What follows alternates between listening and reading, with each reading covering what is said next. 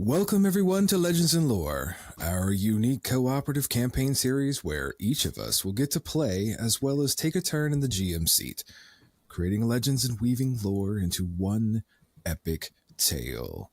Joining me at the old table are the 5 individuals, the talented personalities in the TTRPG community that'll help bring this campaign to life. I am Eric, the Grin Master for Creating Grin, and I will be playing Ether, Frostbeard, a mountain dwarf haunted by an event in his past, who was left behind. What else are you haunted by? In episode 1, episode 2, episode 3, episode 4 and 5, and soon to be 6. I pass it off to Rachel. It would be funny if the last episode, the one where you DM, to like bring the entire story home, like your character's just not even there. Just mysteriously vanished. See, I was thinking the opposite. What if he like was the only one fighting? Felix around like, guys. We have a Captain America moment where he's fighting all by himself, and then it's like on your left. On your left. Okay. I am Rachel, otherwise known as the Organized DM. I am playing Morgan, who is our little Owlin Grave Cleric, and she is creepy as shit. I'm going to go ahead and popcorn over to Northwolf.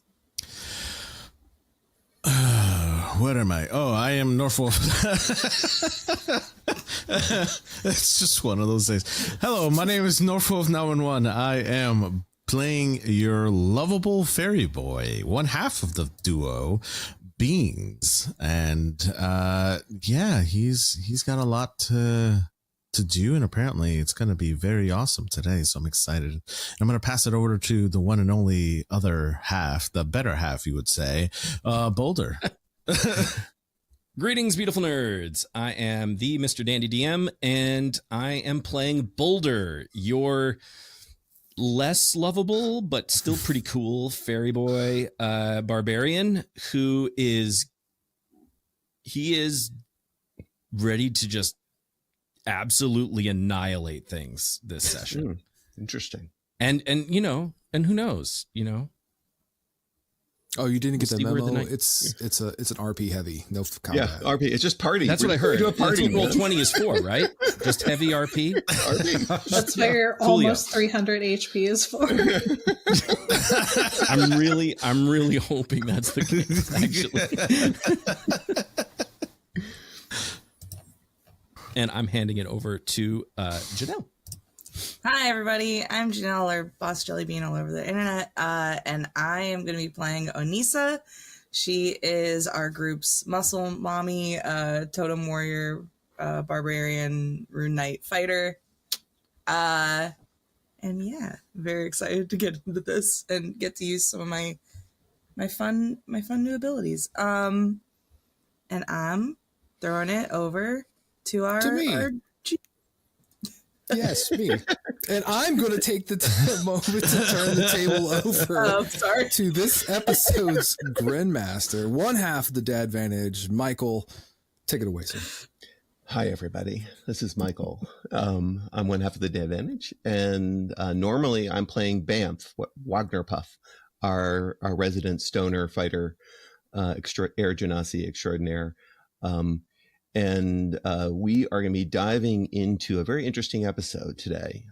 We finished off last episode with a very dramatic battle with the boulder creature, dark dream creature, devil, whatever it is. We aren't quite sure. And in our success, we thought, oh my God, this is the end.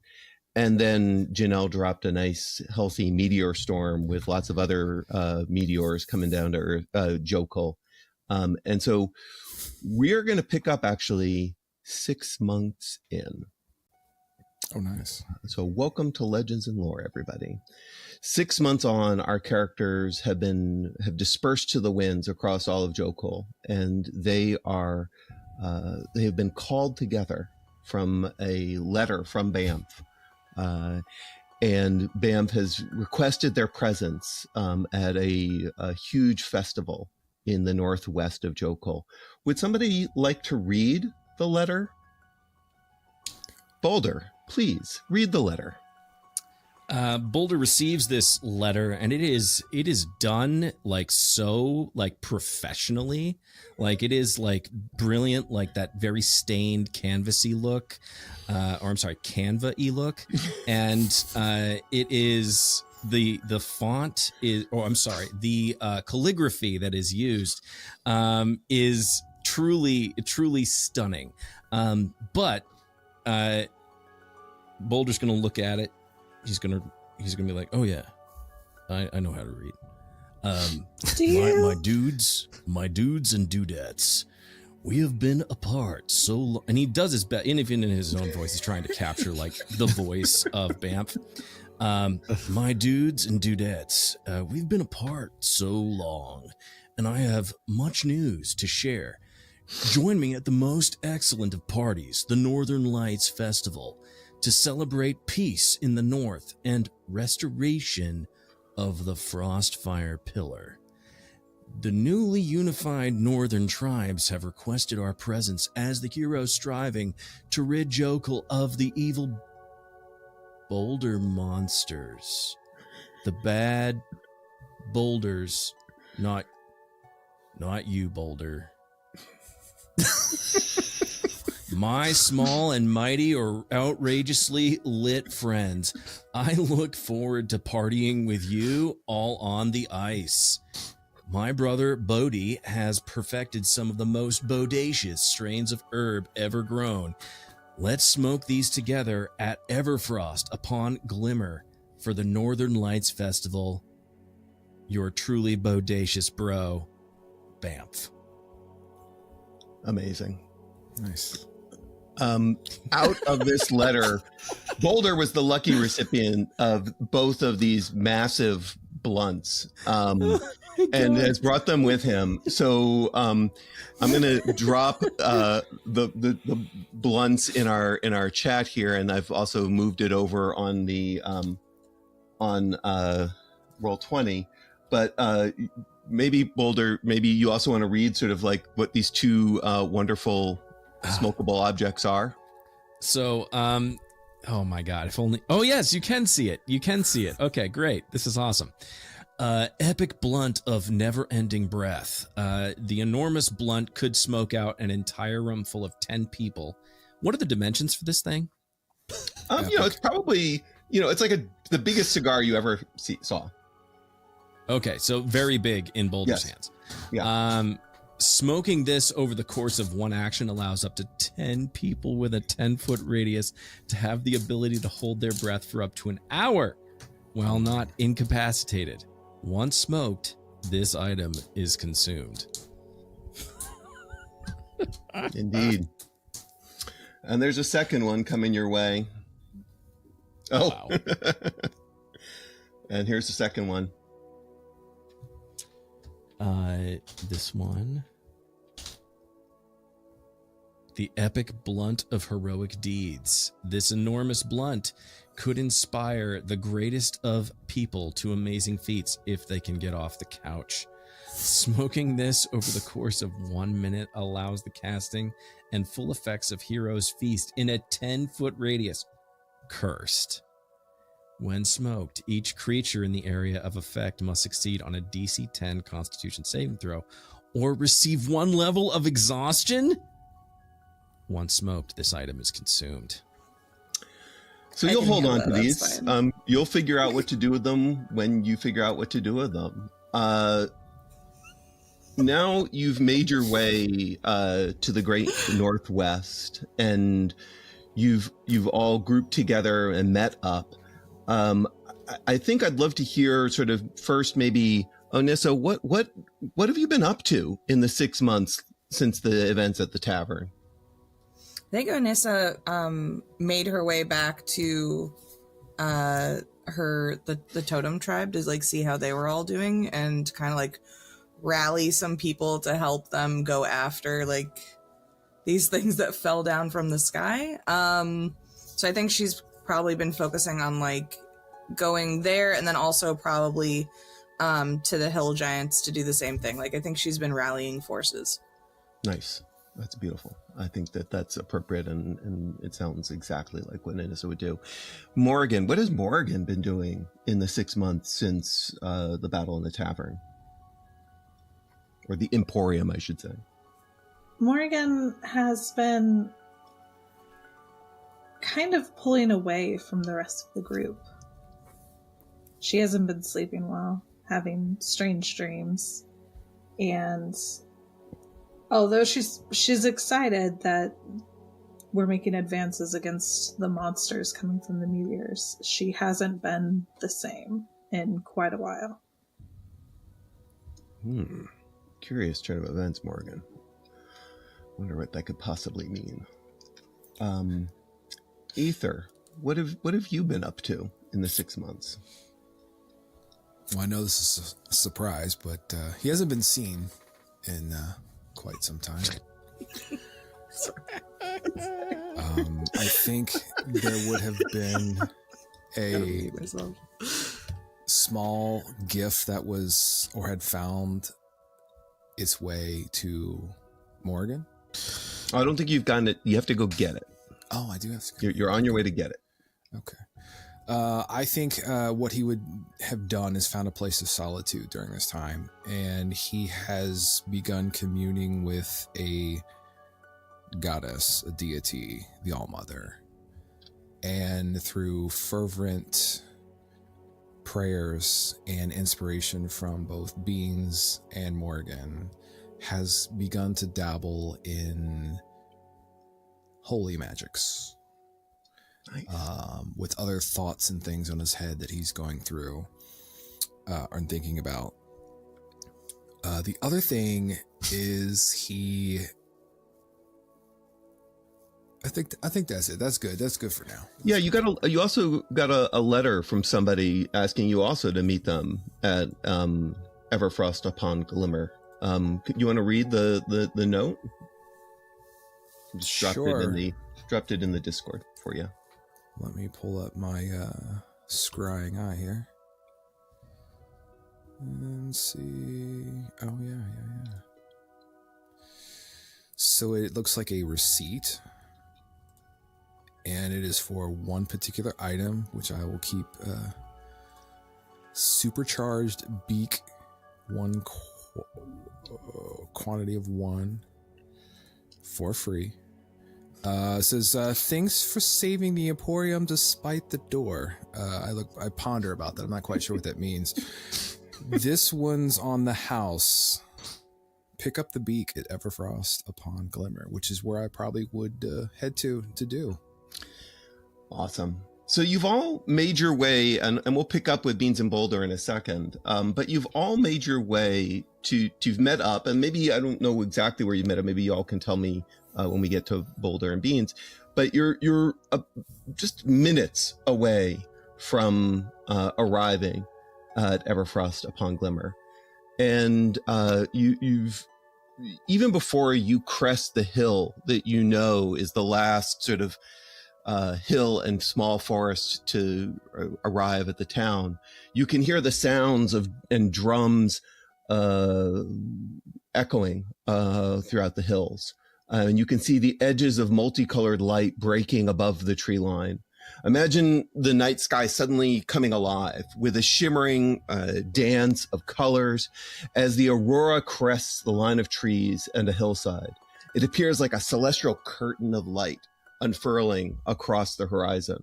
The colors are ethereal. Waves of green, pink, and violet ripple and blend in mesmerizing patterns that occasionally break into delicate snowflake-like formations that seem to flow and weave through the sky.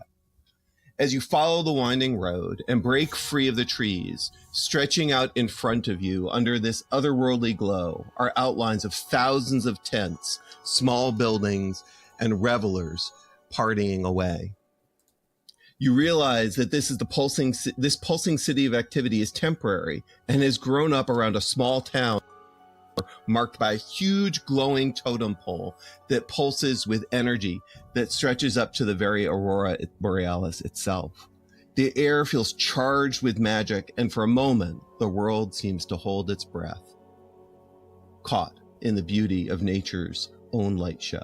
This is Everfrost upon Glimmer, home of the recently restored Frostfire Pillar and home to the Northern Lights Festival. Boulder, what have you been up to in the 6 months? As you look out upon this outpouring of life and maybe what you've been fighting for, what have you been up to? Boulder, upon receiving the letter from Banff, has, I think, found his brother. I feel like if North will out, would they have been traveling together? No. Still? No, they're just... he would have gone to go find his brother, make sure that his brother was on his way to the destination, to the meeting place.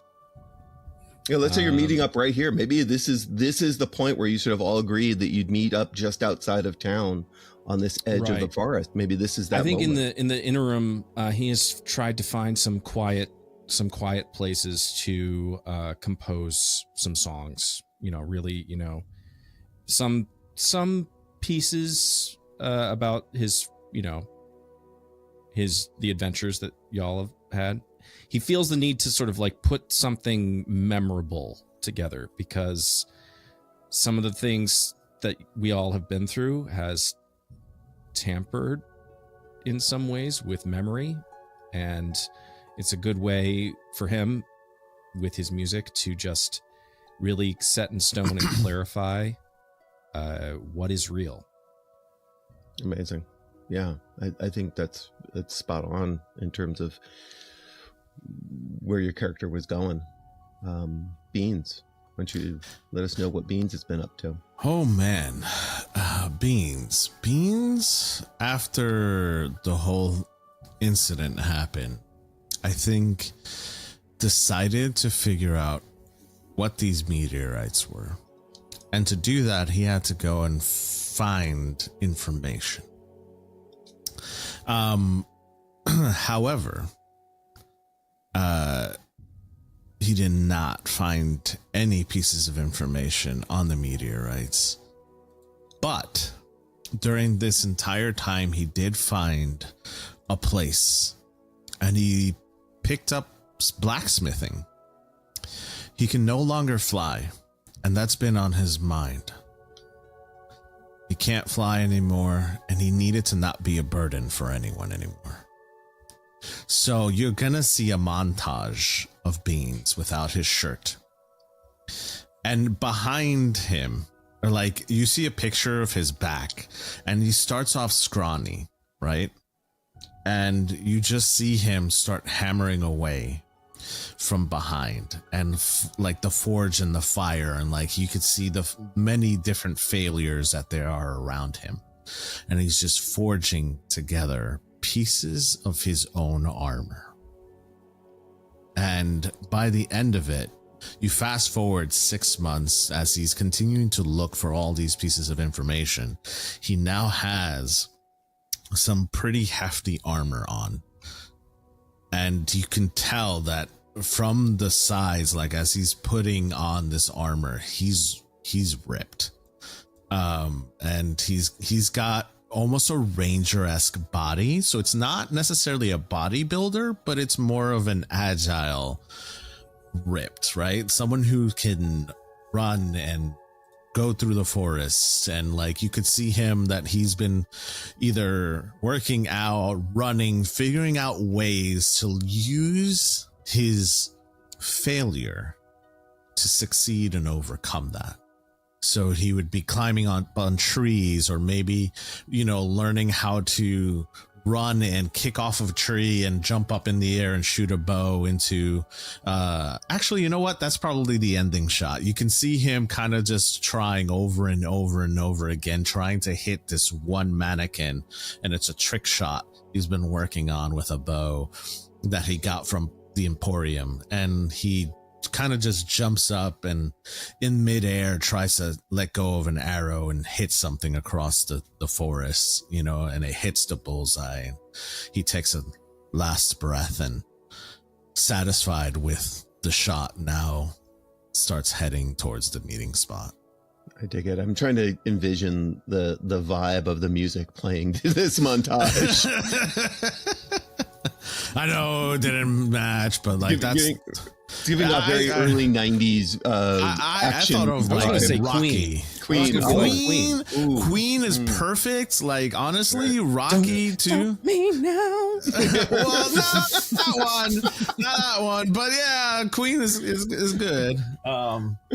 Queen's good, or even oh my gosh, why is the name escaping me? I'll get to it. Doesn't matter. All right, right on. I love it. I would also say, like, you did discover one little piece of nugget of information in your research. You found references to a once in a millennia activity called the Shower of Dreams. And you remember something like that, a book about something like that in your father's library. Mm-hmm. But you have not been able to get back to the Feywild. And so access to this tome has been denied, which maybe pushed you to even further train and physically be ready. Mm-hmm. The one other thing of note, and we'll talk about this a little bit more in a second, Glimmer, Everfrost upon Glimmer was once just known as Everfrost. The reason it's Everfrost upon Glimmer is that Poxy's Emporium crashed into the Frostfire Pillar, and in doing so, it's on brand. Not only saved the town, but opened up a pathway to the Feywild. And this is now the only place in the mortal realm where there is direct access between the mortal realm and the Feywild. The access being the town of Glimmer in the Feywild. So Everfrost upon Glimmer. And when you're in Glimmer, it's Glimmer upon Everfrost. Oh, I like wonderful. Wonderful. So love it. Let me continue discussing sort of what's going on. As you make your way down from the top of the hill, the Ice Festival unfurls below in a mesmerizing panorama of winter splendor and celebration. The festival grounds are sprawling tapestry of their tents with dark fur-lined edges contrasting sharply with the bright glistening snow. Each tent is adorned with intricate patterns, and some illuminated from within, casting warm, inviting glow that dances across the icy landscape. Thousands of festival goers move through the grounds, their breath forming little clouds in crisp, frigid air. The crowd is a sea of fur-lined cloaks, leather armor, elaborate helmets, blending tradition with festivity. Seal folk mingle with air genasi, shark folk with penguin folk, even orca folk and stone giants move about in an air of revelry and peace. You feel the energy of the Frostfire Pillar sending waves of good vibes throughout the throngs. The second you stepped into the town, maybe even as far as a mile out, you could feel the positive energy just waving off of this icon of the North. There it stands, a few hundred yards down the main road into the festival, a massive totem pole that has stood for over a millennia, most of that time dormant. But in the greatest hour of need, it burst to life, transforming the landscape with an aura of protection extending out beyond the town. It was Poxy's Teeth Emporium. That's exactly how it happened. Much like your last battle together as S.M.O.L, Poxy showed up at just the most dangerous moment, landing directly on the pillar, and reignited that connection between the mortal realm and the Feywild. So you're walking into town, heading towards the Frostfire Pillar. As you walk down into the throng, people start to recognize you, and you see whispers going across sort of around the town This must be, these are Pam's friends. This is S.M.O.L. It's S.M.O.L. And people are getting more and more excited. And you have a little train of small seal kids following you as you make your way toward the pillar. Yeah, exactly. You see just beyond the pillar a series of large tents. The first being this massive tent that has a big sign out in front that says the Tent of the Jarls, and then Shield of the Stars on the left and Heart of the Land to the right. As you make your way up to the pillar, tell me actually, like, what is it like walking amongst all these people after months of sort of maybe solitude for some of you, dark reflection for others, quiet reflection, it sounds like, to be amongst people that are in a revelry spirit? What's it like for you all? Maybe Anissa, what's it like for you? You're a person of the North. I think for Onissa, it's more of like a feeling of home. So, because this is like very similar to what type of culture she grew up with and things. Because her and Bam have like a similar heritage. So, I think she looks like pretty happy and relaxed to be in this environment, and is like, anytime they're walking by anything, like a food stall or a carnival food-esque stall or something like that, like she's like indulging in everything and like. Oh, awesome! What's your favorite treat? What's Anissa's favorite treat? Ooh, okay, this is gonna be a weird one. Like some kind of like frozen raw fish on like a stick with like eel sauce. So like frozen sushi. Nice. Whoa. Oh my God. I love it. You find actually they've started to do a new thing here for the Northern Festival. They've started to sort of fry them. So now they're like deep fat fried, like, they're like, maybe, it's like a super sugary, crusty outside and then a nice juicy fishy inside. Oh, that sounds great. Yeah. So she has like 2 of those. Boulder, this is your first time in this part of Jokul, I think. What's it like for you? First things first, Boulder, when you first see him, he is wearing a very like heavy knit sweater. It's cold. It's cold here. He usually is very like bare chested. But in this instance, he's wearing a very heavy knit cable sweater. Like think you would see in like Scotland or something like that. He has his lute on his back, and as he's walking, he sort of pulls it out, and he's sort of like strumming, just sort of like looking at all the sights and sounds. Then he sees Onissa going off to get their frozen fish, and he's just he's uncertain how that is going to taste, and he is looking. Is there like any fry bread like around with like cinnamon and sugar? Absolutely. There's probably there's a special one that they've done for the Northern Lights, and it's sort of rainbow colored fry bread. Oh, perfect, because that goes very well with Boulder's like overall. Absolutely, aesthetic. And when you breathe out, it creates a little aurora borealis with your breath. Boulder is going to purchase a snack for now, and then a snack for later, because he thinks it will go really well with maybe perhaps a performance he wants to do.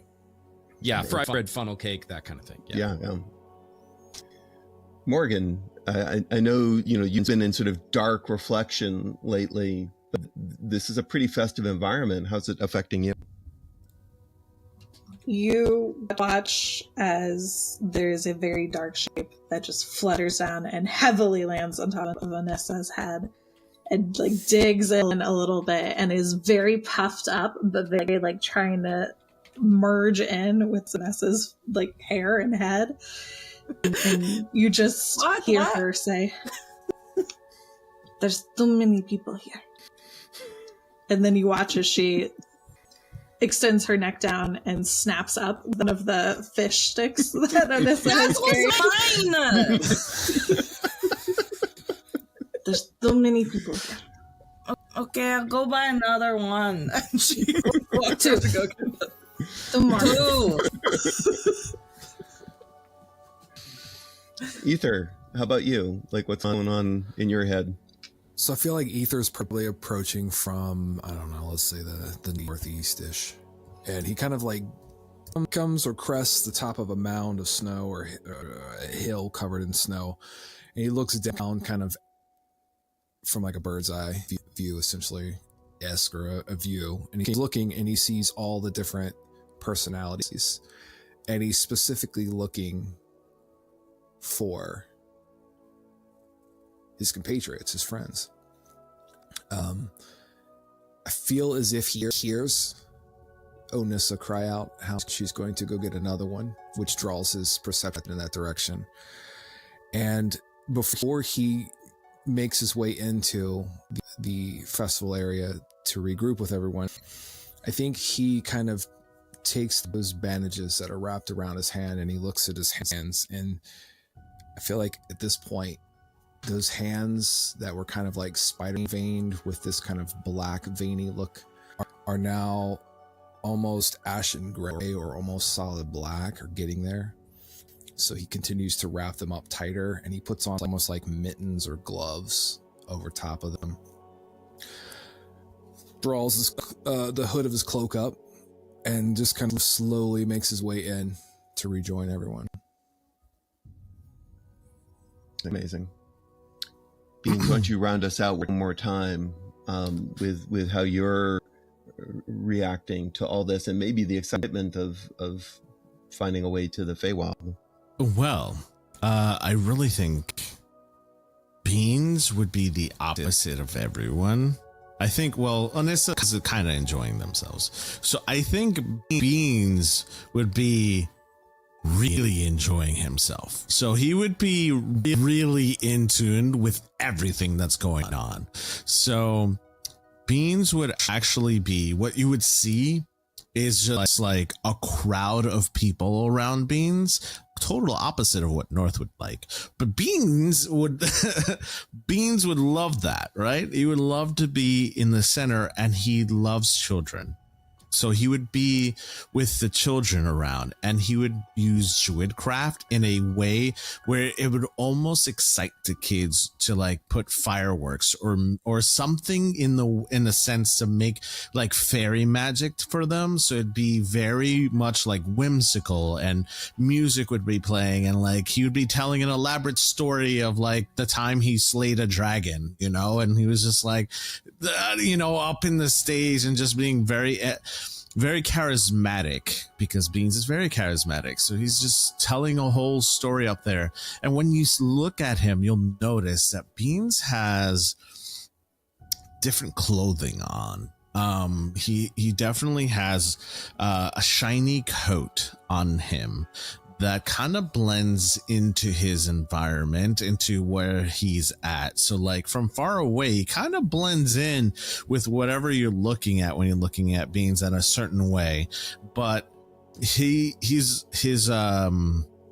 equipment that he has on makes him basically really stocky. You won't see his wings anymore. They're kind of tucked in and tucked away. However, you will see that he has kind of short sleeves now, cut off. He's noticed that those, when he pulls back on the bow, it gives him more range to keep the sleeves off. So he has them off. He does have it. He has it toned, right? So he's a lot more toned now. He definitely looks different, a little bit more mature. He has a scruff going on now. So he's got a little bit of a scruff going on. He's got a little bit more of longer hair kind of to the side. He looks very mature from the last time we saw Beans. He's very well put together. And here, you, for whatever reason, you hear his natural voice. So you don't hear the high squeak anymore in this particular area. And I'll pass that over to Michael to why. Yeah, well, you are, as you get closer, I think maybe like you were quiet as you were cresting the hill. And once you started to walk into the town, as you got closer and closer to this very clear passageway to the Feywild. The energy of the Feywild starts to infuse all of you. And as before, Beans has no idea that his voice has suddenly changed to his natural voice. But the rest of you have noticed this as he's telling stories to these kids. In fact, there's two little penguin kids are arguing, like when they see your physique, they're like, no, that's Boulder. No, I'm pretty sure that's Boulder. Look at those arms. And then, of course, they see Boulder and they're like, oh, of course, no, that's Beans. Of course, you know, like they kind of figure it out. And they're like, and then there's a whole bunch of these seal kids and they're wearing these really masquerade style masks with beaks. And they're running around flapping their arms like wings and saying, I'm the Morgan, and running around. Like this town is very clearly very excited at your presence. And thrilled with your arrival, in fact. I have a question. Yeah. Do a few of them point to like a blank space and say, hey, there's Ether? Oh, no, actually, no one mentions Ether. Okay. Oh, no. I'm dead. He's not a part of the songs. This took so much psychic damage. Emotional damage. No, there are a few kids in their ranger, in their little ranger get-ups, pretending to be Aether, but there are very few of them. Yeah. So as you start to get closer, you sort of all find each other. For those of you who weren't together on the way in, you all sort of arrive kind of fortuitously, almost at the same time. Little crowds of kids and adults following you here or there. Maybe even one or two of them have asked for autographs along the way. Oh, here, sign my beer stein, things like that. And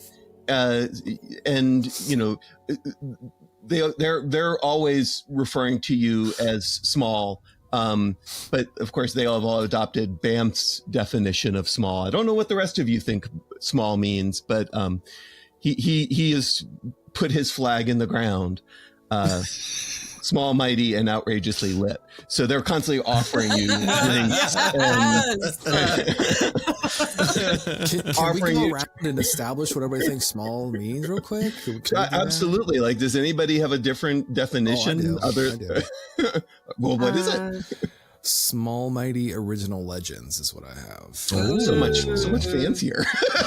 Oh. Any other votes for what they like the counter narratives to outrageously lit or small, mighty, once lonely? Oh, wow. That's sort of Onissa just thinks it's like small, mighty, OL.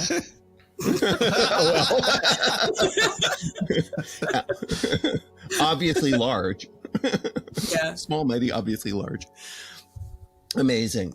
So as you make your way up, you notice a very regally dressed seal person, trailed by carrying a small spear, and she's trailed by another seal person dressed more like a little bit more sort of like in guard or soldier's uniform, trailing her and sort of like moving sort of herky-jerky behind her, like picking things up if she drops something or fluffing out her cape.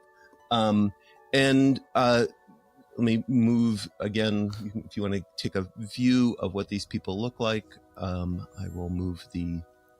I also think it's important to note that if Onissa saw any children dressed up like her, she would have started collecting them on her shoulders. So I assume, okay. Absolutely. I don't know how many you think we would have passed, but they're all piled on top of her piggyback style now. I mean, like a weird pile of children. Yeah, why don't you roll a d10 and add 5 to whatever you roll? Let's roll the game. Can we get like the beer steins? Like the beer steins have like a small fairy statue on it. Ken, the 15. So somehow you like managed to get like maybe a board, and you're carrying the board on your shoulders, and then there's like just kids, little penguin kids and seal kids, and maybe one orca kid or a shark kid Just that one's on one side and the rest are... And the rest, like, they're all sort of like spread across this board that you're carrying. Maybe Morgan's sitting on the board too at this point. Children are now trying to climb over at Morgan. So she's annoyed. No, stay back. Stay away. Beans, what were you saying? I was saying the beer that everyone has, like from the first episode. You know how Beans was like hanging out on the beer garden. I think that's kind of like what it would look like, but it's a statue of like Boulder. Oh, perfect. Yes, there's the actually story's wrong. There are cups for each of you. Each of you has your own cup. Yes. So, you could collect. We have cups? Yeah. Did you design the cups, or do we get to say what the cups look like? You can say what the cups look like. I did not design the cups. Okay, I gotta think about this for a second. Yeah, think about what your beer stein looks like.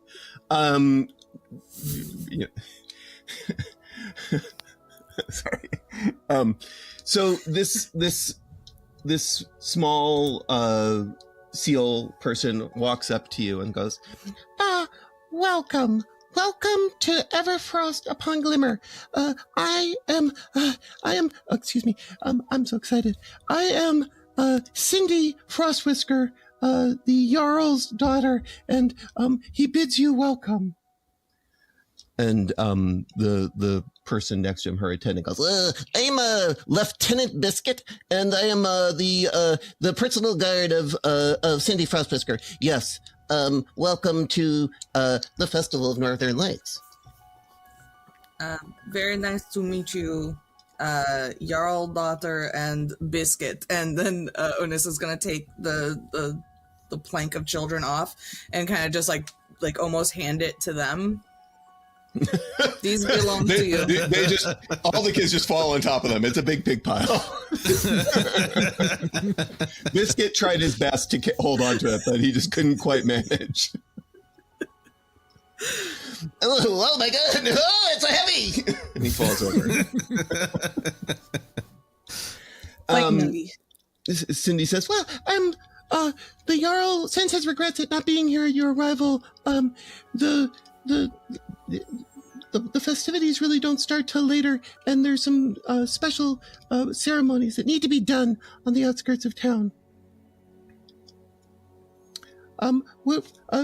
You are welcome to take advantage of anything. I recommend the Walk of Victory in the Jarl's tent. It's really quite stunning."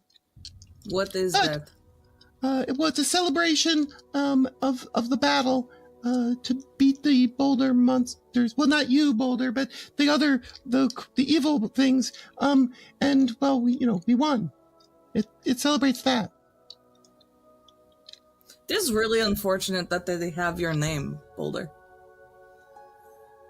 Maybe we should try and rebrand them to like stone monsters instead. Well, that's what Banff calls them. I don't know what else. I mean, he's around here somewhere.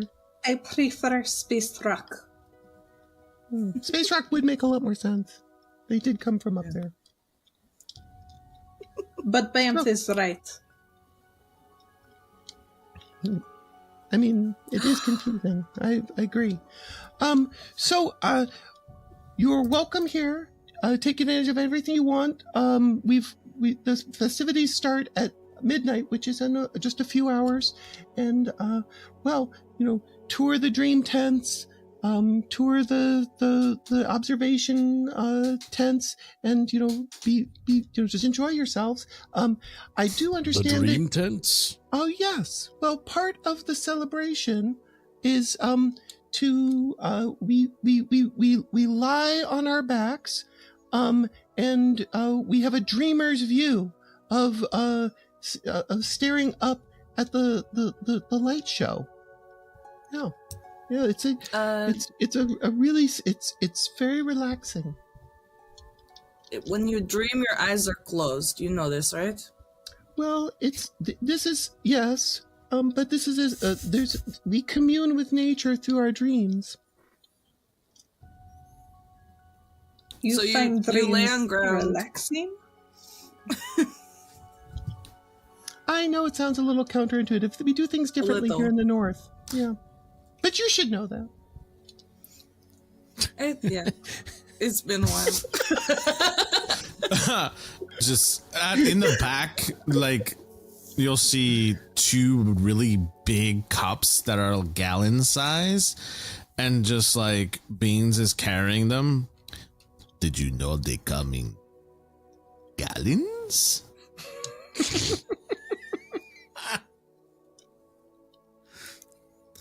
I feel like elsewhere in the distance, you hear, "Hey, this isn't funny. Where's my cup at? I can't find it anywhere. Where is it?" Oh, well.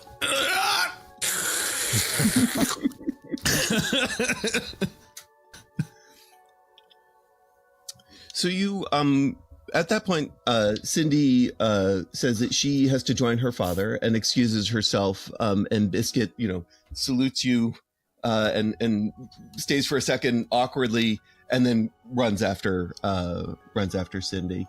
At this point, you actually hear a familiar voice, and it's Poxy, and she comes running down the steps of the Frostfire Pillar, carrying a small package in her hands.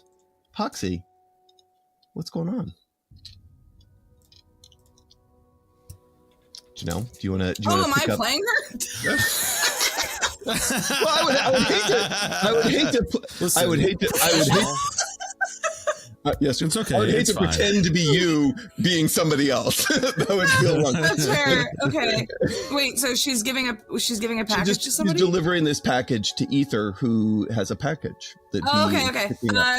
Yeah, she runs over to Ether, and I think before she was kind of wearing like all these like tattered clothes, which wouldn't make a lot of sense in freezing area. So you see that she just has like a bunch of scraps of fur that are like stapled together, kind of like around her. So she looks more spherical than anything, and she runs over to Ether and goes, "Here you go. This is what you ordered." Ether takes it. Thank you very much. Did you get my invoice? Shows the invoice. This invoice? Okay, Yes, good. Those are new. We're trying them out with receipts and tracking money. They're effective. Great. I'm dropping the beak into the chat. Ether, if you want to describe. That's so cool. The beak. Sick. Which chat? There's so many of them. The Discord chat. Sorry. Okay, that chat. That is awesome. Hey, Michael, I love these like item cards. Oh, they're nice. so freaking cool. All right, supercharged beak of hunting. This gorgeous and shiny beak is carved from the tooth of a black dragon. When worn, it immediately grafts onto the wearer, covering their nose or beak, or replaces a damaged one. The wearer increases their flight speed by 10 feet. That's pretty cool. That's for sure cool. You and I believe you're gifting this to somebody? I am actually. So once I have it, I take a look at it, examine it, see that there's fine craftsmanship on this thing. I will actually try to find Morrigan, and I will kind of like sheepishly or cautiously or awkwardly, Ether style, walk over towards Morrigan and say, Is she still in my head? Yeah. Okay, so I look to Anissa and I'm like, a little bit. Okay.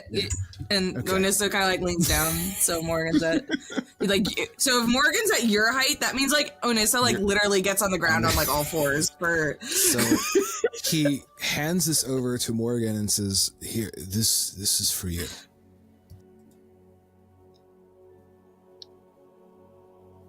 This is Beak. Opens the box, shows it. Yes. It's an ornately carved, very sharp beak that is also looks a little bit like a talon. May I, is what he says. You had them make beak for me. He looks and looks at it again, looks at Morgan and says, yes. That is kind. Yes. So he takes it out and he gently kind of moves it right where it would like fit close like a puzzle piece and kind of gently lays it on and lets the beak do its thing. He hopes. Yeah. The beak just seamlessly, just immediately just grafts onto your whatever is left of your beak, Morgan, and just immediately as if by magic, as if you have never lost a beak, but now have this very impressive looking carved beak for a nose. And if you want, that item is in D&D Beyond. You can search on that name and add it. In fact, Boulder, if you wanted to search on the two blunts, they're also in D&D. But if you can't find them, just let me know. But I think you should have access to them. If you don't, let me know. Ether. Yes? Thank you. Oh, you're more than welcome.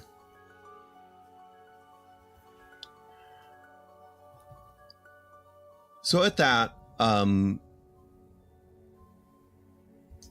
we return to the base of the totem, and Poxy maybe jaunts off, and waving, inviting you to come to the Emporium at any point in time, as you wish. You do see, you see the signs for the three different large tents. There's also another sign that says the Star Weaver's Waltz at midnight, and then Glimmerfall, which is after the waltz. So what would you like to do?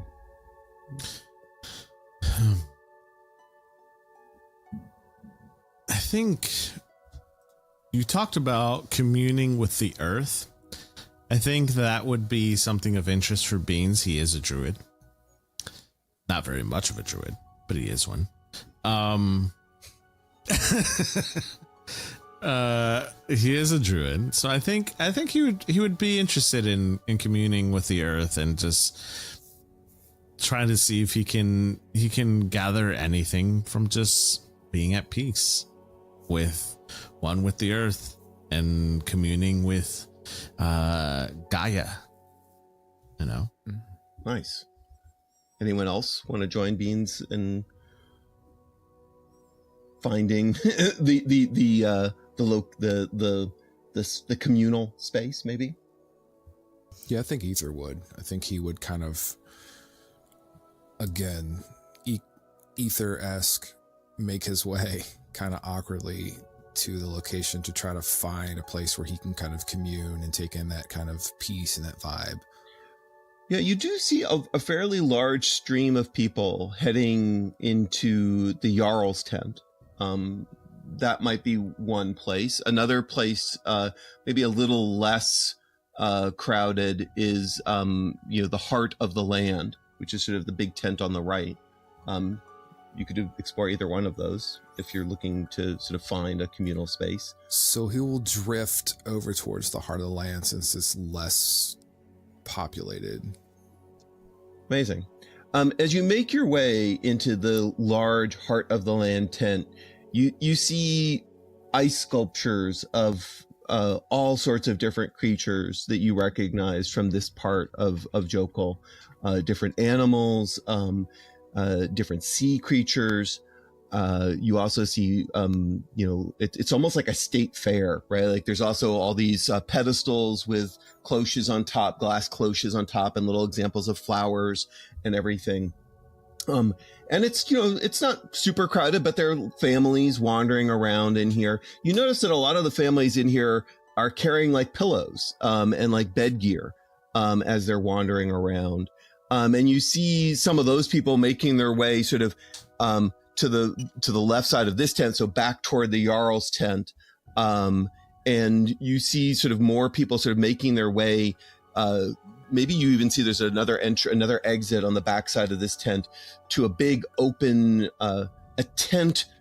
Maybe you catch glimpses of it as you walk past. There's a massive tent that these tents feed into that is huge and circular with an open top. And you see people inside of that tent dancing. And they will complete a song, and as they complete the song, they will just lie down and seemingly fall asleep, as if this is part of the dance. The fuck? Is that the dance that they were talking about? Like the... Yeah. Okay. That's the waltz thing? The starry waltz thing? So is that what everybody observes, or is that what I observe? Yeah, I think all of you are sort of okay. wandering around together, and you, and then after a while they will get up, and it's like there's like this weird, strange dance that everybody is doing, where it's like you dance, and then the end of the dance, people lie down and look up at the sky and seemingly fall asleep. You can't tell whether they're actually falling asleep or whether they're, whether it's part of a dance move. I don't know. It's kind of a weird thing, but that's what's going on. Okay, Back at the Hill Giants, we do something similar after hot yoga. Actually, maybe Boulder, why don't you give me like a little history check with advantage to sort of recognize this? Boulder. Sorry. What? Why don't you give me a little history check with advantage to see if you recognize anything because there's something very fey about this. It's a very strange. Can I roll too or no? Sure. Okay, I got a nat 20 when I rolled. Is it a fae or is it a? Well, what's a interesting? thing? What's so maybe as you guys are talking about and sort of conversing, you sort of start to connect the dots between a number of different traditions that are a little strange, right? And there's a lot of dreaming ceremonies in the Feywild, as you can imagine, right? There's a very heavy connection, and it seems like this is some weird mashup of a traditional northern waltz with a stardust ceremony that happens in the Feywild. I rolled a nat 1 Ooh, and a 7 beautiful. for a total of 11. I feel like Boulder, he's looking at the two things, and he's looking at the thing, and he's like, he recognizes what's going on, and he's just like, well, this is just cultural appropriation. Absolutely. Yes. I don't know what they're trying to do here. They're doing it wrong. They're fucking up. That's not how we do it in the Feywild. That's amazing. That's so good. That's amazing. I think I look over to my brother and be like, "You look disturbed, brother." Do you see what they're doing? This is horrible. This is awful. I'll roll for it too if I have to, so I can figure out what I'm gonna say. Yeah, go for it. Is a history check? Yeah, with advantage. Yeah. That's a 14 for the first one, and a nat 1 for the second one. I mean, only slightly better. you definitely recognize what this is, but maybe it's not just like to make Boulder feel better. I'm just like, yes, I see what you are saying here. I'm slightly offended.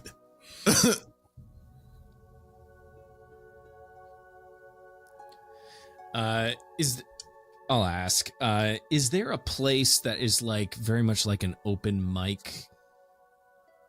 Like, yeah, you could get up. I mean, like it does look like there's a number of performers through, and this is a massive, maybe football sized tent with like an open top. staring up at the aura, and there are little stages all around, and people are dancing in their own little groups. You could find an open stage. Okay. Boulder's gonna do that. He's written a song that he feels is like very he's had it here and he's had it here for a long time, and this is like maybe perhaps on the trip he's maybe sung a verse to himself or you know, but he's never done the whole thing, so he's kind of nervous. He's much better at hacking things to pieces, but he still has this lute, and he still was trained as like a classical lutician. And so lutist, what is it? Yeah, but So anyway, lutician this is sounds so much better. Wonderwall. it's so perfectly wrong. In the Feywild, it's lutician. And so he will, amidst the throngs of people, he will find a stage, and he will get up there with his lute, and he will tune it really quick, just look around, see if anyone's paying any attention, and he begins to sing a song entitled My Guiding Flame. And it goes something like this. Mike, if you'll pause the music for me. Of course. Were you about to get serenaded? You, in particular. Nissa, you rise, a mountain so strong, your fists carve justice where I don't belong. I'm small in your shadow, unsure of my name, yet still I'm drawn to your unyielding flame. Am I enough to stand by your fire, to match your courage, all I admire? In your light I tremble, yet dream to remain. O Nissa, my hope, my guiding flame.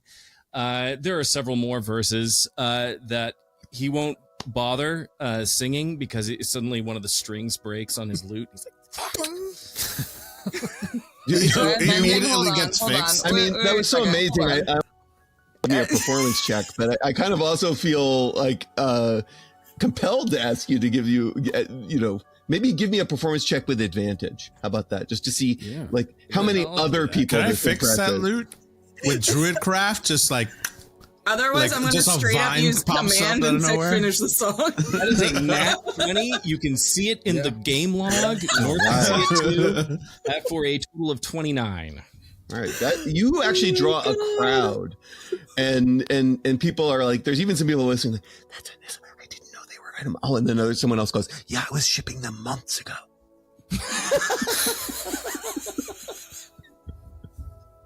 Morgan leans down. Boulder is doing that. He does not know if Onessa is in the audience. He doesn't actually. He doesn't actually want her to see this performance, mainly because he's so nervous about the prospect of performing a song about her in front of her. So he feels more comfortable performing it to a throng of strangers. All right, you tell me. Are you there? I'm gonna roll perception to see if I hear my name being sung. So.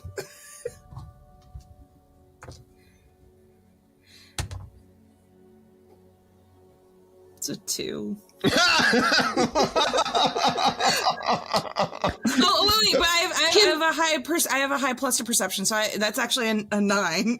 But can I roll perception? Did you hear the performance, or like were you too busy drinking and everybody else heard it? I'm on her head. Probably would I have heard this? Could I have directed her to this? Yeah, absolutely. Okay. Your perception is ridiculously high. So I'm drinking and I hear my name being sung and I'm like looking around, and then Morgan, what are you doing? I just over your head, I'm like, go here. The fairy boy, he sings for you. What?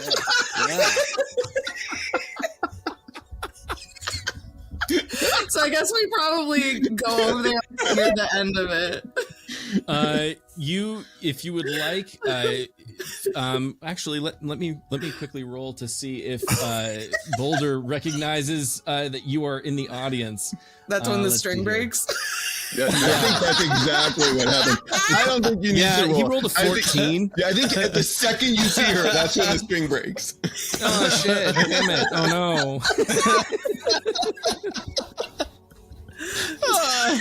So good. Can I be in the crowd where they're like talking about the shipping, and I'm like, yeah, it was like a couple months ago. I definitely was shipping them a long time. Absolutely.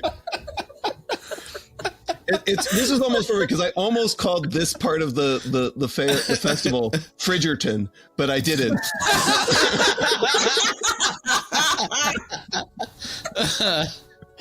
I really debated it. That's the name of the episode now. Fridgerton. Yeah. Fridgerton. Overall, So it perfect. was very creative. I deduct points for the embarrassment level. You should go talk to him. And then I just Cringe. flutter off. Mad cringe. Anissa's gonna walk over like as the crowd starts to disperse. I didn't hear the beginning, but the end before the string broke was very good.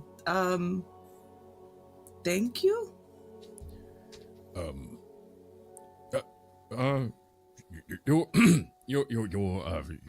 You're welcome. Here, sir, wipe your nose. There's some blood coming from your nose.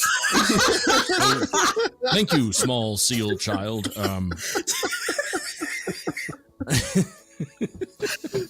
Or was that Aether with a voice? I don't even know. Also, Anissa's wearing the wings that Boulder got her. Oh, Yeah. yay. In the tooth shop? Tooth shop? Yes, the teeth. Yeah. The teeth emporium. The Teeth Emporium. Yeah. Amazing. Once I repair once I replace the string, I have a couple more verses if you would like to hear them. Yes, I would very much like to hear them. Would you like to go do the weird dance where they lay down at the end?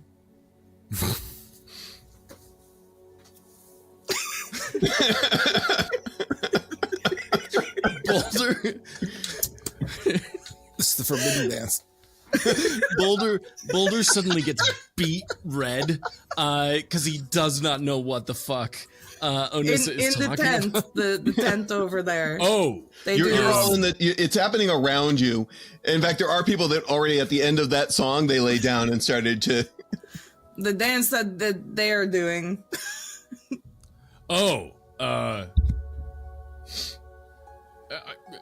Yes, sure, yes. I would love that. Onissa picks up Boulder, and they start doing the whatever the waltz dance is. Trying her best to like mimic it, but I don't know that Onissa really has like the best like flow. Well, do a performance check. Oh God! All right, Can I it's a strong negative one. Can I do a strength check to assist Yes, absolutely. Onissa? Just because, like, Boulder's a strong guy. Yeah. Let's see here. Strength.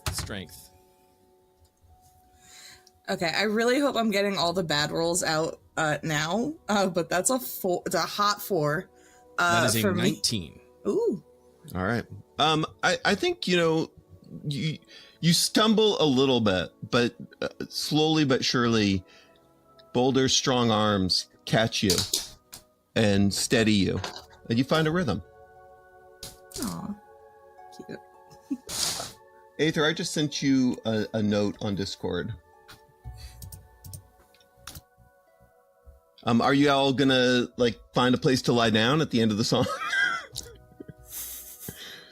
We're turning in a very strange Is it- direction, but You're the one who said people lay down at the end of the song. I didn't say yes, that. absolutely.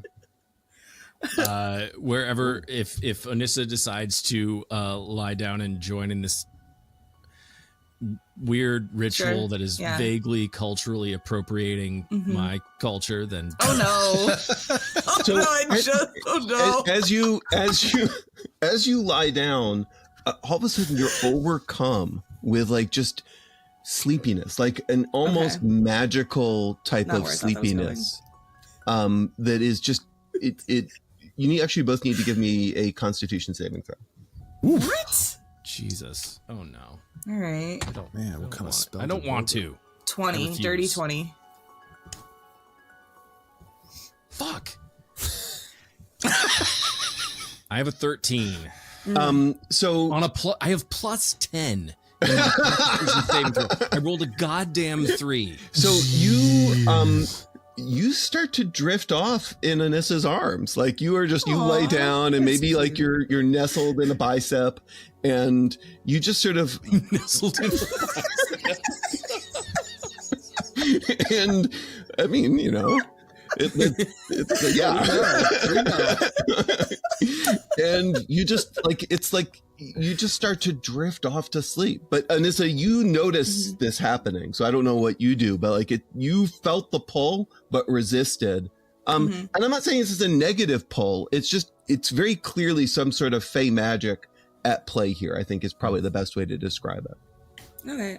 If she sees Boulder falling asleep, I think just after that she'll just like scoop him up and like start carrying him around bride style. Just Nice. around the party. And as like she like sees like souvenirs and stuff that she thinks that he would like, she starts like grabbing one and then just like piling it on him for him to cuddle with. So like at some point we're gonna have like 3 or 4 There's like a carnival-esque stuffed seal. yeah. and, like, That's awesome. Just for him Yeah. to like a just for him to baby be cuddling. muffin. Oh no, he's snuggling a stuffed Morgan right now. Yes, there are definitely like, and actually all of these stuffed ewes are pillows. They're like pillow Amazing. pets. They're like pillow pets. I love that. It's very good. Yeah, for sure, without a question. It's like the creepiest stuffed animal we've ever fucking seen. The eyes are unsettling. Absolutely. I'm gonna These utter are haunted. yeah, absolutely, they could be or magical. So Morgan can see through all of them. I'm gonna utter a sentence that will surprise none of you. Okay. You start to notice Aether starting to walk off. Sure. Yeah. Okay. And Aether? Where is Aether? Is the question. So to narrate or backtrack a little bit, I think that I would have been kind of outside this tent watching this happen, just kind of taking in all the kind of the happiness and everybody kind of dancing and just kind of curious or reminiscing or kind of whatever it is to feel that kind of like excitement and love and all that stuff. And he gets to hear the performance and kind of see that. And then when he notices something, he kind of makes his way over to another tent is what he's going to do. What do I have to roll to see if Ether would have been within my line of sight? I think you all were having a great time, but I'm not gonna I don't think there's any you all sort of notice him wandering off. Like, I don't know if he's trying to be sneaky about it. I guess is what I'm trying to say. no. Oh, okay. No. So if you're not trying to be sneaky about it, like you do. I ain't dancing, so Give me- I'm just. Yeah, give me a perception check to see if you notice one thing, something about. Sure. 23. Yeah, you notice that he's heading off into a tent called, Hall of the Vanquished. And you even catch a glimpse of what is in this tent as you sort of see what maybe has caught his attention. This tent is filled with pedestals, much like we saw in the other tent with the plants with glass cloches over them. But this one is filled with little meteorites with glass cloches over them. Do we get any sense of, obviously magic from the meteorites, but is there anything that feels off about the meteorites that we could sense? I mean, you recognize them as the meteorites. Right. without question. I think I'd just be closely following behind Ether. I wouldn't really say much. It's more of like, I have your 6 without having to say I have your 6 kind of thing. Just like walking and letting Ether do his thing. I don't want to intervene with what Ether's doing. Okay. But I want to stay close enough in case a response is needed. So, Anissa, Morgan, Sleepy Boulder, you... Am I just sleepy or am I asleep? Well, you're asleep right now, and Anissa's carrying you around. You're, again, Yeah. sort of just, It's very I'm just breathing comfortable. very softly, You know, no it's like- snoring. I would say it's like when you carry a cat, like when you're carrying a sleepy cat around and they're just really sort of just, nestled in and, and you're just, nestled between bicep and boob, like just Yeah. right in there. It's it's very comfortable. That is comfortable. I'm basically a pet Yorkie. Exactly.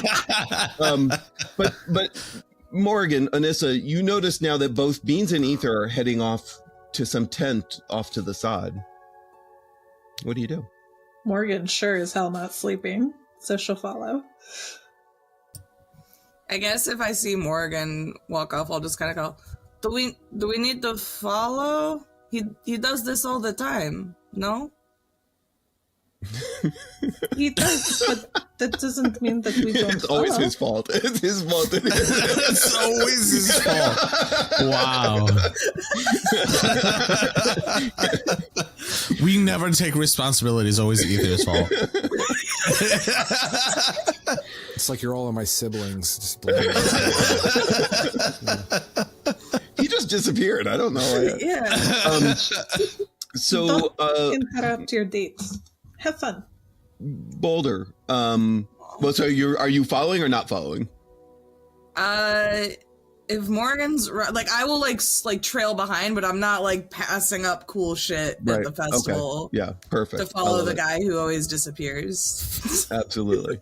Boulder, at this point, you can give me another Constitution check to see if you wake up. You're muted, buddy. Oh. You're still muted. 26. There was like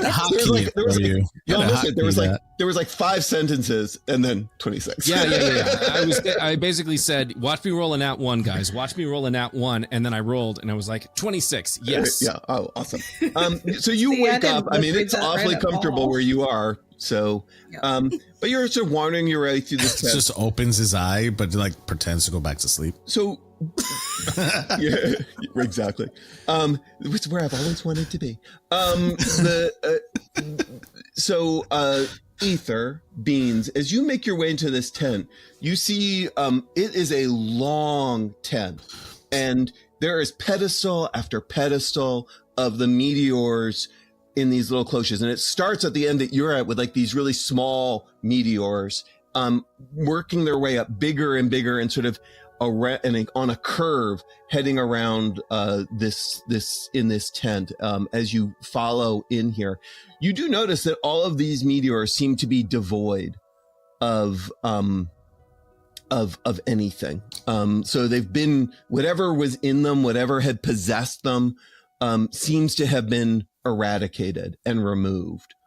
But as you get deeper and deeper into this tent, these meteors are pretty large. Like they're maybe not as large as the one that we all found in the cave under the little keep, the wizard's keep, but they're getting larger and larger. And as you move your way through this hall of the vanquished, the lights sort of pop on as you walk. It's like people aren't in here. They don't want to see the boulders anymore. They got sick of them. I mean, I think at this point, Morgan, you're now in this tent and sort of trailing along. Ether, you notice at the very end, the last cloche, the last pedestal has been knocked over and the cloche smashed. And there's no boulder. There's no meteor.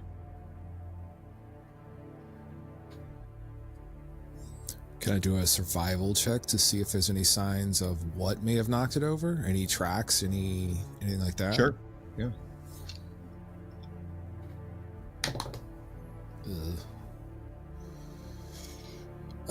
18. Yeah, you get the sense that this end of the hall opens up onto just straight out into the side of the town, and you see that there was whatever was in this was massive. It might have been bigger than the one you saw in the cavern, and it must have been heavy, because you see deep routed wheel marks in the ground. Whatever carried this away, wherever it went, it was on a wagon, and it was heavy, and you can clearly see it heading off to the northwest. Okay, so he looks around to see who's with him. You see Beans and you see Morgan trailing. I mean, Anissa, have you maybe made your way, like, now that everybody's sort of made their way deep into this? Yeah, she was following. She was just also. Yeah, you can sort of see. Like you don't see Anissa and Boulder, but maybe you hear them laughing and singing. I don't know, Anissa. Maybe you've picked up like one of the lyrics from the song and you just keep repeating it. I don't know. That'd be cute. So Ether points to the wagon marks and kind of like motions with his finger the direction they went and says, "Is everyone seeing this?" Yeah, it's pretty I clear. have eyes. Yes. Okay. Was it stolen? Ether's gonna just begin to follow, and he's So, just about to find out. At that point, you hear little footsteps running up in the snow. Crunch, crunch, crunch, crunch, crunch, crunch, crunch, crunch. And you see Lieutenant Biscuit. And he is... Sorry. Lieutenant Biscuit. He's a lieutenant. He's a but his lieutenant. name is Biscuit. Exactly. So we're not even doing Lieutenant Biscuit. British ranking system. Lieutenant Biscuit. Absolutely. Why Pray not? tell, Michael, what accent does Lieutenant Biscuit have? A little bit like this, you know. He's got, you know, he's a small fella, and he's Lieutenant Biscuit runs up and he goes, "Oh, the great hero Small. Oh my God, it's terrible. They've killed they've taken the chief, they've taken the Jarl, and they've taken Cindy." And you notice that he's missing an arm. Like, he is bleeding profusely. Ether And immediately sprints. And he is like, and he goes, I did my very best, but I couldn't stop them. And it's like his one arm, he's like saluting you. And it's like, you know, like, he's just bleeding profusely, and he looks faint as... Morgan flies forward immediately and lands on his shoulder kind of heavily and casts Cure Wounds. And you guys watch where previously Morgan's magic was dark shadow. Now you watch as black ichor bleeds from her claws and down his arm to cauterize his wound. Ooh. That is different and not Morgan? Can I roll like an insight? I don't know, or like I want to know that I'm not dreaming right now. Absolutely. Fair. Like in the Fair. but more like do I remember coming here into this Sure. this Give massive party? me an insight. Yeah, give me an insight roll for sure. With yeah, absolutely. I'm at a +2, so whatever. I'm at 11. You're not entirely sure, particularly after you fell asleep. Like, you're pretty sure that you were awake up until the point you fell asleep, but right now you're not sure that you're actually awake. This dream was so pleasant until Lieutenant What's-His-Face decided to come up with a bleeding stump for an arm. I mean, that is normally the trajectory of dreams, though, right? They start off really nice and then horror.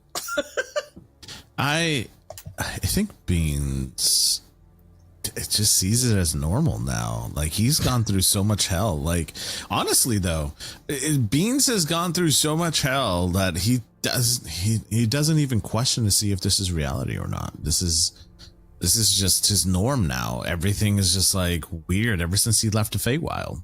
You know, so like the one thing that I think he will question, I think, because I was thinking about this as you were saying, Rachel, was the black ichor coming from you. I think he's totally going to question that. And he'll look at you, señorita, you magic? I don't particularly want to talk about it. I think we have bigger problems. Where is Banff? We're gonna talk about it. Yeah, you've not seen Banff at all. I mean, like there are a lot of people partying here. I mean, he's somewhere, but he might be just passed out sleeping. Who knows? Would the black ichor would it react to radiant energy? I think if you remember, right, it reacted violently to fire.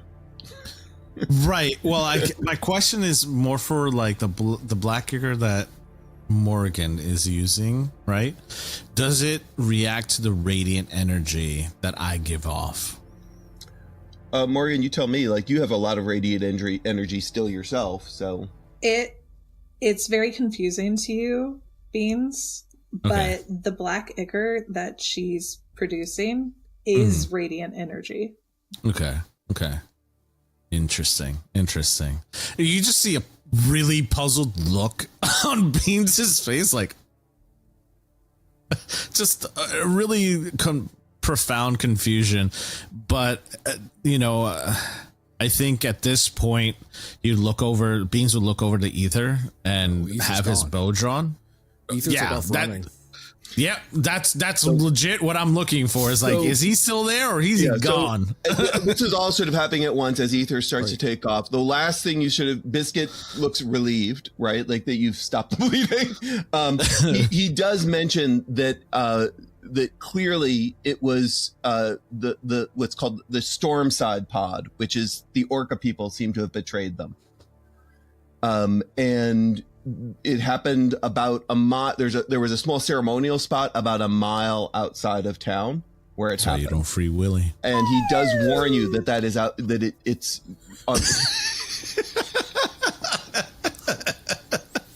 Wow. The first time I named these people, I called them the Storm Tide Pods, and I didn't realize it had written it. And then I said it out loud, and I just about died. It's the Storm. It's the Storm Tide. It's the Storm Tide Pod. I love that. It's the clan. The Storm Tide clan. I love that. I love that. I need Also, that meme. You Don't I need Free that Willy meme. is the new episode title. Willie Nelson is really angry. I'm sort of offense with this. He does warn you that it's far enough outside that it's outside the protection of the Frostfire Pillar. So do you all? Yeah, at the sight of Ether gone, bows drawn and chasing. Okay. Yeah, Ether is Boulder will mumbling. right himself out of Onissa's bicep, and he will start to fly off in the direction of Ether and Beans. Something of note, you do notice his flying has actually gotten a lot better as his wings have grown a little bit in the last 6 months. So this is a good point for us to take a break, if we want to take a break.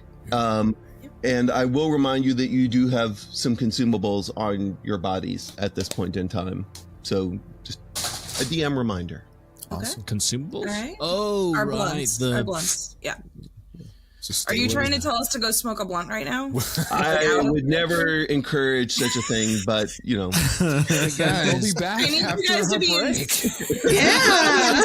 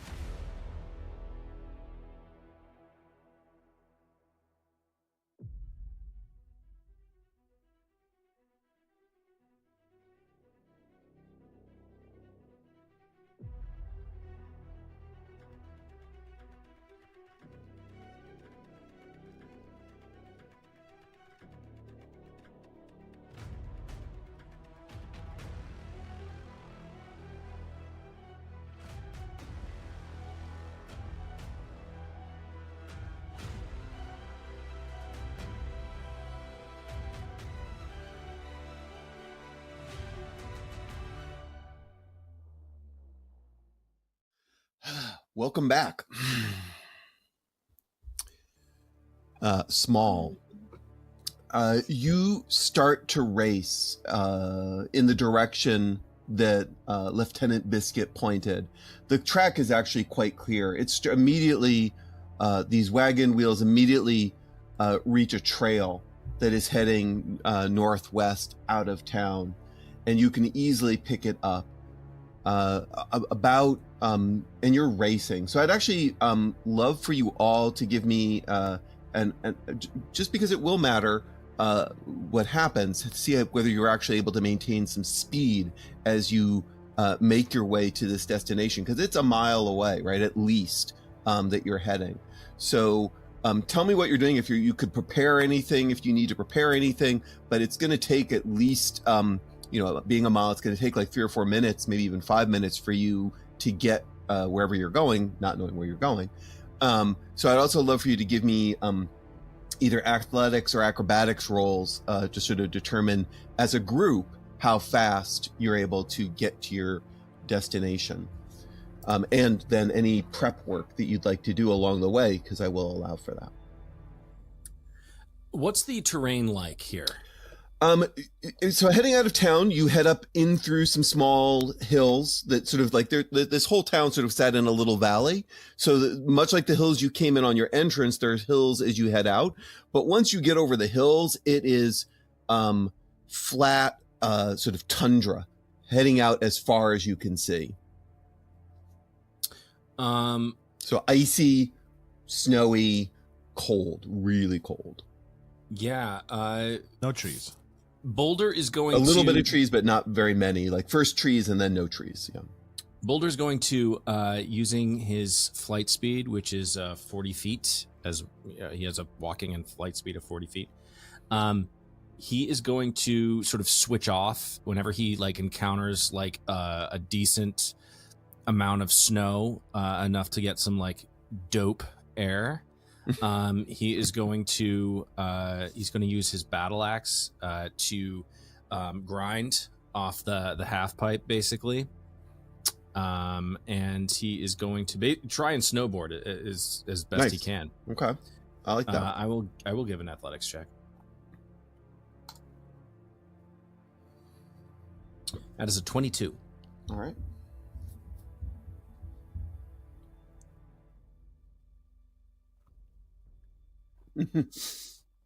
Morgan pushes off of Lieutenant and launches herself into the air, and as she does, more black ichor spurts out away from her, and it splatters across Boulder and Ether and Onessa, and you all have aid cast on you at 4th level, so you get 15 to your maximum hit points.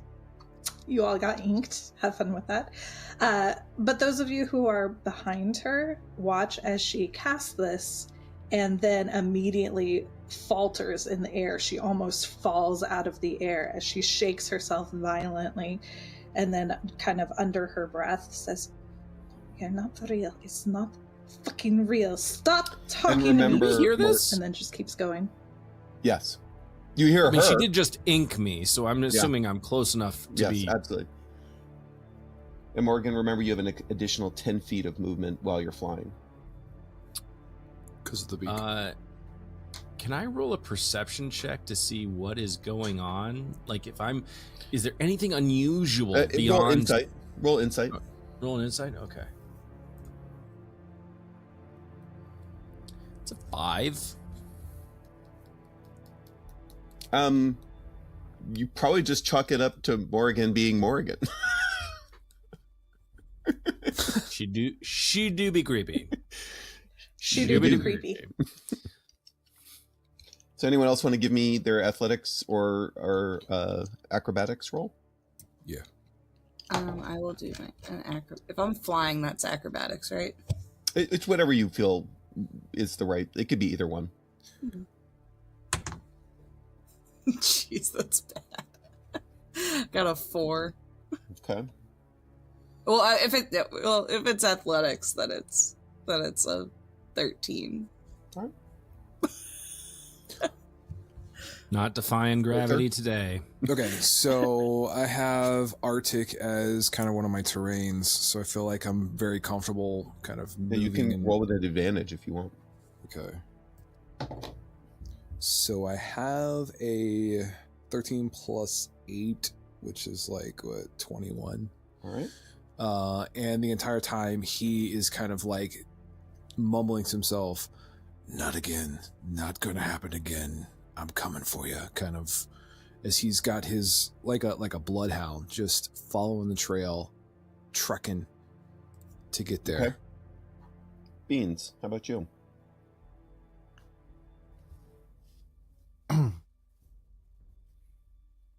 Or Morgan, how about That's you? a 19. 19. All right, great. And sorry, I was trying to think of like different ways to do this. So I think what you'll see is you'll see Beans start out running.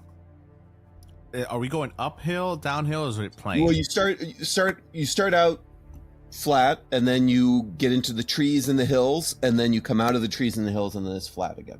Okay, so up the hill, you'll start seeing Beans run. Soon as he sees an incline or a decline, he's gonna take the shield that he has off his back and he's gonna flip it over and he's gonna land on it, and he's gonna gust wind behind him to push him forward. Okay. So that he goes. So it's like more Druidcraft, not gust of wind, but like Druidcraft kind of like wind behind him, so that he goes a little bit faster and try to keep up with his brother. Nice. Super. That's cool. And Morgan, how did you do?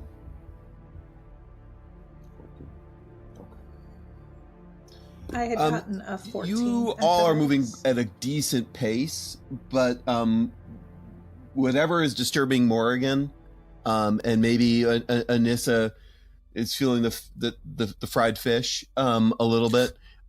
You have to slow down a little bit to keep them caught up with the rest of y'all. You quickly get to a space, again, maybe about a mile outside of town, where you find just a massacre. You find a small, like what looks like a small ceremonial space, a small pedestal, or a dais. Clearly a place where there's sort of some sort of religious ceremony had been taking place here, but there are dead seal folk everywhere. And they are torn to pieces. And it is just grotesque. And you see signs that the wagon went straight through here. You also see signs that maybe there were a number of large creatures that had dragged off something as well. It doesn't appear like maybe everybody here. You don't see signs of Cindy Frostwhisker. You don't see the Jarl, but you see like the soldiers that were protecting them very clearly. And it continues off. And as you look northwest, as you see this, you see a storm, just a vicious storm reeling in from off the ocean, the North Sea, and it is just barreling in at top speed. Like it's almost unnatural, the speed at which this storm is coming towards you. Okay, so you said almost unnatural. So does that mean it's just a naturally occurring storm that's just happening at like the worst time? Or is it like something influencing it? Why don't you give me, like, what do you think would help you infer this? Passive insight of a 21. Nature check? Nature check would be good, yeah. Why don't you give me nature checks? That's an 18. Yeah, you have never, if this were a normal storm, you would not be able to, from how far away it is, you wouldn't be able to notice that it's moving this quickly, right? Like when storms are that far off, they just sort of look stationary at that speed. But this thing is growing it's almost like billowing clouds, like a volcanic cloud billowing towards you, and you see lightning, and it's quickly starting to eat up the sky, the entirety of the sky. So there is definitely something unnatural about this storm.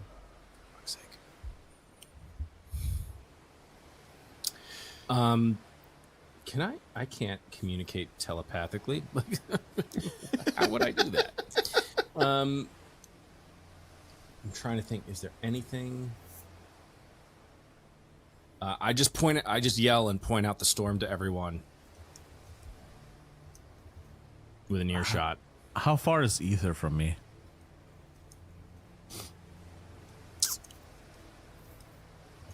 I mean, I would imagine if you're asking me, 10, 15 feet ahead. Okay. So I just want to keep you within eyesight. Yeah. Like, even when you kind of yell to point at the storm, he's like, again, like, I'm going to go lower to the ground like a running back, and I'm going head on into the storm. So one last question, like, this is a good moment for, as you pause to sort of survey, are there any other spells you want to cast? Anything else you want to prep before you head? Yeah. Yeah, I got a prep thing too. I think the moment that I hear Boulder yell out at the storm, you'll see Beans get lower to the ground to kind of try to gain speed to get right next to Ether, even though we're not racing. But if he's gonna get lower to the ground and kind of just instinctively push harder to get more momentum, and at that same time you'll also see that he is going into his archery form, but it's gonna be different. The armor that he's wearing is integrated within his archery form, so the constellations that were once hidden from his clothes will now show through his clothing. So you'll see now all of the constellations that come through his celestial armor. And it's not celestial armor, but you get the point. It's constellations that are being formed on his body. And for Boulder, if he's watching, it's the night sky from when they were born. Oh, that's cool. Hell yeah. That is dope AF. Yeah. Right? As for just a spell, just going into this, Boulder, he yells about the storm. He points it out. He knows what was on that cart. There is no way in hell that this is going to end well, given the absolute massacre that we just witnessed. He is going to have silvery barbs prepped. He is going to designate any nightmare creature that he sees first. Whenever he sees them try to make an attack or use a spell of any kind against any of his friends, and he is going to designate his brother Beans as the benefactor for the advantage. Love it. Right on. Any other prep moments? Yeah, Onissa's gonna just punch her knuckles together, and you're gonna see runes light up that are like tattoos on her arms. One of them is going to be a frost rune, and the other one on the other arm is going to be a stone rune. So both of those are gonna get activated. Right on. Yeah. So I'm going to pull out the longbow that I've been wielding that has kind of glowing runes illuminated at this point. And then he's going to reach kind of into a side satchel, and he pulls out like what looks like a small little shield, like really tiny. And he's going to wait until he gets to there, like holding his action to basically cast this animated shield when the time is right. Cool. Love it. Morgan flies up just a little bit where she can see everyone, and she's chanting under her breath, "We're not too late, you're lying. It's not too late. Go the fuck away!" And then she's going to cast Bless on everyone, and you watch anyone who's paying attention to her as her beak, a couple of drops Amazing. of blood fall, and they are black ichor. As you start to make your way forward, there's a last little rise of hills. And as you crest the hill, you realize that you are near the edge. There's still tundra massed out in front of you in the darkness. But the storm is coming in fast. And just before you reach this last little crest, you see a huge flash of dark black energy just open up across the landscape in front of you. It's so dark that it eliminates all light, including the very bright shining full moon, and you are overcome with sickening dark energy. It's so dark that it blinds you momentarily, and you sense the presence of the meteor creatures. You sense something malevolent ahead, and you know in your heart that this, whatever this is stronger and angrier than you've ever sensed it, and you get an overwhelming sense of the emotion of vengeance. And as you crest the hill, we're going to drop you onto a map.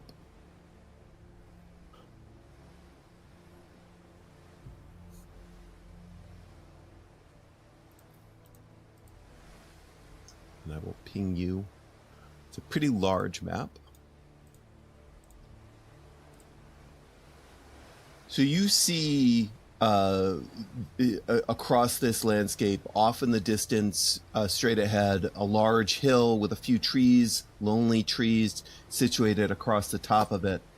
The path winds around slightly dirt amongst all the snow, and standing in your way on this dirt path is a very large Stormtide Pod barbarian, an orca person, just blocking your path. And I'll drop an image in Discord what they look like. Hold on 1 second.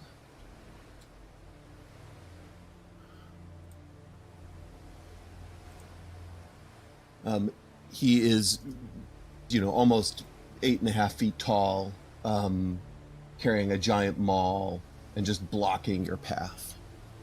And you see a few others and a small hut off to your left. And he's like, "You can't come here. What are you doing?" All right.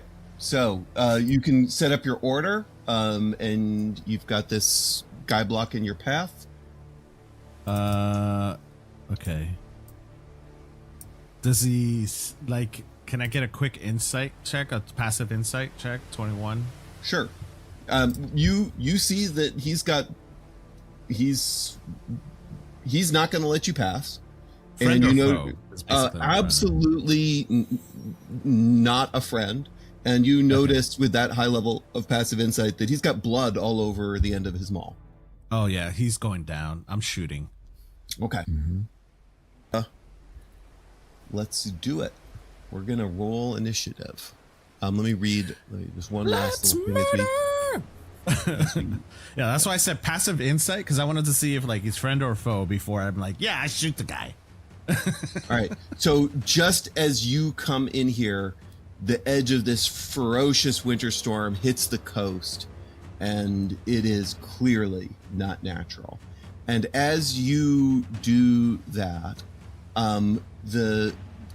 you see off in the, let's do the hold on 1 second. All right, go ahead and roll your initiative. Let's do the initiative roll first. Okay, that's 19. Okay. 13 for me, Ether. I think I have advantage on these now. Yeah, I have advantage on initiative checks. Yeah. As a 16. 16. I also got a 16. Fight for it. We don't have to do that. What is your dexterity modifier? My dex is +2. You win.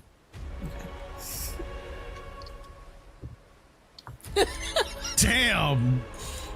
I got a 5. Storytelling at its best right now.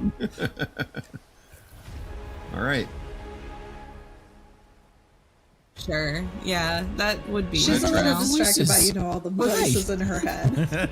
Seems distracting. It all started. We were only gone for 6 months. Norse. It all started when North took you guys to Dreamworld. And it was all a dream. Every time somebody says that, I always think Tupac. You aren't wrong. I don't think pleasant. I was just like, it was all a dream.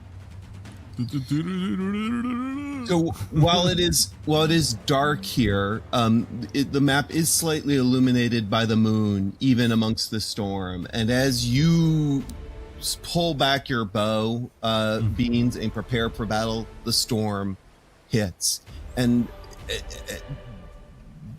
you're on the edge of the storm now. And I will say that with you also notice that off to your right, you now see the glint of metal off to the right, and there seems to be 2 orca people standing on the hillside, overlooking you. Okay. And of course, they're the ones that. Oops. Okay. And of course, They're they're the up on the ridge. Up on the ridge, correct. And then I will also point out that the second the storm reaches, you notice how if you're looking to the left and you see the tent, you notice that there, even amongst this, maybe Boulder, you notice it because you're up in the air. Maybe Morgan, you notice it because you're up there. There is blood stretching out onto the what looks like more ice, and it just sort of stops at the edge, and then all of a sudden something flickers, and hold on one second, and you notice that something changes off in the distance past that tent, and you realize that there is a large bull. There was an illusion covering a portion of the ice, and you see runes written and carved in the ice, and you see the massive meteorite sitting in the middle of the ice, and you see 3 more storm tide pod people, these times like a little bit more I don't know, druidy in their nature, standing around, and it looks like they've just finished casting a spell because dark energy is coming off of this meteorite like you wouldn't believe. And we will pick it up with Beans. You go first. Can I quick glance, can I tell they have ranged weapons, the one on top of the hill? The ones on the ridge seem to have crossbows, but nobody else seems to have any kind of ranged weapons that you can see amongst the ones to your left. Okay. I think I'm going to do this for flavor, mostly. But I will tell you what my action is. So I think at the moment that Beans pulls back his bow, he's going to take a quick glance around. He's going to do a quick assessment. He's not going to target the guy in front of him. However, he will try to signal to the others that there is someone in front, and he's going to kind of do a 180, or not 180, what is it? But, a 90-degree pivot. Right? Yeah. So he's going to do a 90-degree pivot and take, he has his bow taken out already, so he's going to twin spell it, pull back, and shoot off guiding bolt to the 2 that are up on the ridge. Perfect. Love it. So then, as Beans does that, Onissa's gonna like put her fist forward, and you guys are gonna see a bunch of magic like swirl around her arm from the storm rune, and you can roll those with advantage. Sweet. All right, so I got to twin spell it, so I need to take sorcery point. Okay. And I'm going to cast it. Beans ain't fucking around no more. He's gonna cast it at 5th level. And he will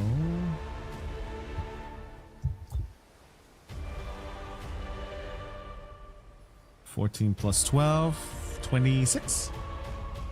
That hits. All right. That's okay. That is 32 points for the first one. Oof. And 29 points for the second one.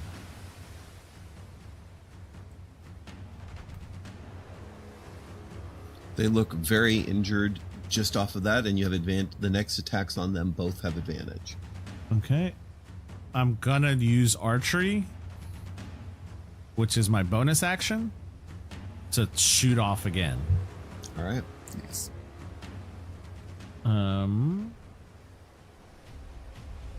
That is 24 to hit. Oh, that hits. All right. I got a plus 12. Yeah. All right. That's 21. Oof. And 28. Are you spreading the damage across both of them again? Yeah, we could do that. The second of the two drops from the arrow. Sweet. And I just keep my bow aimed at the other one that's still standing. And that's my turn. All right, awesome. Well, I'm still trying to sliding towards whatever direction we're sliding. I'm just going to remove them from the map. Okay. All right. These creatures were ready for somebody, and they go next. This one rushes up and engages with you. I think that's Aether, right? Yep. Okay. And he's going to take a huge swing of his giant maul at you, rolling a 14 to hit. Oh, that'll miss. And rolling a 22 to hit. That one will hit. You take 11 points of bludgeoning damage. Okay.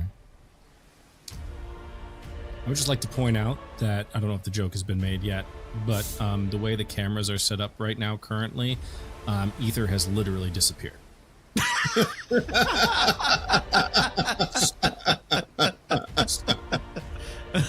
Almost like you're not even here. I planned that.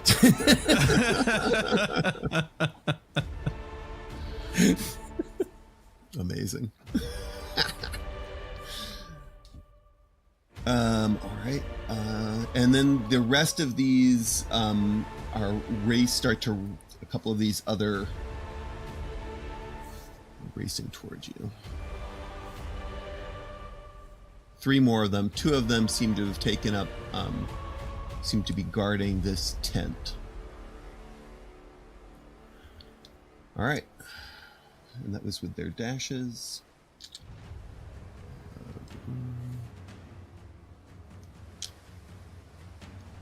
All right, Janelle, you're up. Or Anissa, I should say. You're up. Yes. Onissa is going to... I can get to this person with my regular speed, right? Yeah, they're only 25 feet away. She is going to run up. Ideally to flank with Ether.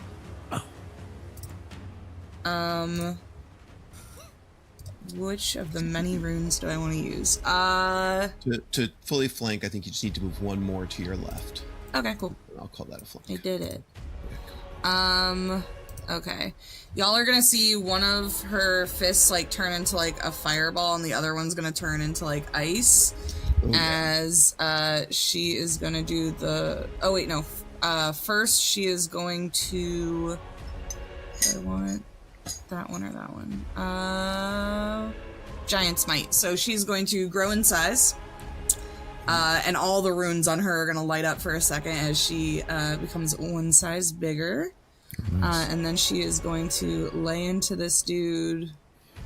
1, 2. Oh, no, I used a bonus action. So 1, 2, 3, 4. And if I axe injured, I'll save the action surge. So I'm going to hit him 4 times, or 3 times. The first one is going to be with the Frost Strike, and then the second one's going to be with the Fire Rune. So that's going to be... Hold on. Okay. And then I get a +2 to all these attack rolls because of... what is it? Because of Frost State, I think. But remember, you Bless do have also plus gives you- a D4. Oh, also D4. Yep. So then I have plus a D4 and then a +2. Okay. Hold on. There are a lot of numbers. Okay. Who had Blessed Cast on them? Everybody.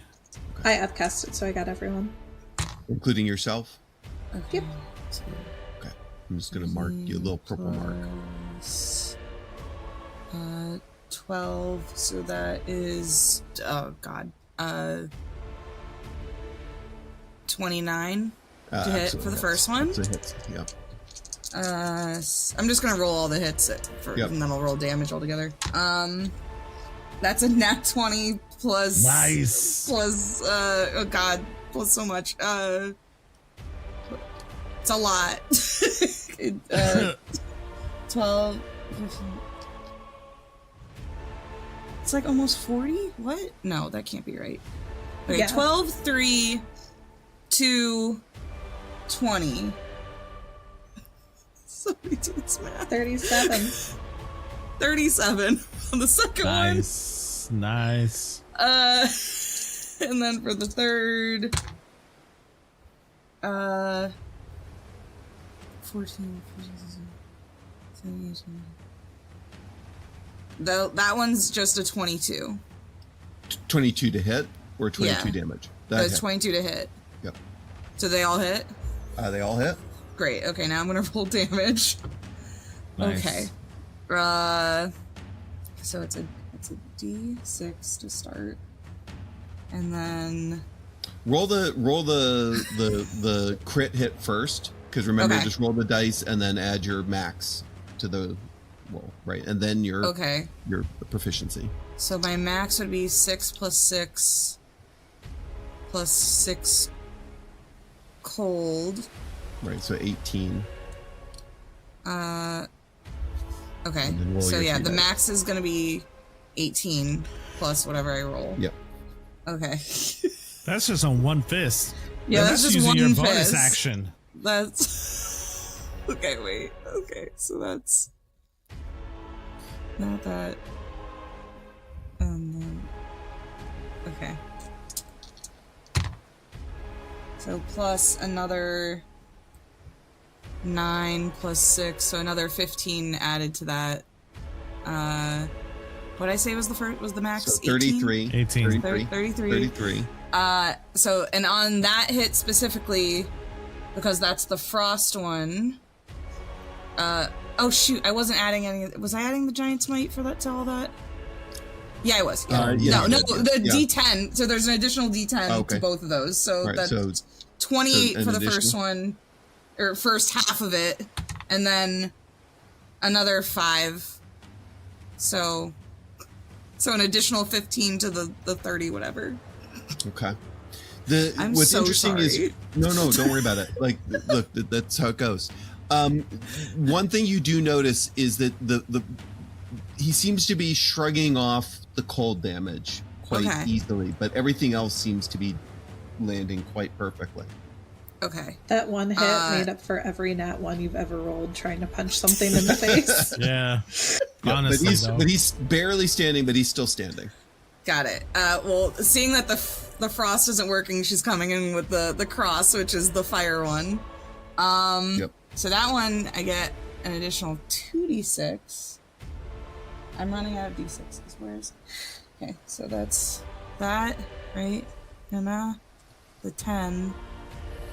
3d6 plus 6. Yeah, okay, so that's gonna be everything with that. And then there's an additional effect with the fire one, I think. It's gonna have to make a strength saving throw or be restrained for 1 minute. And then if it gets restrained, there's extra shit that happens. Strength saving throw or? Yeah, strength saving throw. Rolled a 21. Yeah, that's probably fine then. I don't think that they're restrained then. Okay, and then so I just rolled the damage for that one. Yep. Which is gonna be 6, 7, 8, 9, 10 plus that one's 20. All right, for you that don't have hit. to roll anymore. He is great. dropped by the second hit. Okay. Nice. Or the I third, do or 2 the- punches or and I the- look like I'm about to punch again and he just falls over.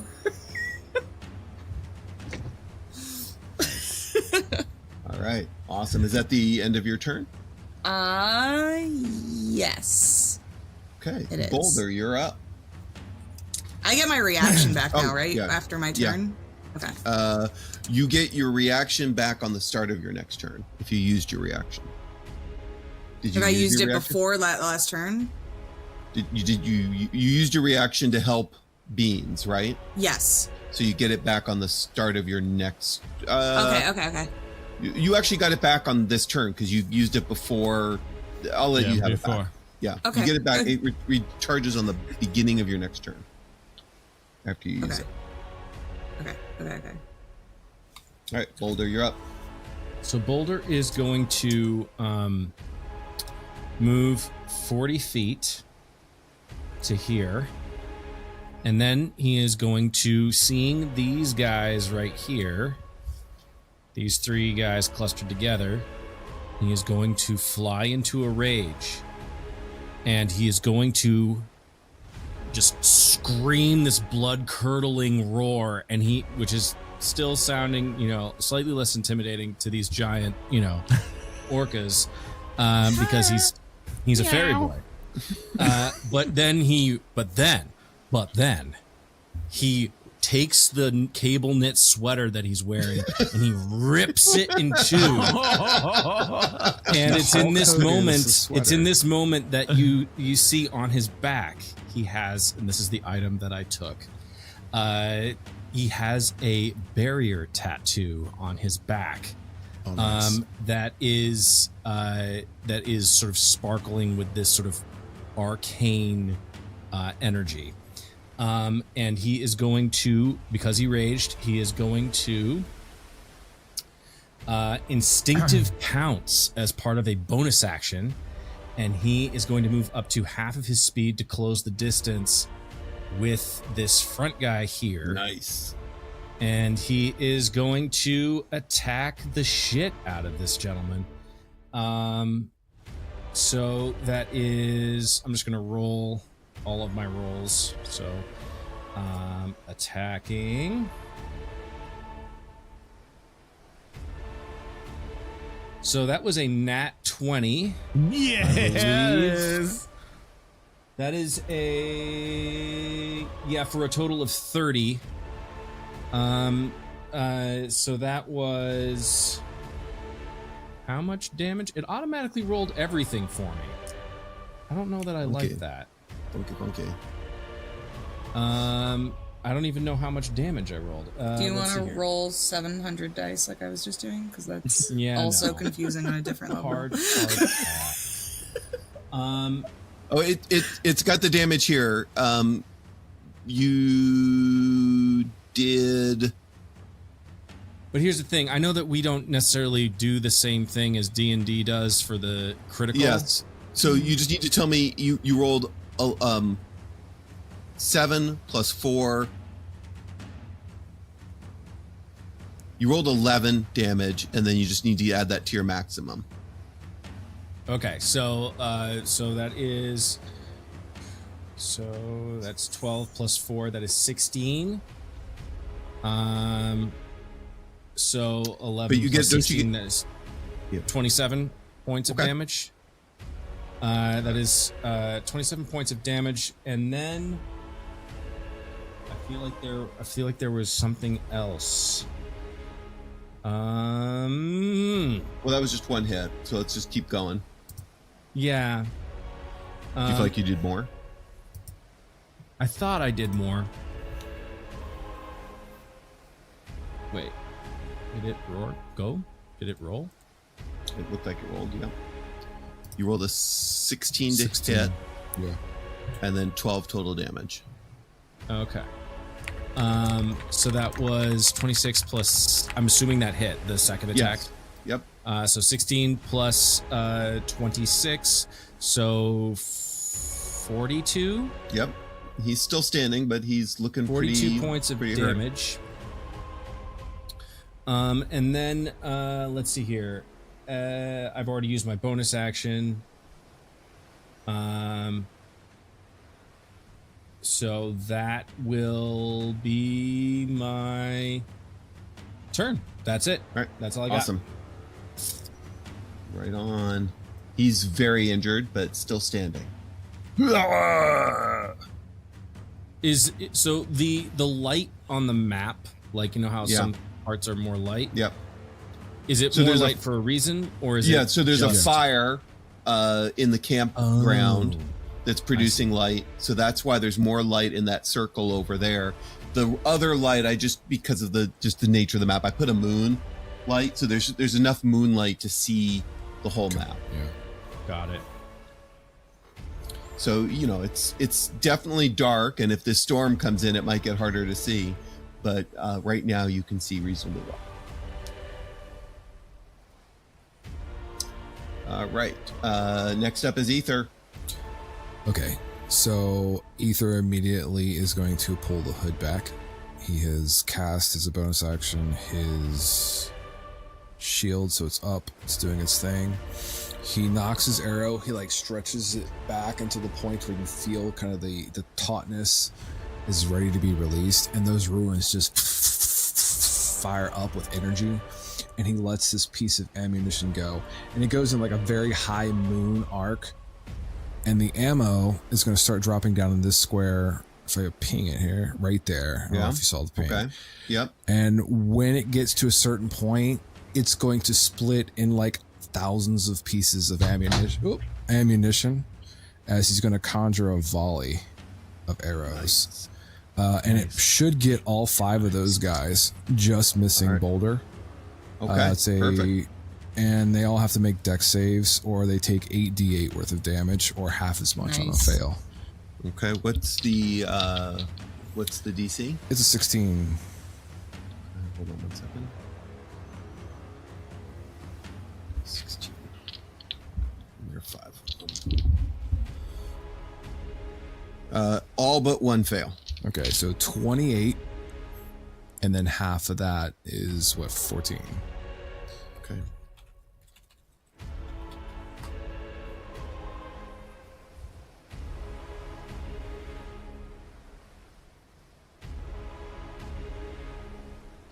All right. They don't look bloodied, but they were all surprised by that. Great. Okay, and then I think that's pretty much all I got. There's an action to do that, and I've already bonus action, so then he just kind of starts to knock another piece of ammo. That'll end my turn. Okay. The druids take notice of your approaching, and the first one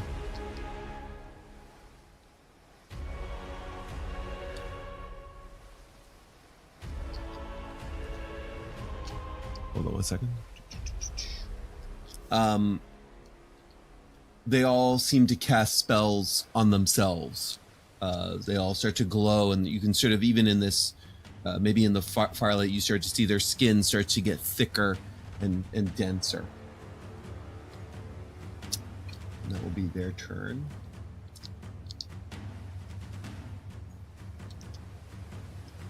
Morgan, you're up.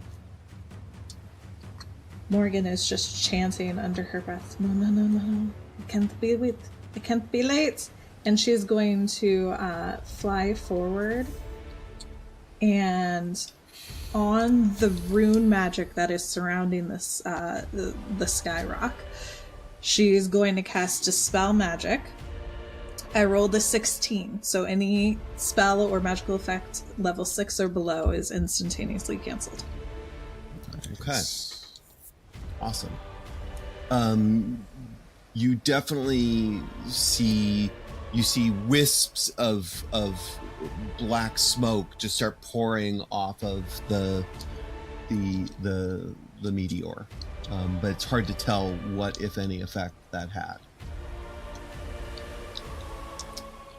You just watch as she kind of wilts in midair. She's like, we're going to be too late.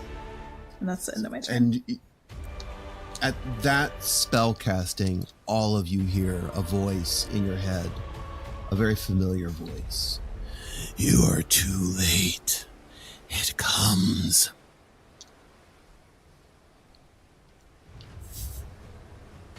And at that point, the storm hits.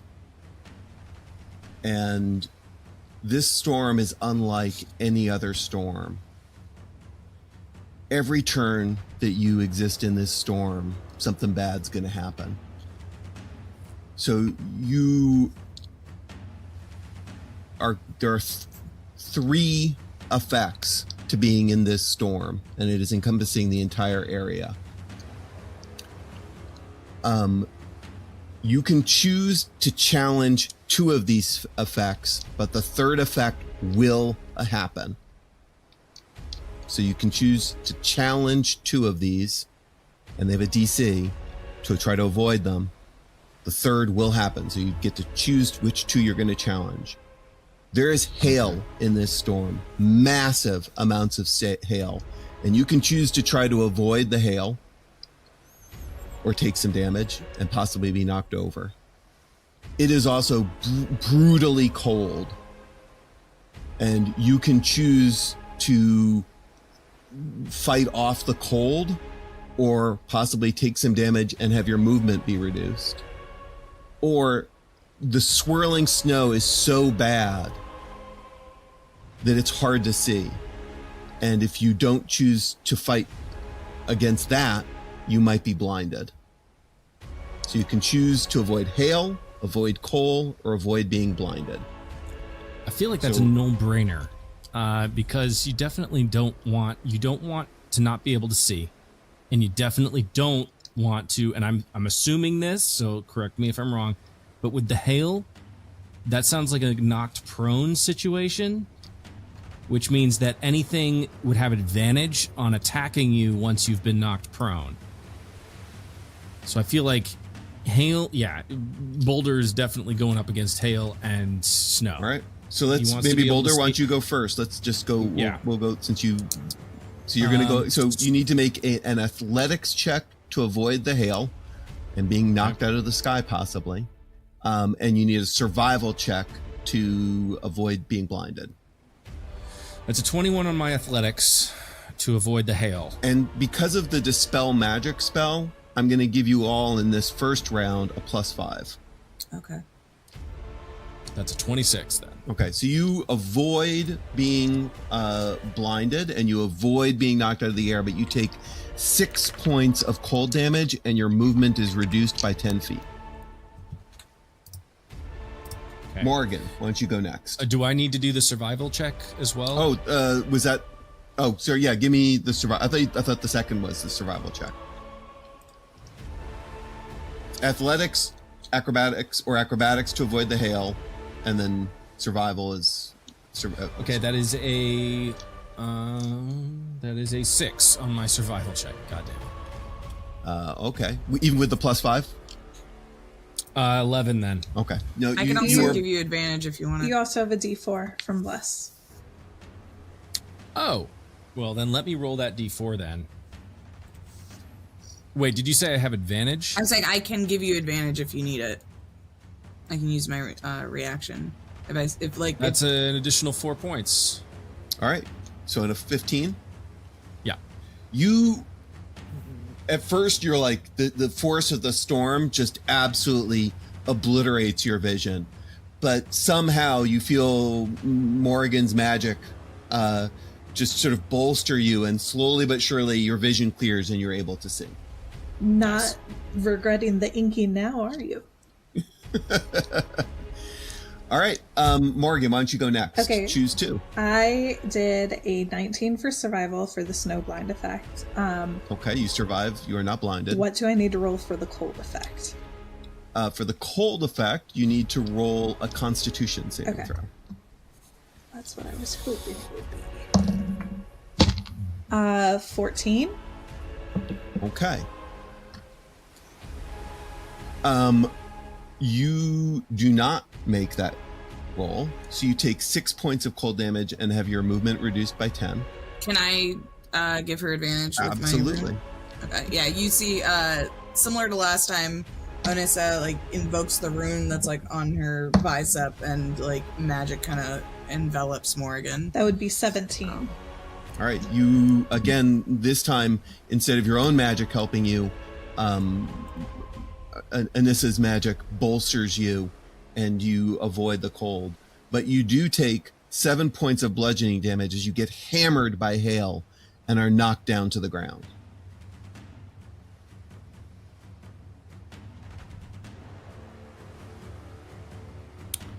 I will go next then. Okay. So I have a couple questions for you. Yeah. Is this a turn or is this? This is initiative order 1. Okay. What does that mean for us people who are new? This is that we're still on the first turn. We're still on the first. Okay. This is an environmental effect that's going to happen on initiative order 1 every turn or every round. So then, if that's the case, I'm going to choose the first 2 and not worry about the blindness. So I have to roll what for those? So just to be clear, you will be blinded on your turn if you don't avoid the blinding. I have a response to it once perfect. It's my turn. I just wanted to make sure you were clear. All right. Yep. So an athletics or acrobatics check to avoid the hail, and a constitution check to avoid the cold. So we'll roll acrobatics.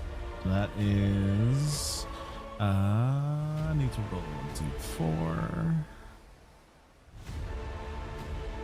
Okay, and a d6, right? So that would be 26 for the acrobatics check. Okay. And then what's the other one? A constitution saving throw. Constitution. I have a +8 on that, so let's go. That is a 21. All right. You managed to survive those, but you are blinded for this turn. Okay. That's fine. Coming up. All right. Ether. Yep. I'm going to choose the athletics and the survival, so I don't want to be pummeled by the hail, and I'd like to keep my eyesight if possible. Okay. This is my favorite terrain. Would this give me any type of advantage? If not, that's fine. Just throw it out there. I mean, choose one of them and you can roll one with advantage. All right, we will do the survival with advantage. So I'll start off with the athletics to get that out of the way. And then that is going to be 21. And you said we get a +5. Yeah, the DC is 15, so just if you got above 15, you're good. Yep. All right, and then we'll do advantage on survival. So 19 + 8, so 27 on survival. Also, all these DCs are going to be 15, so you just tell me if you succeed. Got it. Cool. All right. The last part of this storm is there is lightning hitting everywhere, and this lightning is just like arcing on anything it hits.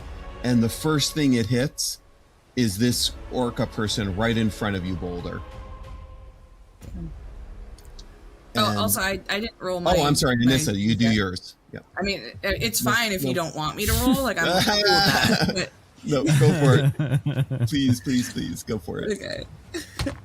That is going to be athletics. That's above a 15. That's a dirty 20. Ooh, oh no! Well, that's gone forever. I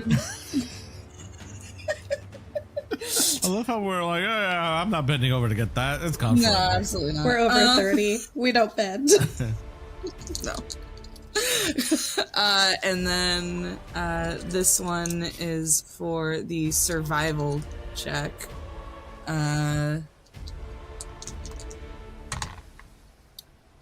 Ooh, that's not good.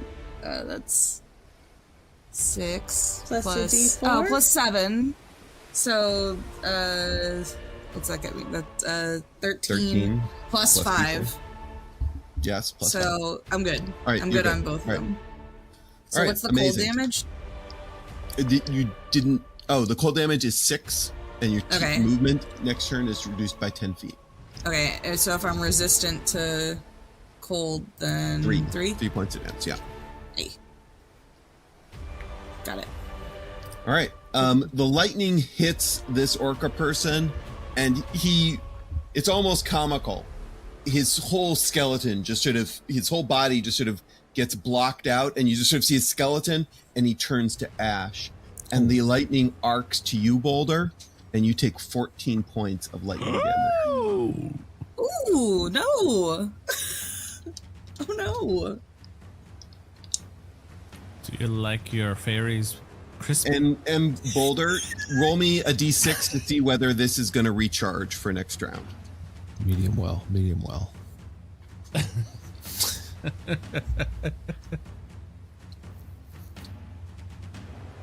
Boulder, roll me a d6. Do I have to? Yes. I'm giving you the Also, option. I like You want me how to we're all roll? I like, can roll oh, too. Man, that was so much lightning damage. This man has 300 HP. 6. Yes. Yeah. 6? Yeah, there's lightning arcing everywhere still. All right. Next up. Let's see where we're at. I just want somebody to try and hit me. Try and hit me one time.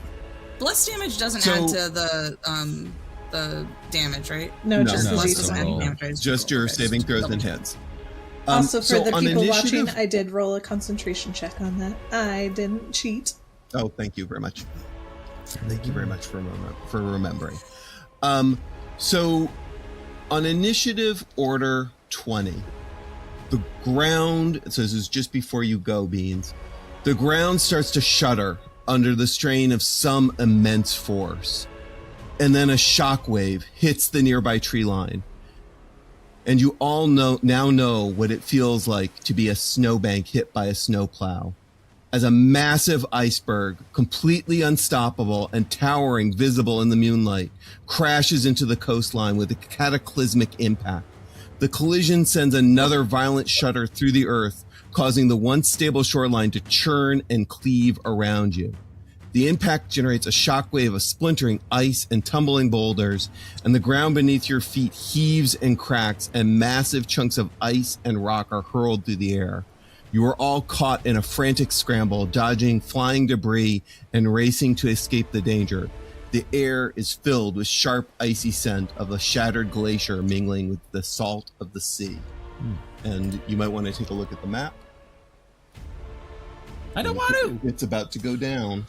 Oh, Kablam! damn. Oh my god. Oh, damn. Imagine if we had And gotten it's still hit coming, with one by of the way. those. Did that orca not fly off? Like, with that impact? Here's the thing. That's bigger than, that's a fourth of the map. That's a fourth of I'm the glad map. that you finished that sentence. Thank you.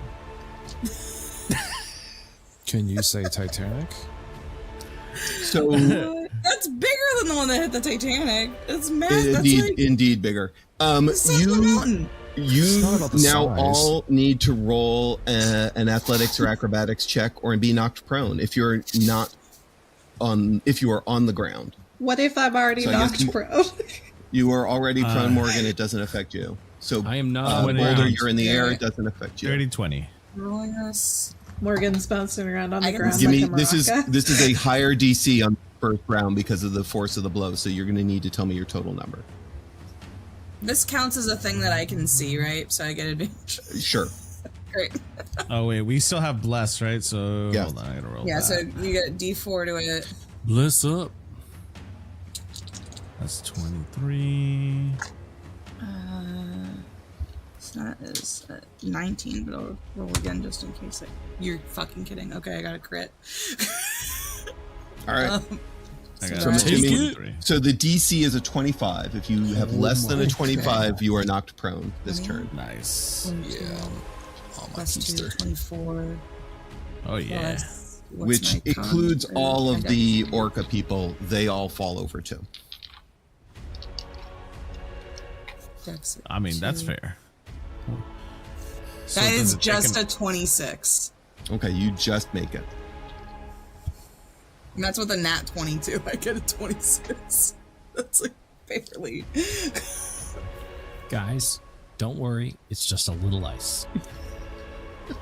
Just be nice. It's nice. What could possibly go wrong? All right, Beans, you are up.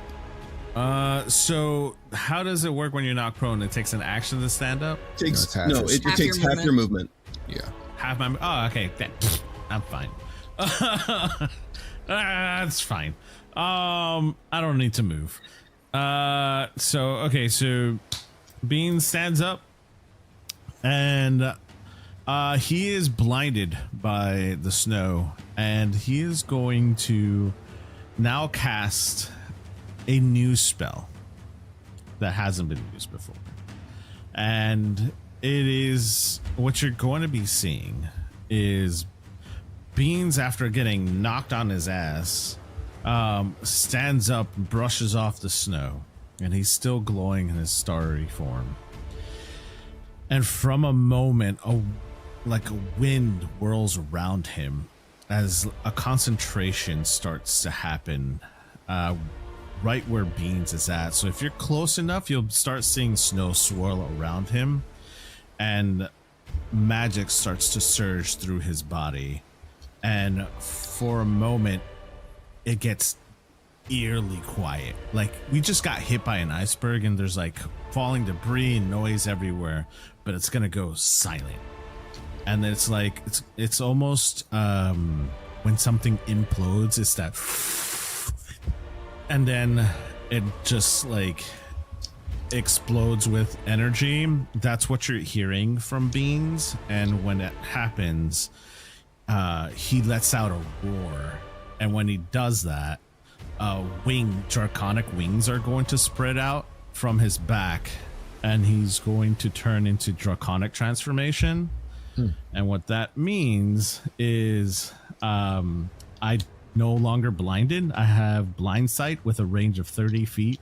Within that range, you can effectively see anything that is behind total cover, even if you're blinded or in darkness. Moreover, you can see any invisible creature unless the creature successfully hides from you. I also have breath weapon, and my wings are also now back, so I can fly now. And that's Level when 18, Sick. people. Level 18. Oh, yeah. That is sick. I tally. So he has now, instead of his beautiful fairy wings, you're going to see draconic wings now on Beans, and he's going to flap up into the air, and he's got now his starry form transforms into a dragon. Nice. And his whole constellation is now a dragon as he's up in the air with his archer ready to go. Awesome. That's my bonus action.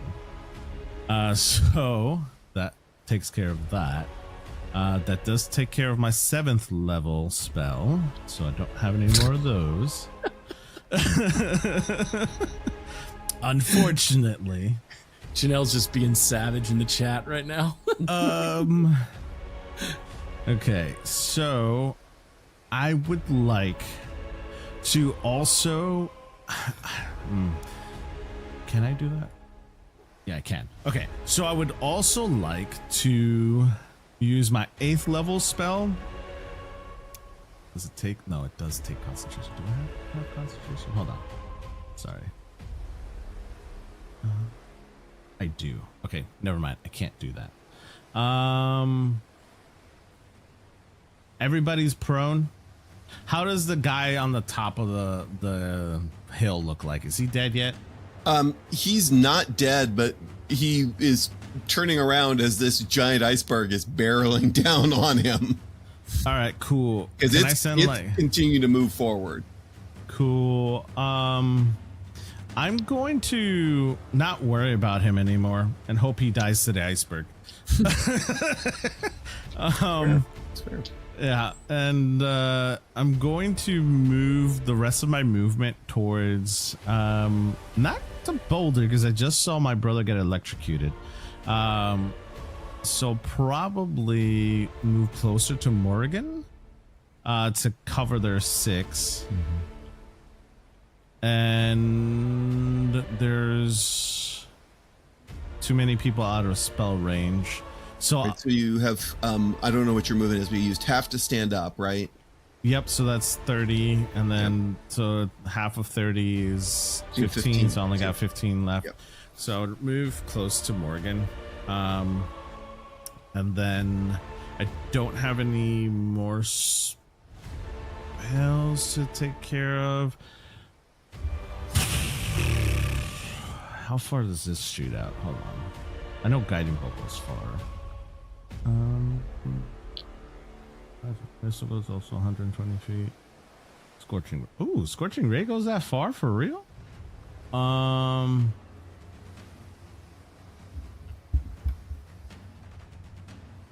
Yeah, fuck it. Why not? Let's do it. I'm gonna cast Scorching Ray at the 2 that are right there. Okay, perfect. I will roll to hit. Right? That's all I gotta do. Roll to hit. That's 27 to hit. That hits. Okay. Okay, and I'm casting it at a 5th level, so that's that. That's a 10. Yeah. Okay. That's it. Scorching Ray has 3. Oh, Scorching Ray has 3 rays. Oh, yeah. Okay. Never mind. So that's a 10. That's an 8. And that's a 9. So 10, 8, you have to 9. roll the hit each time, but just so... Oh, each time. Got it. Yeah, you roll the hit, and then you roll the... So 10... So 20 to hit on the second die. Yeah. And 22 to hit on the third die. Okay. And it was a 7. Did you hit the same guy 3 times, or did you spread it around? No, I would spread it around. So whoever is closer to dying, I would hit with 1 and then the other 2. Okay.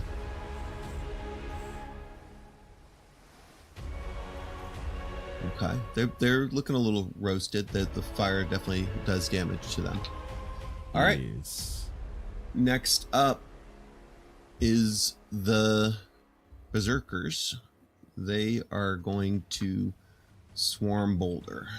Big stand up. Good. Oh wait, hold on. Timeout. Yep. Sorry. Yep.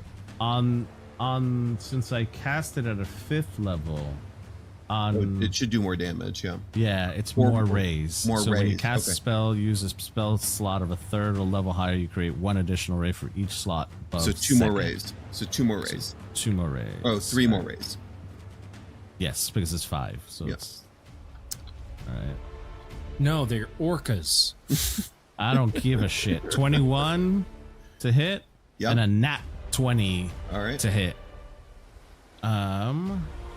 So roll the damage on the first guy. Just roll the first damage, and then you can resolve the crit damage.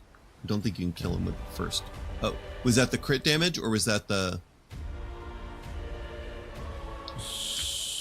So what did I roll? So I rolled to hit. I got a 21 and a 30. I just rolled, I guess, the crit damage. You hit 3 times. So do you hit 3 more times? Roll the damage. So roll the first damage. Got it. That's 20. The first damage was 20. What's the 46 for Scorching Ray? Okay. For a 5th level spell, right? Okay. Yeah. You tell me. All right. Yeah. So he's toast. The first one dies.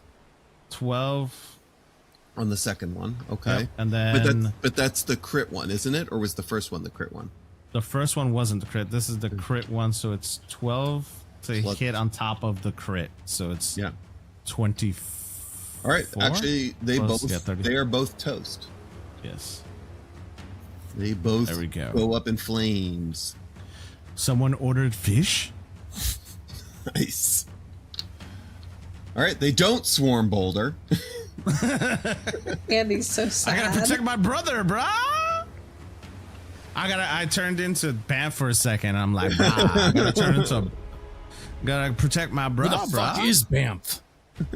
Where is Bamf? Where is? That is a good He's question. probably just dreaming.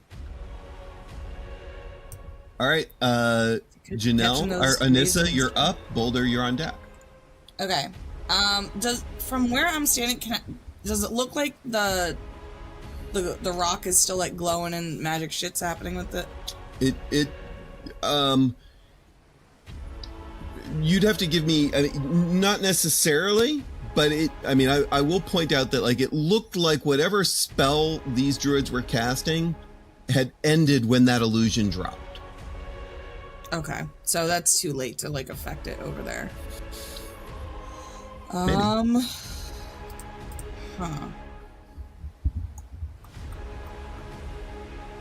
mean, unless there was a way to like do something to it to reverse it. Yeah, I feel like because otherwise we're just punching these guys, right? Which I don't know that that's gonna affect the giant icicle that's about to crush all of us. Okay, Onissa is going to use. Okay, so I have 60 feet for flying. My pounce is gonna get me half that, so another 30. So I can go 90 from movement alone if I activate Rage. Which gets me so close to this guy.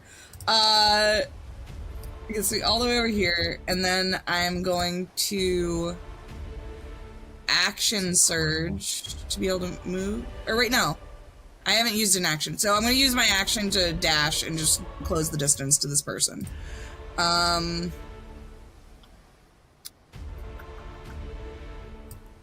I... That was awesome. Can I look at the runes and make, like, an Arcana check? Sure. To, like, see if there's a way to reverse them? My girl's all about runes. She's, like, a rune person. And I think I get advantage on Arcana checks because of Take notes. one of the fucking runes that I have. I'm not sure which one. I wrote all the different things I get advantage on, but I don't know which ones they come from. It's the Cloud Giant. They're the smart ones. Is that going to get a D4 from Bless? Yes. Okay, great. Cool. So then... Pretty much anything except not for death officially, but I'll saves. allow it. Yeah. They're not ability scores, but I'm going to allow it in this case. I have something that gives me a +2 to... It's okay, I won't use the D4. I have a +2 to ability checks anyways from the Frost state. Got it. So that's going to be... Hold on. 1 second. That is going to be a 17. Okay. For Arcana, looking at the runes. Yeah, you get the sense that this is some, like, you don't really know what the spell was. You can't recognize it, but you get the sense that this was some sort of summoning spell. Okay, so there's no way to, like, change it into a banishing spell. Or at least not that I can figure out. Okay. Then she's gonna see that, get really pissed off. And then, now with the action surge is going to beat the shit out of this guy. So rude. He's a whale. That's gonna give me oh no, because I don't get another bonus action from an action surge, right? So that's okay. So that's only gonna that's gonna be 3 hits. Because that's gonna be 3 hits. Okay. And I roll with the D4. Okay, for all these. Okay. 1 second. And then I'm gonna get an additional plus 2. Okay, first hit is going to be 15 plus 12, 27. That hits. Second hit is going to be 18 plus 12, so more than that. Yep, hits. 30. And then last one, oh, this one might not hit. This is 8 plus 12, 20. Dirty 20 Still on the last hits. one. All hits. Oh, great. Okay. Great. Now I roll a d8 because I got that messed up. I was supposed to be rolling d8s for my punches, not d6s. So a d8, a d10 for the first one. I'm going to use Frost Strike, and then that gives me another d6. Okay. I will remind you that the damage, the cold damage, did not seem to affect the previous guys very much. Okay, then I won't bother. Like, they were resistant or immune? Like, didn't affect them at all, or just affected them, like, a little bit? I will be a nice DM and tell you they didn't affect them at all. Okay. I won't worry about the Frost Strike then. Oh, well then, is there another room with an attack I can do? No, okay, I'm just gonna... Okay. Oh, and I do have Rage up, so that's another 2 to that damage. Okay. Okay, so the first one is gonna be 8 plus 6 plus 2. 14, 15, so 16. Okay. Second one is 20. Oof. Or sorry, 22. Not 20, 22.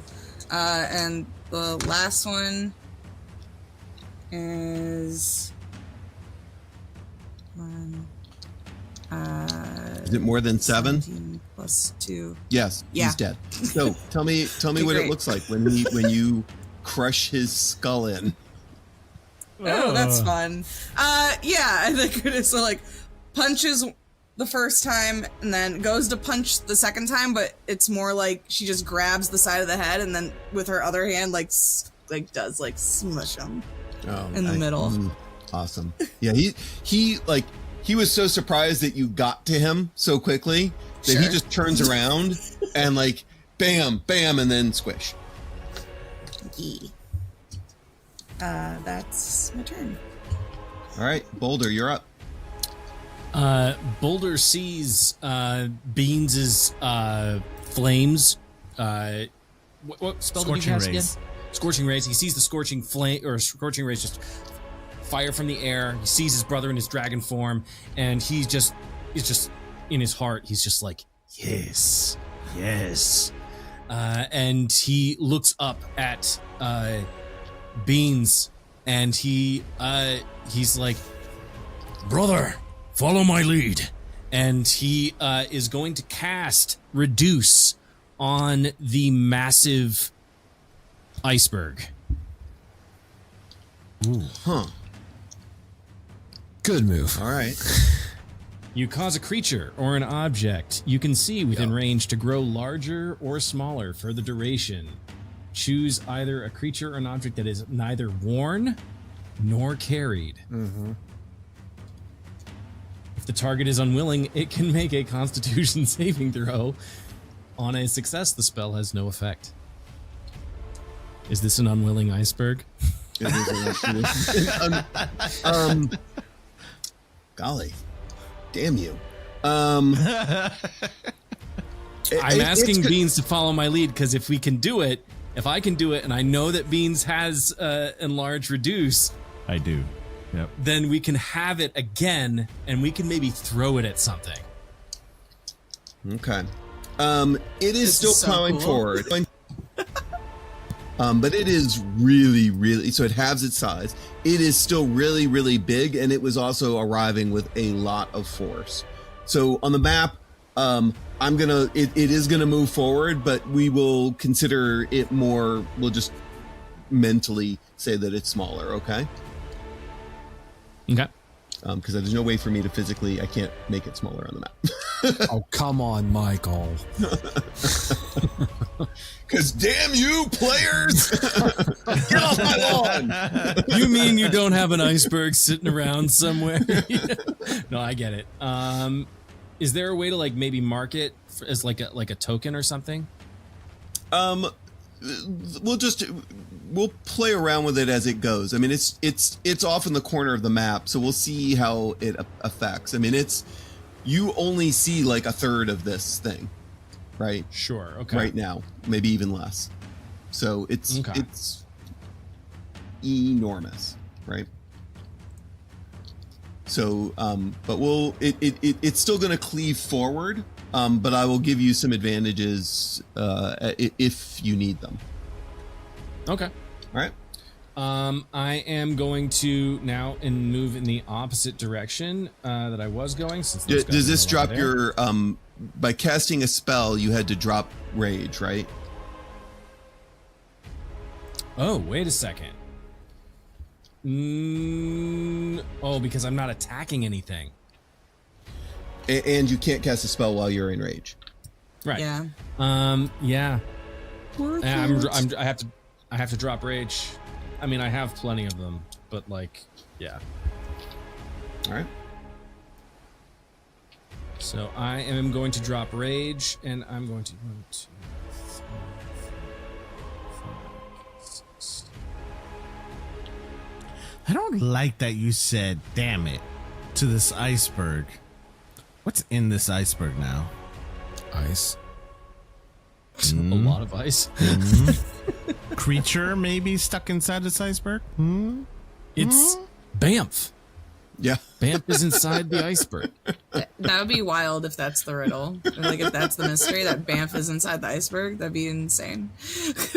I actually just reduced the size of Banff. I'd like to point out that Banff only appeared on the initiative after the iceberg did, so... We're gonna have the tiniest Banff come out. Just for you metagaming people, I just applied the people from D&D Beyond, so he got pulled over. So he might appear, but it also metagaming folks like it's because he's in part of the party, and Right. Huh? All right. So that was Boulder. Next up is Aether. All right, so Ether is going to move 5, 10, 15, 20, 25 feet here. He is going to, as a bonus action, cast Ye Old Lightning Arrow. And he is going to release the arrow, which he was in the process of knocking, and he's going to try to target this creature here. All right.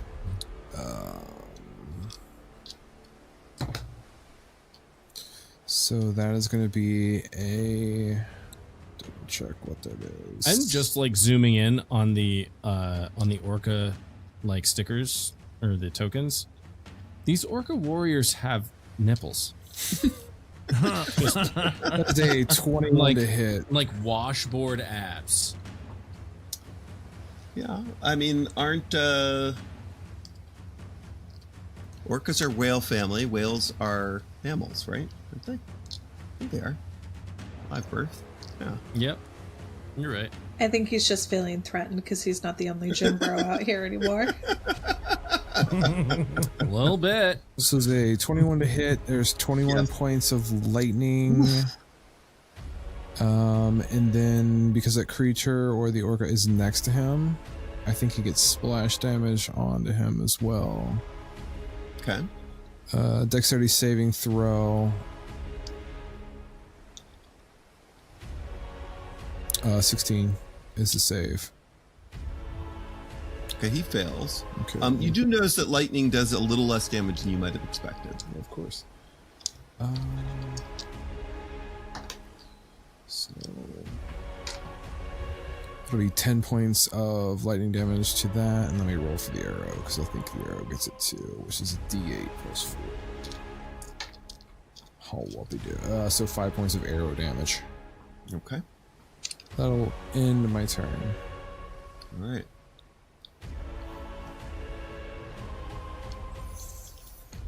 Let's see. These two.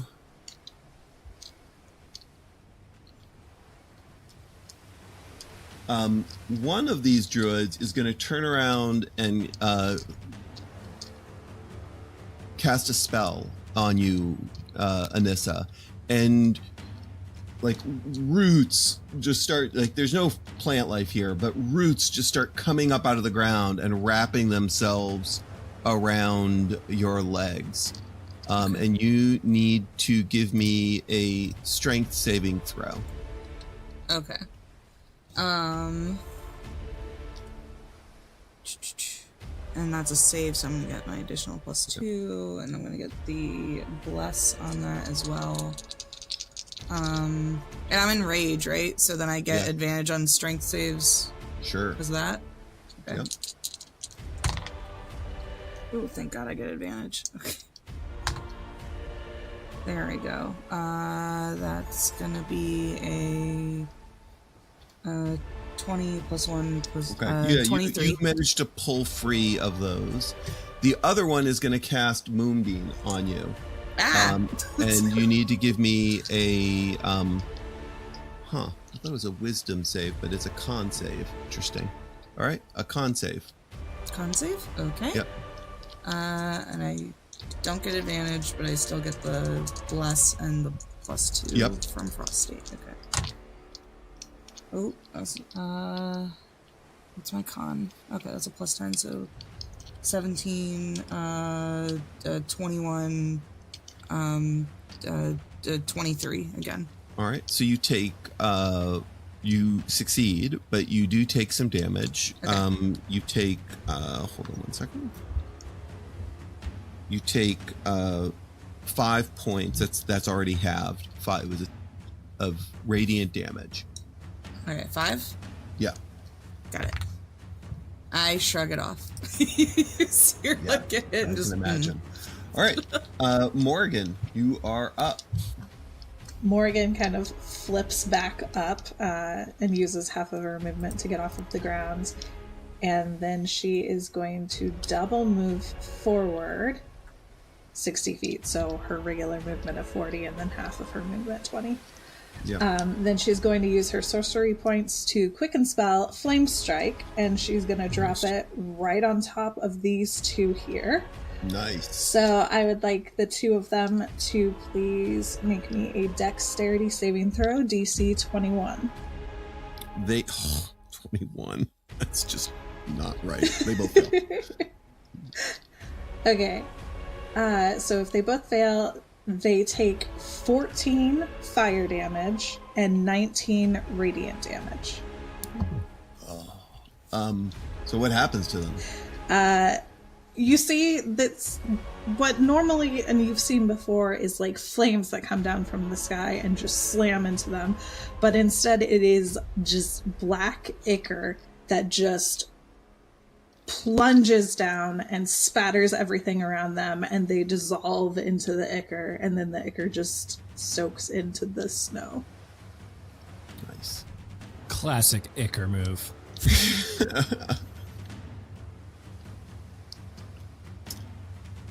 All right. We're back to the storm. We're going to go quickly and we'll go in reverse order. So Morgan, how do you want to deal with the environment of the storm?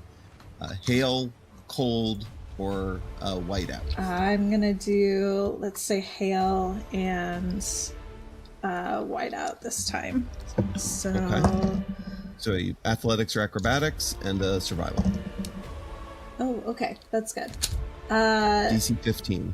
The acrobatics is 17, and All right. the survival I got a natural 20. All right. So you succeed on both. So you take 6 points of cold damage and your movement is reduced 10 feet. Okay. All right. Boulder. Or no, Ether. choice of hail, cold, or whiteout. You could choose 2 of those to work. I'm going to try to avoid the same one, so it'll be hail and snow. So you're looking for a athletics? Athletics or acrobatics. Okay. DC 15.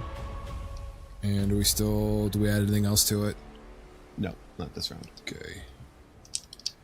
So that is going to be on the athletics. It is going to be only a 11.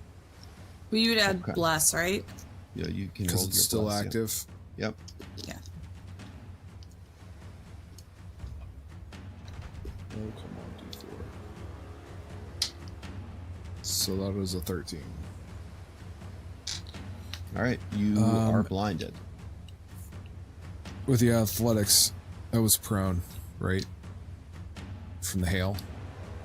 Previously, you made your athletics, right? Or you didn't make your athletics. You No, made I your way just rolled for the athletics, which was okay. Okay.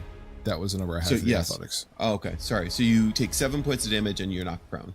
Okay, and then I'll go ahead and roll survival for the snow. That's a 21. All right, you succeed that one. Okay. All right. Amazing. And then you take 6 points of cold damage, and your movement is reduced 10 feet. Okay.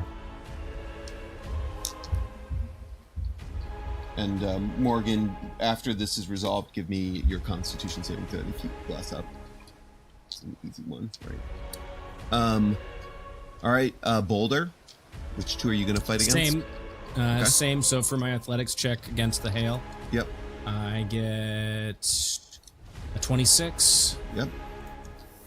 And for my survival, I get a 19. All right. You take 6 points of cold damage, and your movement is reduced 10 feet. Is that Otherwise, you're stacking good. on top of your... No, just from last time. Okay. It just each turn it happens, so it doesn't stack. All right. Okay. Next up is Anissa. Okay.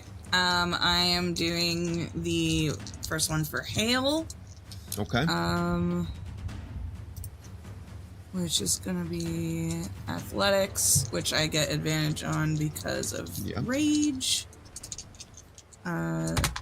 So that one's a 19. So yeah. Okay. So we're going with the 19. DC 15. DC 15. So you made it. And then next one is gonna be for the blindness. That one is not good. Survival is 7, so 10, 11, and then I get 2, so that's only 13 for that one. Did you roll your blessed? Yep, I did. All right, so you are blinded. Okay. And then I take cold damage, right? Yep. You take your 3 points of cold damage halved, right? The 6 halved to 3, and your 10 feet of movement. Got it. All right. I blind. First 2 again, so I gotta do acrobatics. Yep. That's 21. Without the D4, so passes, and then the Constitution. And that is a 17. All right, you're all good. And you're blinded, but you don't need it. All I right. don't. I see everything. Right. All right, so the next turn rolls around. Because the boulder has been reduced... Morgan still needs to go. No, I just wanted to tell you Morgan my went first. concentration check. I got a 28. Right, Thank you're God good. for Warcaster, because I rolled a natural 1. Oh, holy Nice. moly. All right, so, let me just double check here. Not yet. All right. Anissa, you sense that you are right on the edge, and even though you're blinded, you feel the malevolent energy coming off of the meteorite. And while you feel like if you were to step even a step forward, it would be, you recognize this energy, and that it would be it could be damaging to you if you were to step any farther forward towards this meteor. Because you've reduced the size of the iceberg, I'm not going to have you roll for the unstable ground that is rumbling around. It is the waves that are hitting the ground is not as bad as it was the first round. 5 foot thick sheets of ice, however, start to crack and shudder, and the ground all around you is starting to collapse into the sea. The glassy ice of the sickening spell, the spell circle right in front of you, Anissa, shatters, dumping the giant boulder deep into the sea, and a whirlpool starts to form around it. So once again, don't be a hero. Eyes on the map. Don't be a hero.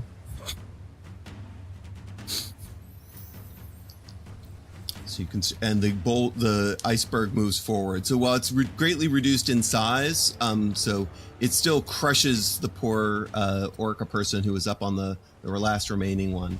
Oh, yo, I was so close to dying right there. Oh my god. You were so close. So close. Well, I don't know if you would die. You just fall into the ocean. You know, how good you're breathing.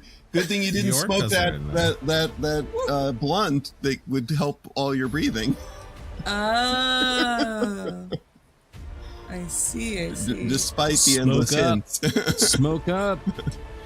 Are the orcas in? Oh, technically, I'm flying though, so.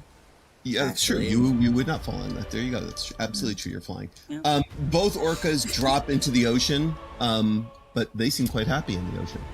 Yeah, that checks out. They start playing gleefully. But with are they each in ball. the whirlpool or are they not in the whirlpool? You no longer see them. How about that? Okay, perfect. We didn't want to anyway. I didn't want to see no orca. I didn't feel willing. So there's nobody to punch now. Dang it. So what do? So that's me, Janelle. That's also Anissa, but that's also me, Janelle. You all hear something. It's the voice again.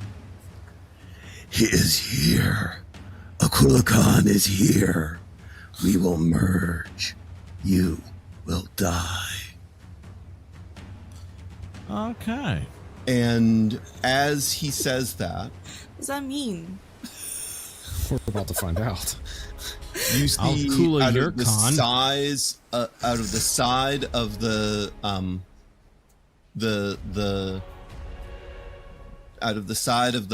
iceberg. Now that it's shrunk, it actually, you see there was a form inside the iceberg. I swear to God, if it's Banff, I swear to God. It's not. You see a massive creature just blast out of the side of the of the. Oh, why is he not? What's going on here? Ooh, look at that storm effect. That's fun. Yeah, the storm effect is fun, but it's causing me all sorts of problems with this. Oh, I'm sorry. The storm effect, the maps, let's round of applause for Michael, because this whole battle with the maps changing and stuff has been very cool. It's been very good. I feel like I'm actually there. It's actually making me like wicked cold right now. Have you gone outside?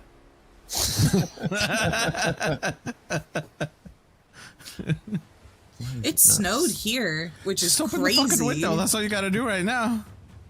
Yeah, it's like all right, 23 degrees outside. You can actually now you should be able to see up in the upper part of the map a creature almost 90 feet in height has emerged. An orca of epic proportions with massive arms and giant maw is emerging from the iceberg. This is the Aquila Khan. Can we I would like politely decline? I like to return to sender, please. Thank you. Put him up on the 205 feet away. Yep. All right, Beans, you're up. Oh, I'm up. Well, Interesting. Does this thing still have momentum? It seems to have ground to a stop, particularly Okay. because you it might have still continued to move if you Got Had- it. hadn't Got it. shrunk So it in size. brother stopped it. Cool. I got a fuzz with it. All right. Cool. All right. I know visibility is only 30 feet, but could I make out anything? No, you have no sense that this creature has emerged, except maybe you heard it. Okay, cool. In what direction it came from? Cool. That's all I need. is you direction. hear a massive, just this. I don't need to see shit. Horrific sound coming from the north. That just sounds big and scary. Beans don't fuck with big and scary. He knows what big and scary did to him the last time. So, Beans is going to move 60 feet in closer, maybe less. I have to measure it, but 1 second. And yes, I will do that. Yes, I can do that. Okay, can I do that? Can you? Un segundo, por favor. Just making sure that I'm not crazy.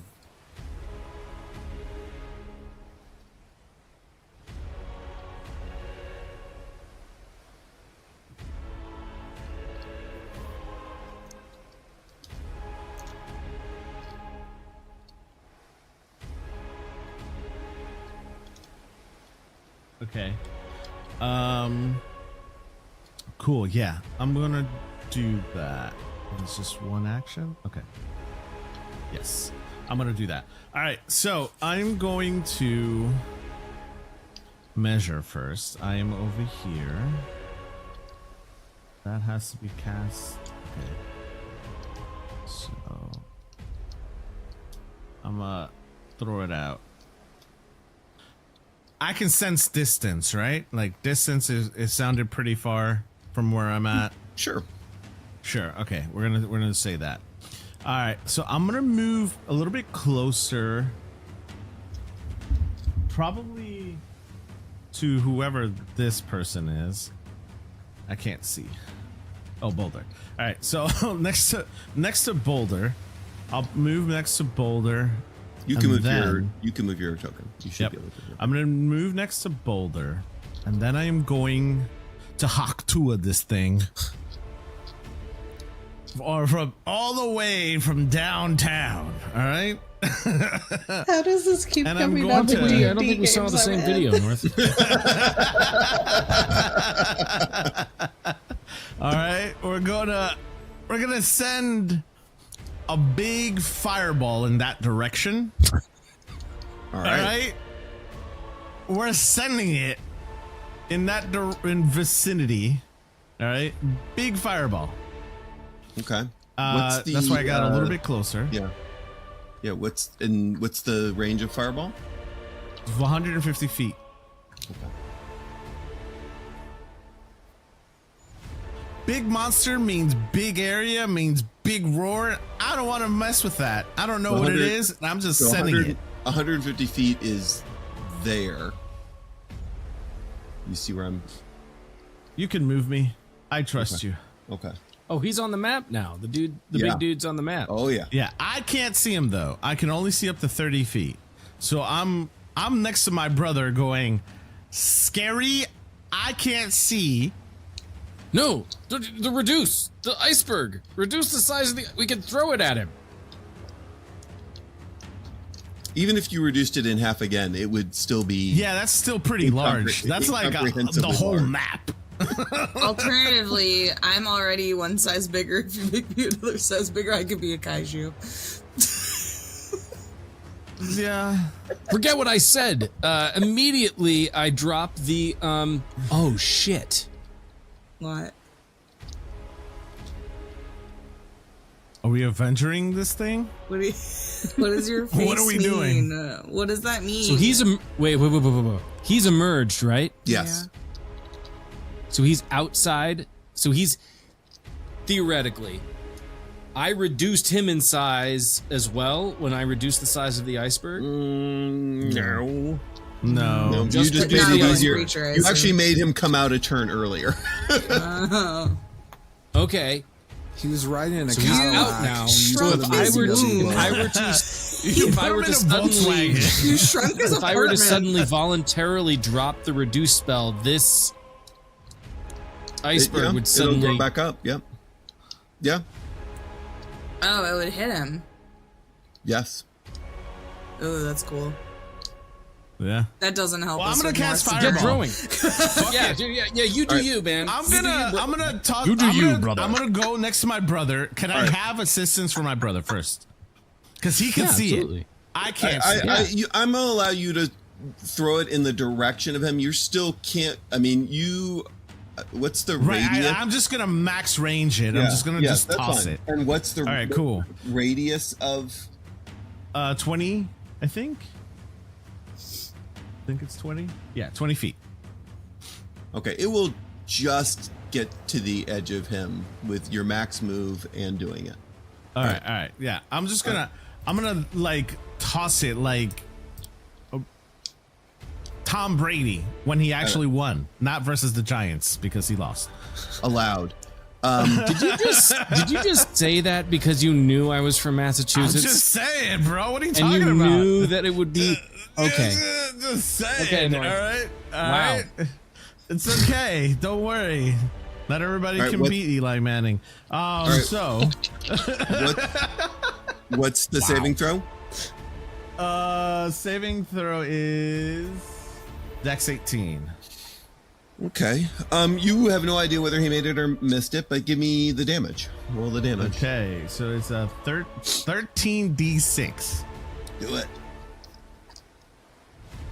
That is 45. Okay. All right. I just toss that thing.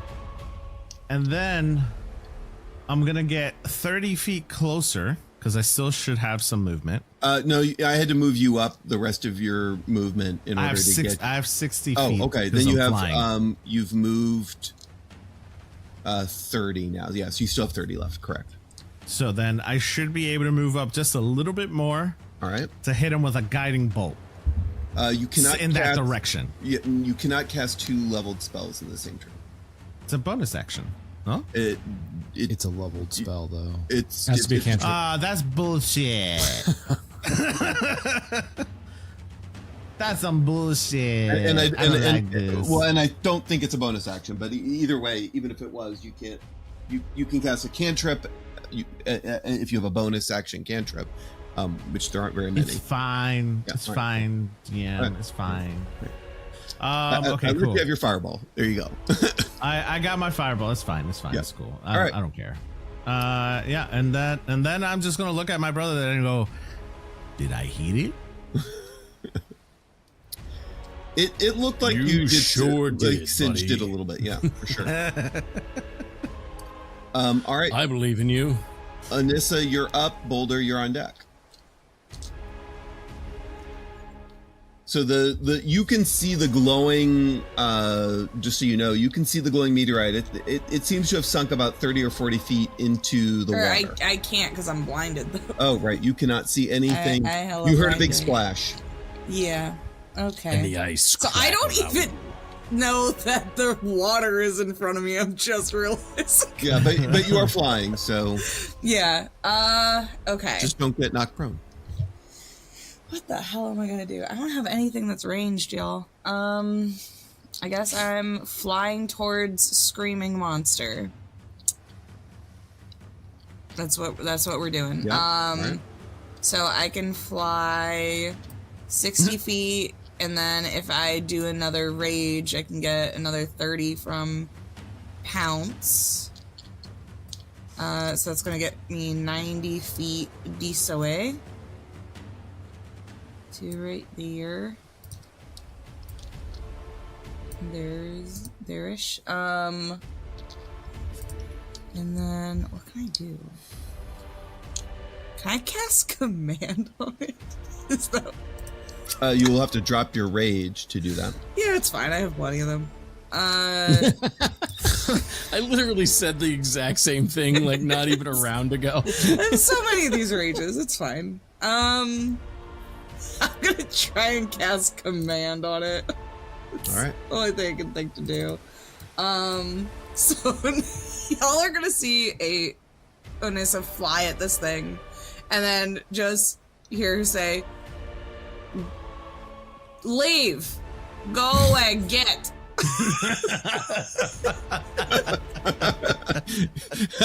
I so want this to work in a weird. It's not a super high DC. From whence you came. It's DC 15 Wisdom save, so it's not very high. All right. Look, she's not good at casting spells. Yeah. She just can. It does not look like it has any effect on him. That's fair.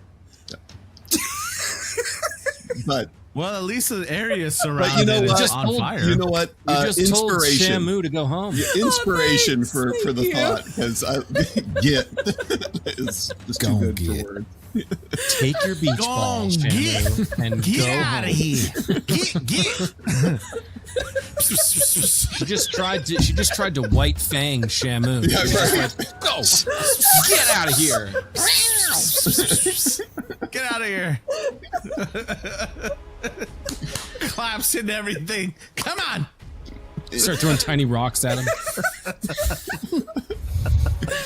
All right, Boulder, my you're Timing up. to us for their boulders. All right, Boulder.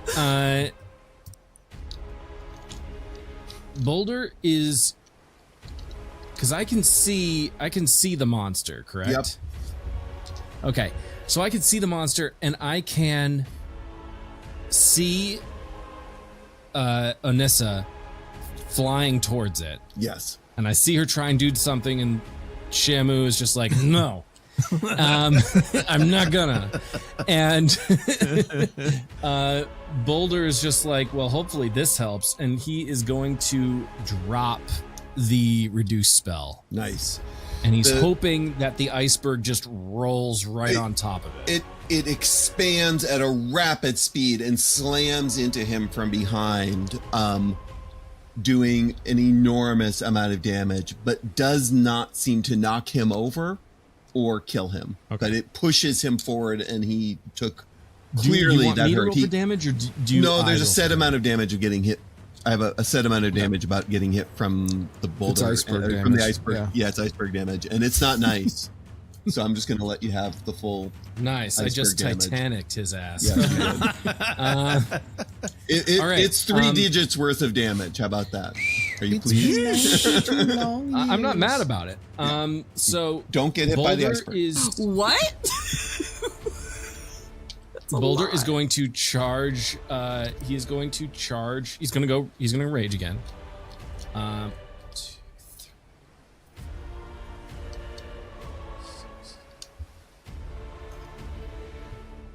Wait, hold on. Let me just measure this real quick to make sure I'm doing this correctly.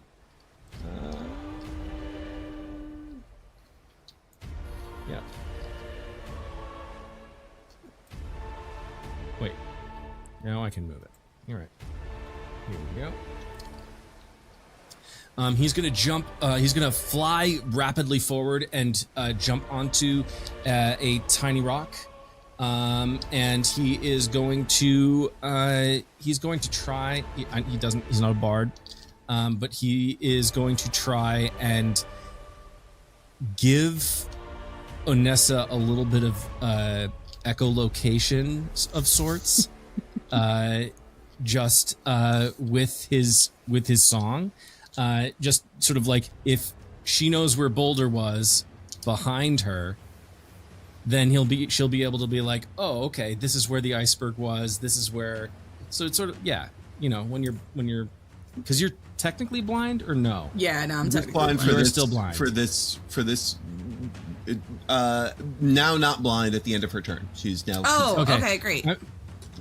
Yeah. Oh, she's not blind now. Yeah, Okay. just till the end of her turn.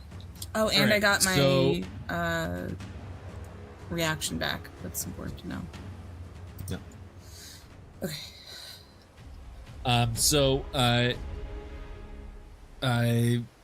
if you'll pause the music for a second. Okay, of course. Boulder is going to sing the second verse of his song. Yay! Romancing the iceberg. Yeah. I love this. Each strike you throw sings power untamed, a force of nature none could have claimed. I fight by your side, though I feel so small, praying I'm worthy to stand through it all. Am I known enough to stand by your fire, to match your courage, all I admire? In your light I tremble, yet dream to remain. Oh, Nissa, my hope, my guiding flame. And that is the second verse of that song. And it's 6 seconds, so that's like, it's around. And that'll be it. Amazing. Inspiration for that too. Brilliant. Yeah. Great. I like that that's Heroically the inspired. same level as Get. Yeah. Wow. Honestly, yeah. He's downplayed the love of your life over here. Wow. Wow. I'm not even going to say this about Anissa. Janelle is casting shade every direction possible. She got larger. She got larger, and now Anissa got larger, and Janelle's casting shade. Listen, he said he was romancing the iceberg. She's got to be nice-hearted.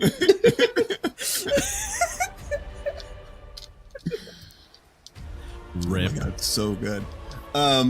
If I could give double inspiration. Yeah, too bad. All right.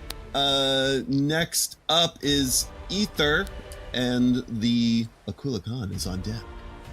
Okay. Just a above the table question. Actually, no, I'm just going to go for it. I'm not even going to 5, 10, 15. I can't wait to hear what this is. 5, 10, 15, 20, 25. Okay, so I'm just going to take a dash. I'm all out. Moving my remaining feet 15 feet because I was slowed. And then I'm just going to... Would it give me another 15 feet, right? So I'd have a total of 30 feet? Okay, sure. I'm going to back up a little bit. But I'm making a beeline towards that tent. All right. That'll be my turn. Nice. All right.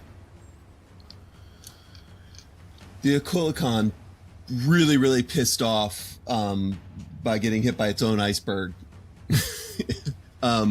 Stomps forward, just leaving a trail of just disaster in front of it. And it moves there, and it opens its mouth, and a massive blast of frigid, cool air just got Godzilla emerges from its mouth. Wow. And Get that shit out of here. Yeah. And it is actually pretty big, and it's going to get Anissa, Boulder, Sure? and Beans. Damn. Okay. Wow, this is like straight on to my face. Yeah, blasting you straight because you're flying too. So Is it's this like a dexterity? right. Is this a dexterity saving throw? It is a. Hold on 1 second. I just gotta. I also like to Actually, think I don't it's think so. fish scented, so it's like extra terrible. Yes, it is a dexterity saving throw. Okay, we get bless. I get Nope, my I don't think so. additional me alone. +2. Okay. And it's cold and lightning and both together blasting at Oh, you. beautiful. Wonderful. That was bad. That was bad first roll. Oh my god.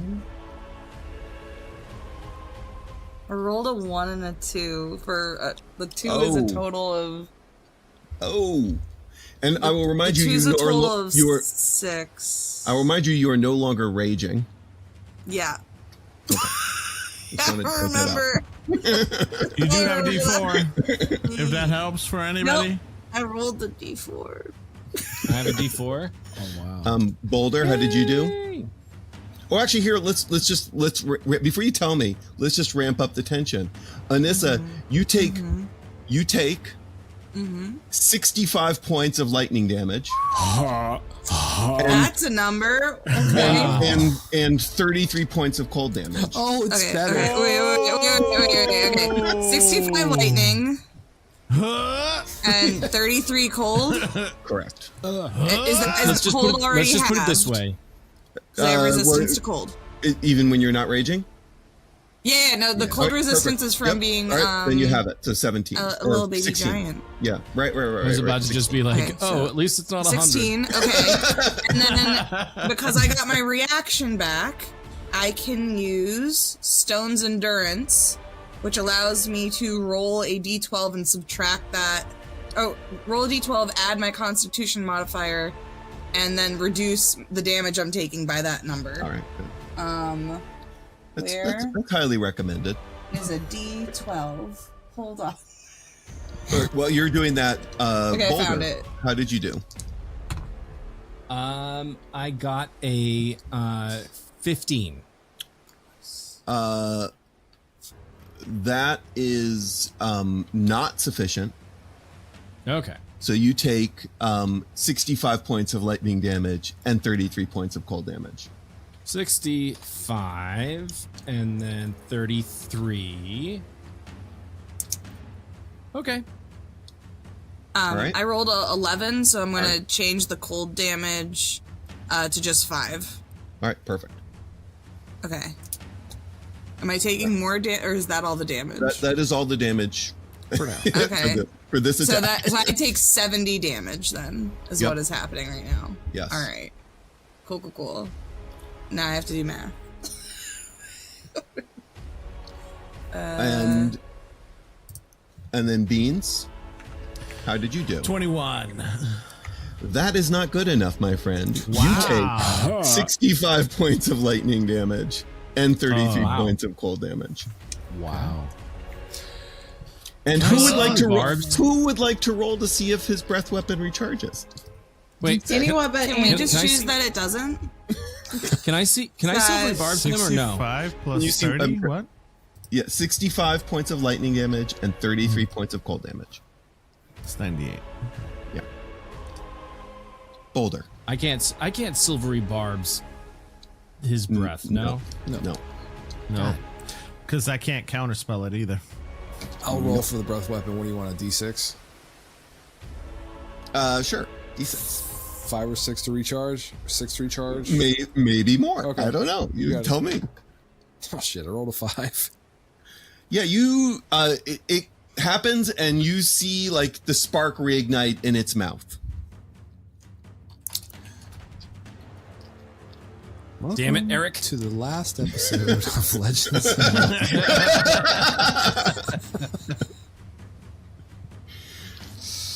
I just need to get within striking distance of him. That's what I need. Yep.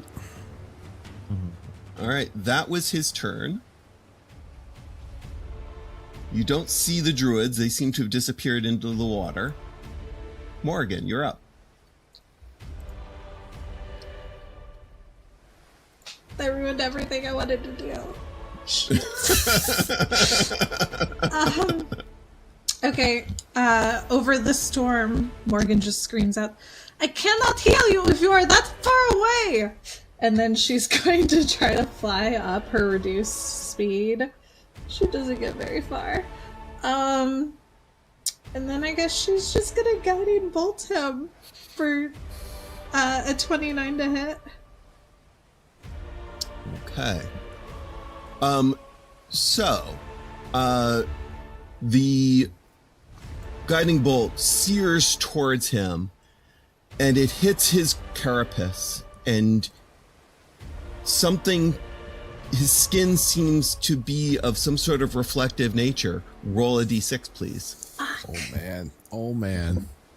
Cool. Cool. I've- This is cool. I'm going to kill someone. It does not seem to affect him, but at least it doesn't bounce back and hit you. Oh, okay. Morgan just, with her bonus action, cries a little bit and yells out into the ether again. "Please, I cannot save you if you are so far away. Come back." And at that, the Akula Khan uses one of his legendary actions and takes a big bite at Onissa right in front of him. Man, this guy's big enough to swallow you whole. This is fun. Rolling a 30, rewrite your ballad? a 34 to hit. Wait, what's it to hit? A 34. Just the third verse. Just the doesn't third hit. What do you mean? Yeah, it fucking hits. This So girl's got a 10 armor class. You take 36 points of piercing damage. Okay. And you need to give me and you are grappled in its mouth. You can. That's interesting. You can attempt to escape when it's your turn. Okay. Attack it from the inside. I have a lot of grapple stuff, so this, okay. All right. So 36. that is the end of this round. We need to do a little bit more of the storm stuff. Yay! I told you that I like to make these hard. So quickly, let's just do it round robin. Aether, what are you going to do? Hail, cold, or vision? Oh, Aether's busy.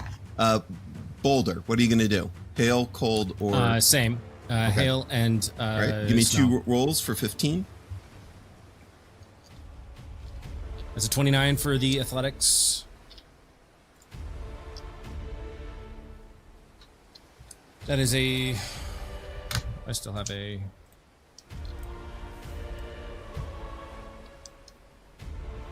That is a 10 for the survival. Okay. So you are you avoid the hail, but you take you are blinded, and you take 6 points of cold damage, and your movement's reduced by 10.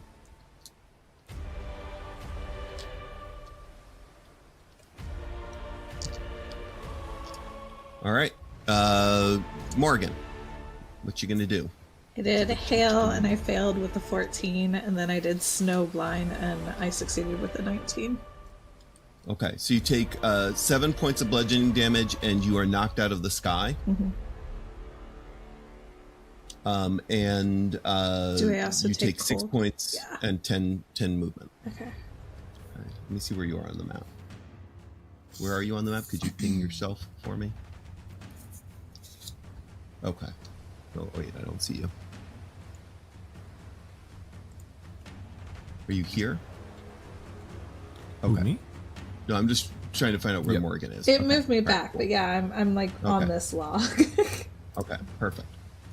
All right, Beans, what are you gonna do? I need to see this thing. So I need to do whatever I can see. Yep. And chip damage. So Okay. the acrobatics. That's 19 plus Right. 3, 21. All right, you avoid being knocked out of the sky.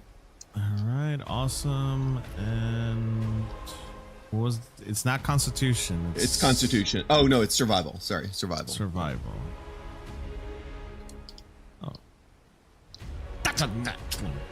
All right. 5. So you take 6 points of cold damage and your movement's reduced by 10. Okay. I don't mind that. Okay. Now I can see the fucker. Ah!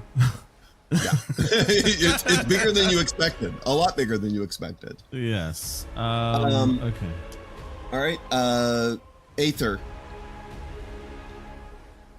What am I rolling? My head's on went out. Yeah, no worries, mate. It's hail, cold, or vision. Choose one. Choose two. Okay. Yep. Yeah. Let's okay. We're gonna do. We need some vision, and we need to stay upright. So same one. So I'll roll for an athletics for the hail. That's a nat 20. Nice.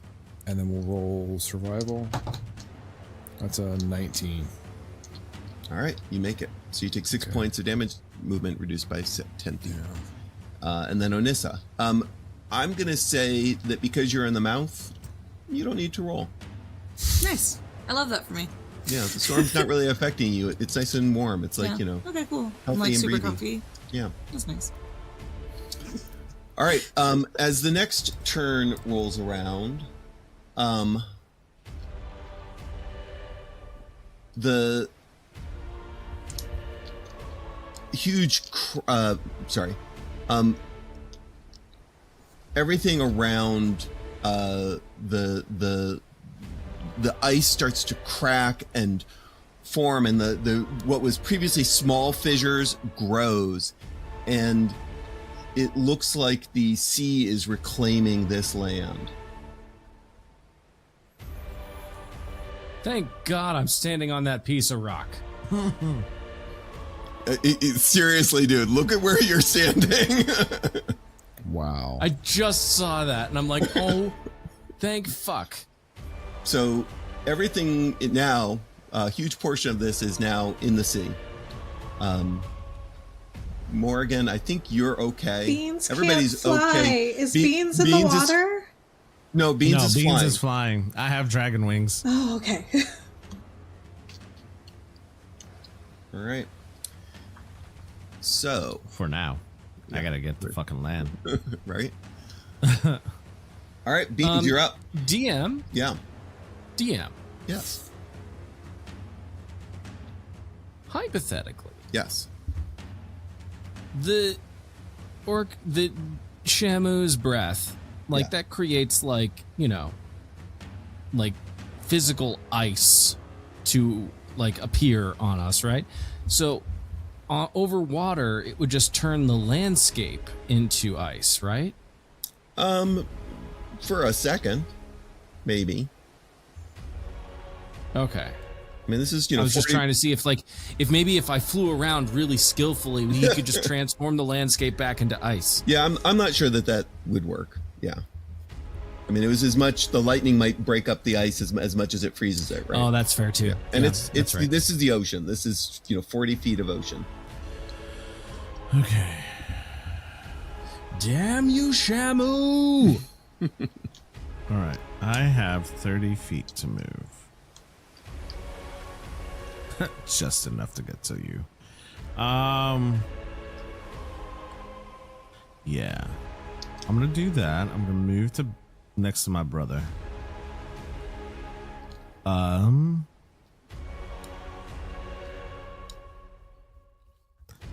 I need a help. Question is, I saw what Morgan did. I saw shiny stuff. That thing is large. How large is it? It's about 90 feet tall. What's that considered? Like It's gargantuan. Yeah. Okay, no, it's too big. All right.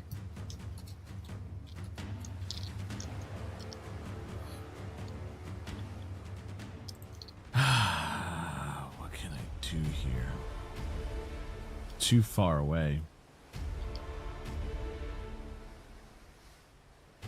I'm gonna move you a little bit closer to it because you're in its mouth, Anissa, since it grabbed you. Too far away. Obviously, she's being bit. I can't really do much without hurting her. I'm fine. It's big enough that if you could there's a lot of this thing that you can target that is not Anissa. I still have over 100 hit points. I'm good. 90 feet tall ain't that tall. Oh, that's all I'm saying. The Tower of London's 90 feet tall. I'm gonna turn to my brother. That's a building. I'm gonna bear. I'm gonna talk to my brother. I'm gonna literally like turn to my brother, and I'm going to tell him, "You gotta trust me. You gotta trust me, okay?" And my dragon The snow wings. is just slow motion falling, and like all of the music is just like still at this point, and I just see him. He says that, and I just nod.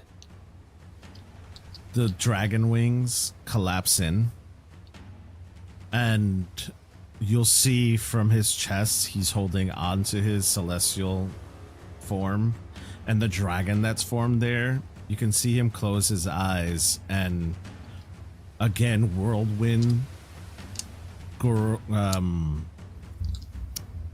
surrounds him. Whirlwind surrounds him, and a beam of light shines down onto Beans as he summons a draconic spirit. That's right. That's my boy. So he's no longer in his draconic form, but you can see that like his draconic features kind of enclose in and his wings dissipate. But now from the beam of light out shoots from behind him a large dragon in celestial form, and the spirit now takes in flight. All right. What color is your dragon?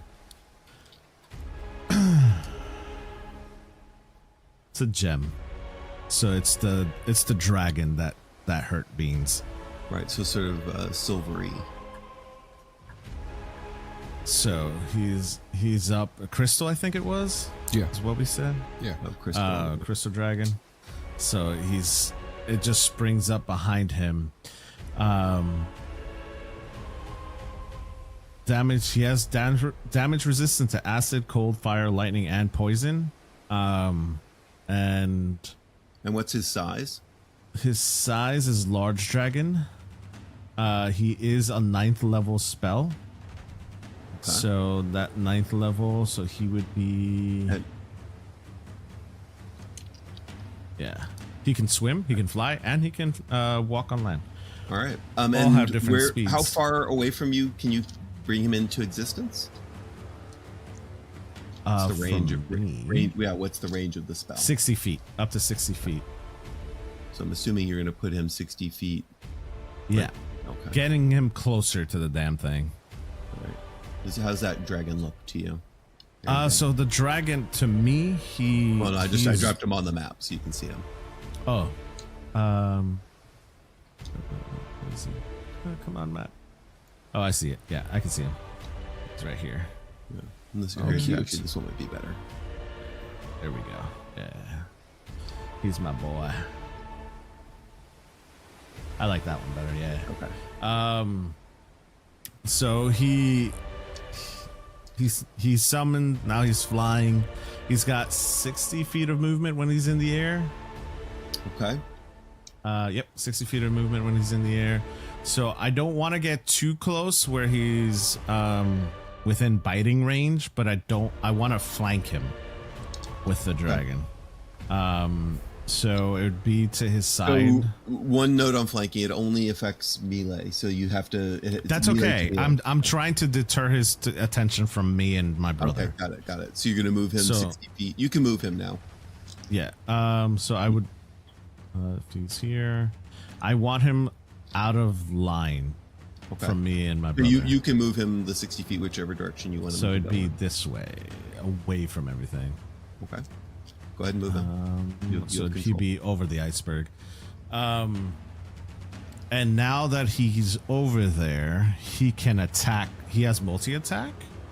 The dragon makes a number of rend attacks equal to the half the spells. Rend attacks have to be. He has to be in melee range in order. Melee range. Okay. Yeah. Okay. Breath weapon is 30, energy in 30-foot cone. Each creature in that area must make a dexterity saving throw against your spell's DC.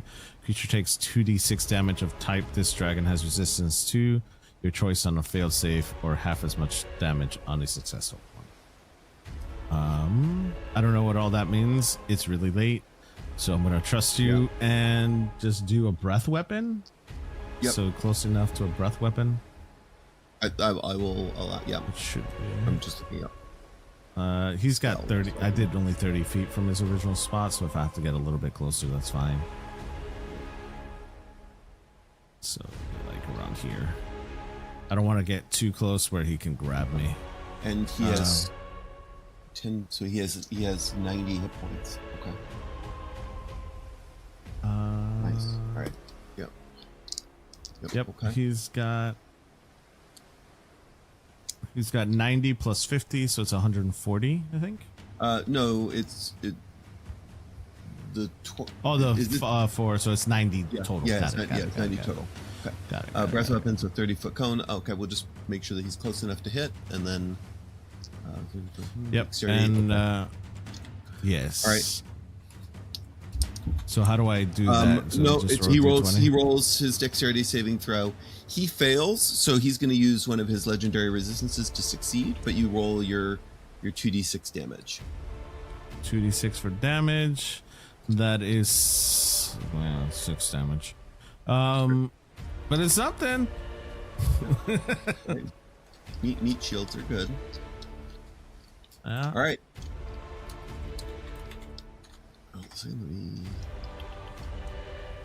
Okay. Let's see. Next up, there's a lot. Next up is Janelle with Boulder on deck. Oh, actually, he's going to use his legendary action, and he's going to flip Anissa up in the air and try to swallow her. Oh, good. What? Oh, wonderful. Oh, wonderful. He rolls a 33 again. And he sort of flips you up. Yep, to hit. Bye, everyone. And he does another Holy bite shit. attack. So you take another 36 points of damage. Okay. And you are swallowed. So I'm on the inside of this thing. You are on the inside of it. You are blinded and restrained. Good. Amazing. Okay, hold on.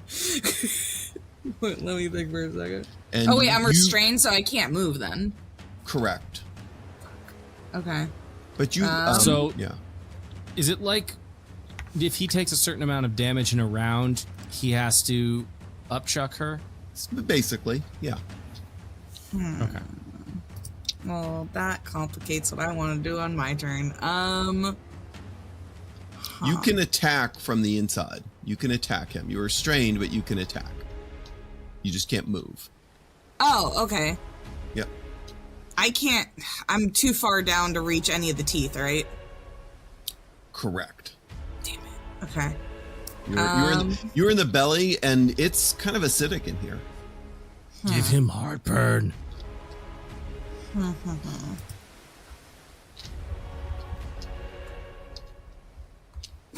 Okay, this is gonna be fucking hilarious if it works. Okay. Oh, shoot. But I need to use my bonus action for... Tickles UV law. Okay. Don't ever say that again. Yeah, I'm not gonna do rage. I'd rather do so this because I think close to it's the mic, too. more entertaining. I'm going to use my bonus I'm not action. going to imitate it. I'm not going to do it. I'm going to use my bonus action to invoke my stone rune. Okay. And then... Okay.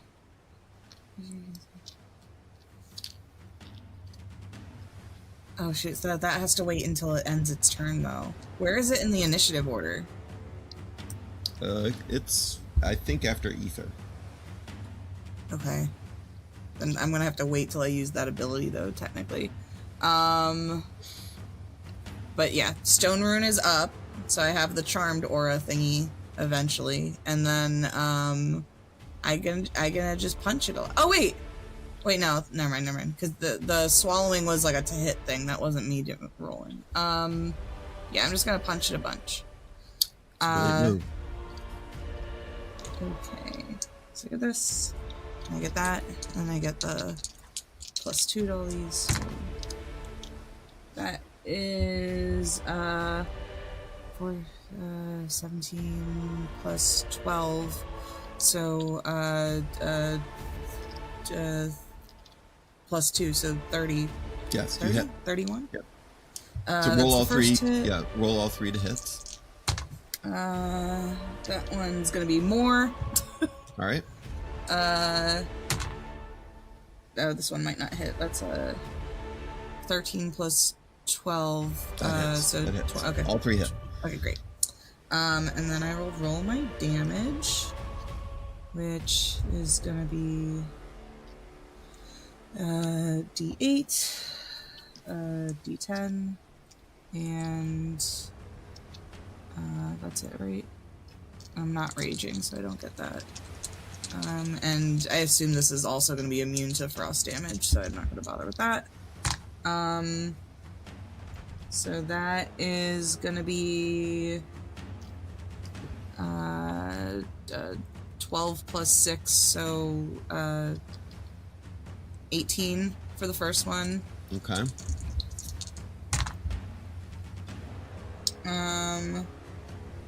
Another 18. Mm-hmm. And oh, that one's not very good. That's only another 8. Okay. So 18, 18, and 8. I would just like to point out that right now Yeah. is when Michael has engaged the dungeon boss music. It wasn't a boss fight up until this moment. I think you're onto the something. fuck?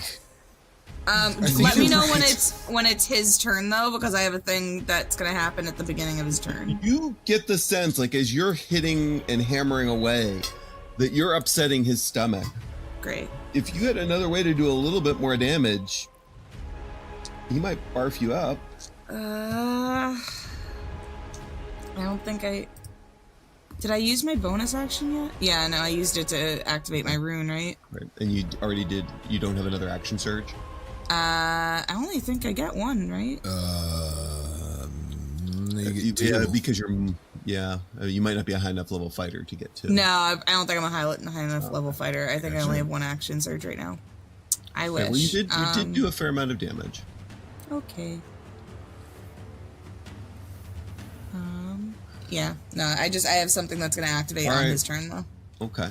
Boulder, you just watched this thing swallow Anissa. What do you do? I mean, what do you think I'm going to do? Sing a song? That was fun while it lasted. Have Oh my gosh. have that stored up for a while. Sing a song. All right. Okay. Here we go. All right. So,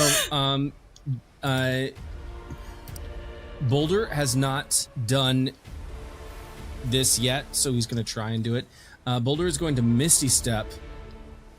Oh, I hope I'm doing this right. I really do. So he's going to Misty Step forward. And then he is going to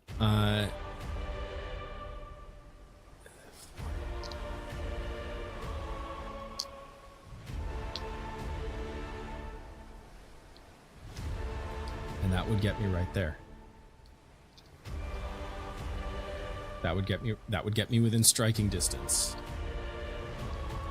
Okay. Boulder is going to Misty Step, and then he's going to fly as fast as he can to Shamu. And he is going to attack Shamu twice with his Blood Rage Axe. Really quick. He can't rage because he cast Misty Step this turn, and that's a bonus I know, action. Okay. but I'm really just trying to make sure Onissa can get coughed up. Okay. If I can do enough damage, if we collectively can do enough damage in one round, then I'm hoping that she can get coughed up. And I'm pretty sure because of my Great Axe, yes. I'm pretty sure that my, or maybe not. Nope. Nope, we'll see. We'll see. All right. 2 attacks. That is a natural 20. Hell yeah! Nice. Nice. That is so that is what did it say on the so that was that with my brutal critical. Whoa, that was 34 points of damage. So I'm trying to figure out with the math, the way it's mathing. what, if anything, am I adding to this? I mean, you could just use the number that it's spitting out. It's spitting out 34 total if you want.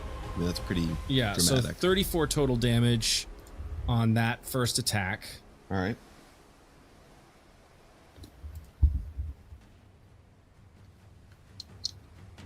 And then 12 on the second attack. Okay. You hit it square in the gut. And do both attacks hit, though? That's what I'm wondering. Yeah, no, they both hit. Oh, they do? Yeah. Okay. I'm sorry. What was the second one to hit? 12. Oh, 12 to hit? No, that did not hit. Sorry. Can I, because I'm still blessed, can I roll my d4? It's not going to matter with a 12. Oh, no. Okay. All right. Yeah. But that first hit, that critical hit, you slammed it right in the back point. In fact, Anissa, you feel something hit kind of right where you are. And all of a sudden, all the muscles in the Akulakan's belly start to contract. And you come flying out of the Akulakan. And you land right... Well, I'm going to have you land. Pick a... roll a d6 to see where you land. Whether you land in the water or on the land. Also, is it possible for me to... It doesn't say anything...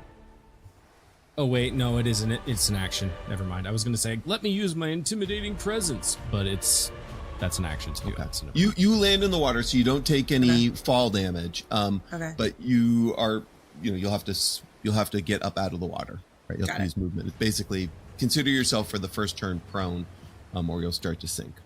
Okay. Okay, Ether, you're up. Okay. So Akulakan's on deck. Slowed, 15 continues to drive towards the tent. And then he's going to pull back and take a shot with his longbow.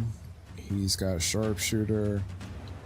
He is going to take a 5 penalty for the extra 10 damage. He has 27 to hit. That hits. Oh, he does 22 points of damage on that one. All right, nice. He is got an extra attack, I'm pretty sure. I gotta double check. I'm pretty sure I've got at least 2. And she'll continue to use sharpshooter.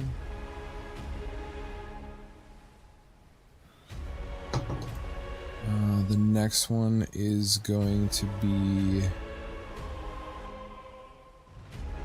what is it? -5 is a 19 to hit. That does not hit. Okay, and that will end his turn. Okay, the Akulakan is going to go. He's just he's barely registering that you all are even here, to be completely honest. And he steps into the water and he starts to move forward. Oh shit. First, he's just going to take a swat with his tail at Boulder. Rolling a 31 to hit. Holy crap. That, I'm assuming is a dex save. No, it's just a 31 to hit. You take 24 points of damage and need to give me a strength saving throw or to be knocked prone. Oh, strength saving throw, eh? Yeah. Well, that's Roll a bajillion. That's cool. So my strength saving throw. Let's see here. What's the DC? 20. Dang it. Dang it. Indomitable might, I would have made it, but because I only have 19. Ah. Okay. You are strength knocked. Yep. You are knocked to the ground there. I haven't rolled yet. Oh, sorry. Go ahead. And with Indomitable might, I might have been able to do it, but so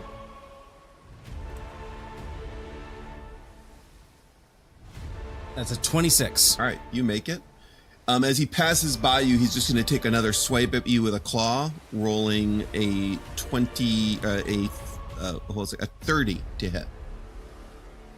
I'm assuming that hits. Yeah, sure. Yeah. Fine. If he fine. And that does another 28 points of slashing damage.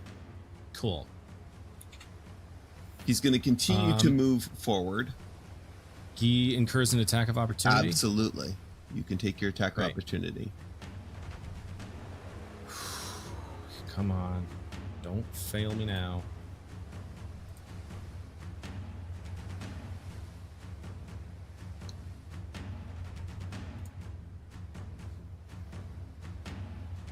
That is a 24 to hit, dealing 19 points of damage. Nice. That hits and does the damage. He is going to, Anissa is just seeing you there on the water. He's just going to take 2 quick swipes at you. Also, Yeah. wait a second. Yeah. So he moved away from me. Correct. That incurs an attack of opportunity. Correct. But because I'm a barbarian, I get retaliation. So when you take damage from a creature that is within 5 feet of me, you can use a reaction to make a melee weapon attack against that creature. You can take another swipe at it from the hit it gave you. Yep. Okay. I love how he says, yeah, go ahead, take another swing at it. 18? That does not hit. Yeah, I have a feeling this thing's. Oh, but did you roll your insane. bless? Oh, no, I did not. Let me do that. There are a few hit points. Yeah, 20. I don't. So that's well, you said 19, right? Or did you say 18? 18 plus 2, Okay, so that, 20. That misses.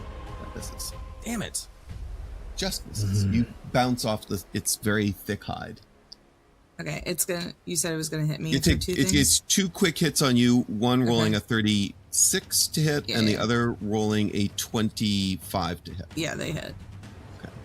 How much damage? You take 28 points of slashing damage twice. Okay, great. So 56.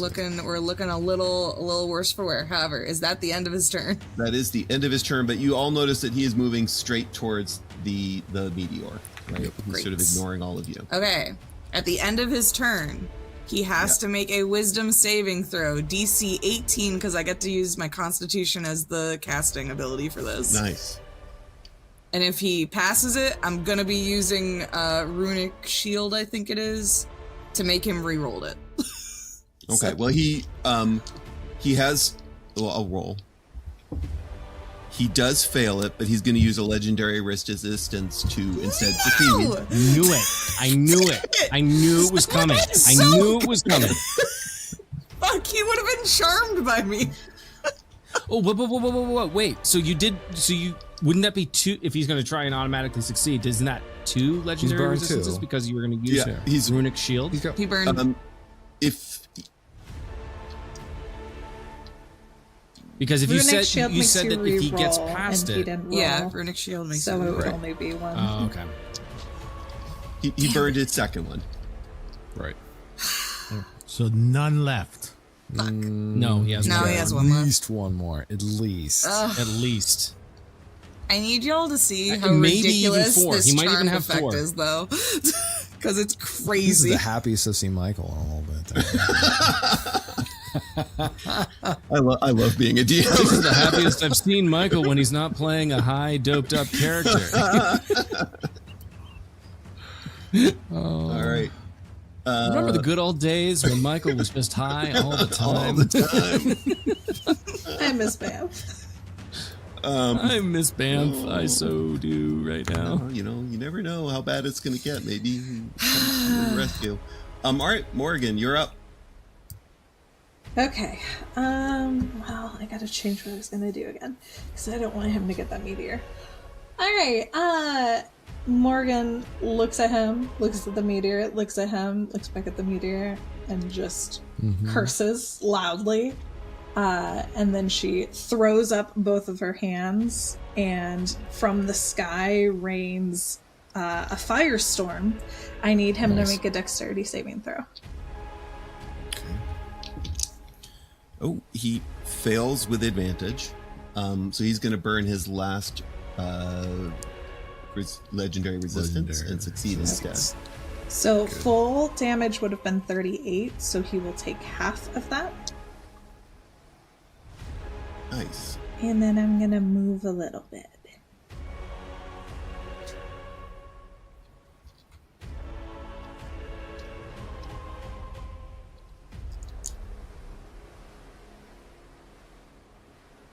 All right, we're going to do the quick round robin of the storm.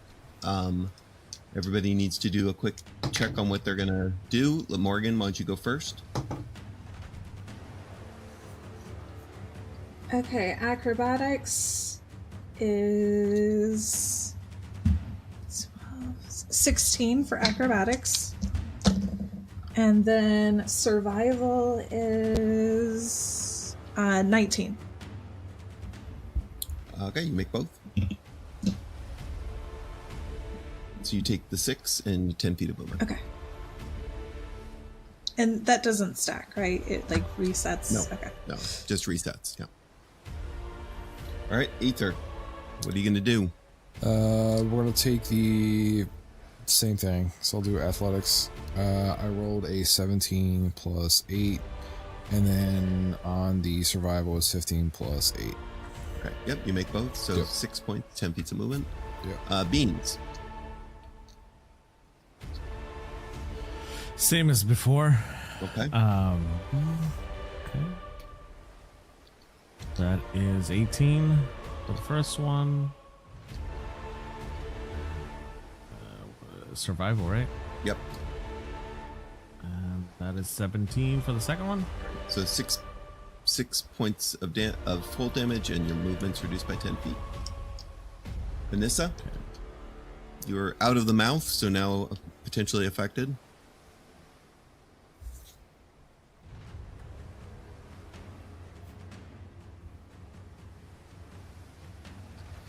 Wasn't it just so nice and warm Sorry. in that mouth?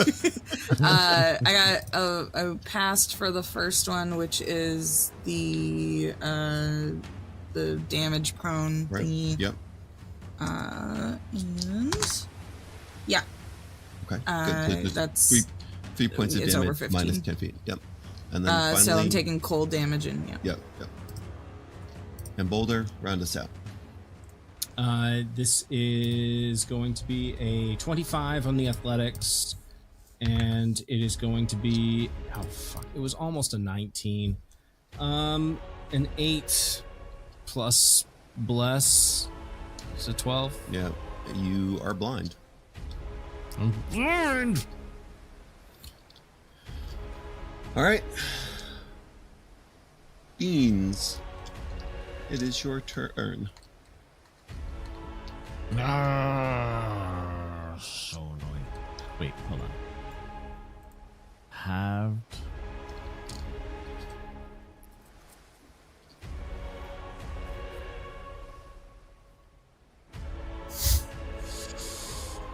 How many of us are blind? Just you. Just me. Okay.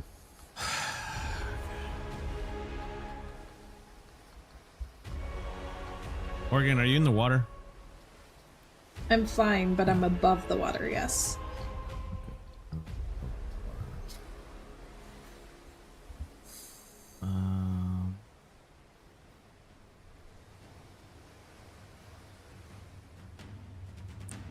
Can't get close to the creature because then I fall in the water. I don't have my wings anymore. Well, I'm gonna use the dragon and chase this thing. So I'm gonna do the dragon first. He's gonna get up close and personal. That one's the easy one. He's gonna just get up right up behind him, and he's just gonna claw the shit out of this guy. Whatever Okay. thing he does. Rend? All right. Is it rend? Red. Yep. Yeah. Number of rend attacks equal to half the spell's level rounded down. So that's 9. So 4.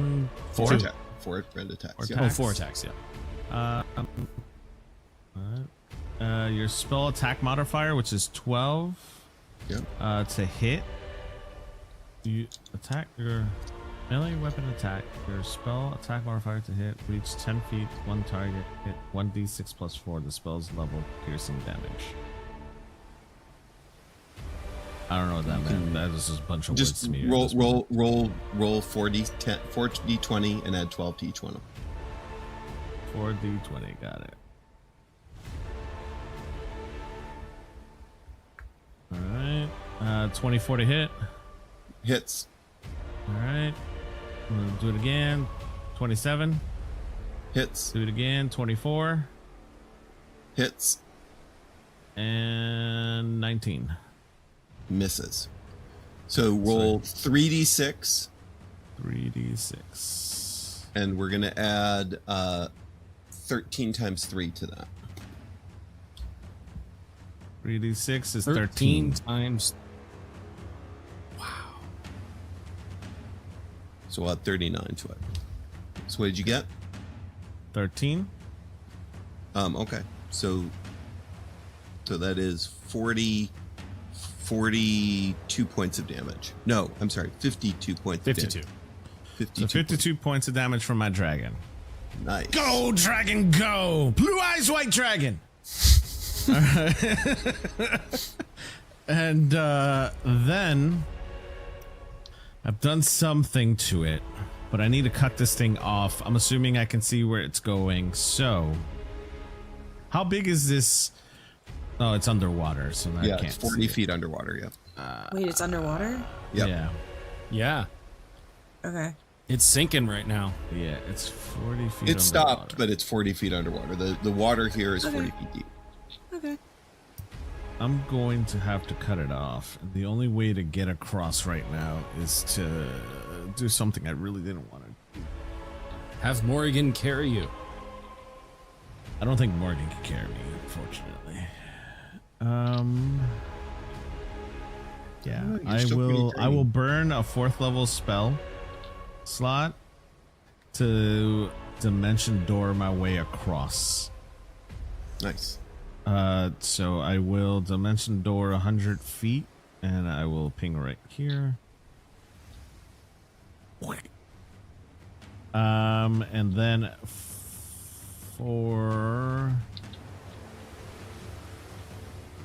yeah, that's it. That's all I can do. I just dimension and get ready for this beast, and yell over to Morgan, "I'm over here!" He is going to take a legendary action to move forward. Nice. He moves forward there. But both Anissa and the dragon get an opportunity attack against him.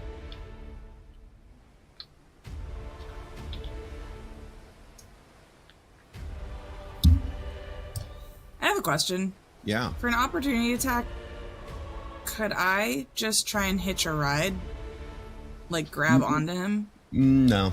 You Damn. can Okay. you can try to attack him. It's a great idea. I love the idea.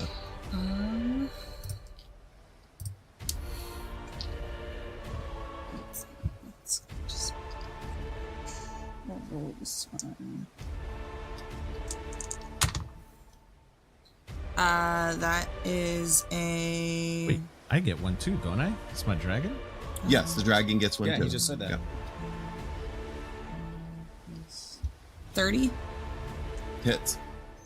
Great. 22. Hits. So This. D6 plus Okay, 13. well, we know that it's at least a 21 AC.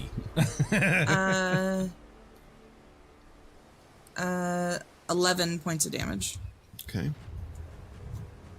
Is it 3d6? No, just 1d6. Wait, There's one hit. when I hit Plus something, I 13. can grapple it. That's an ability all I right. have. Then yes. You're gonna grab. Yes. 4 points of, 4 points of Grapple damage. the shit out of 4 this. plus 13, so 17 points for the dragon. The dragon's doing some mean damage. And I get advantage on athletics. Sure, go for it. And I get to add this and that. Okay.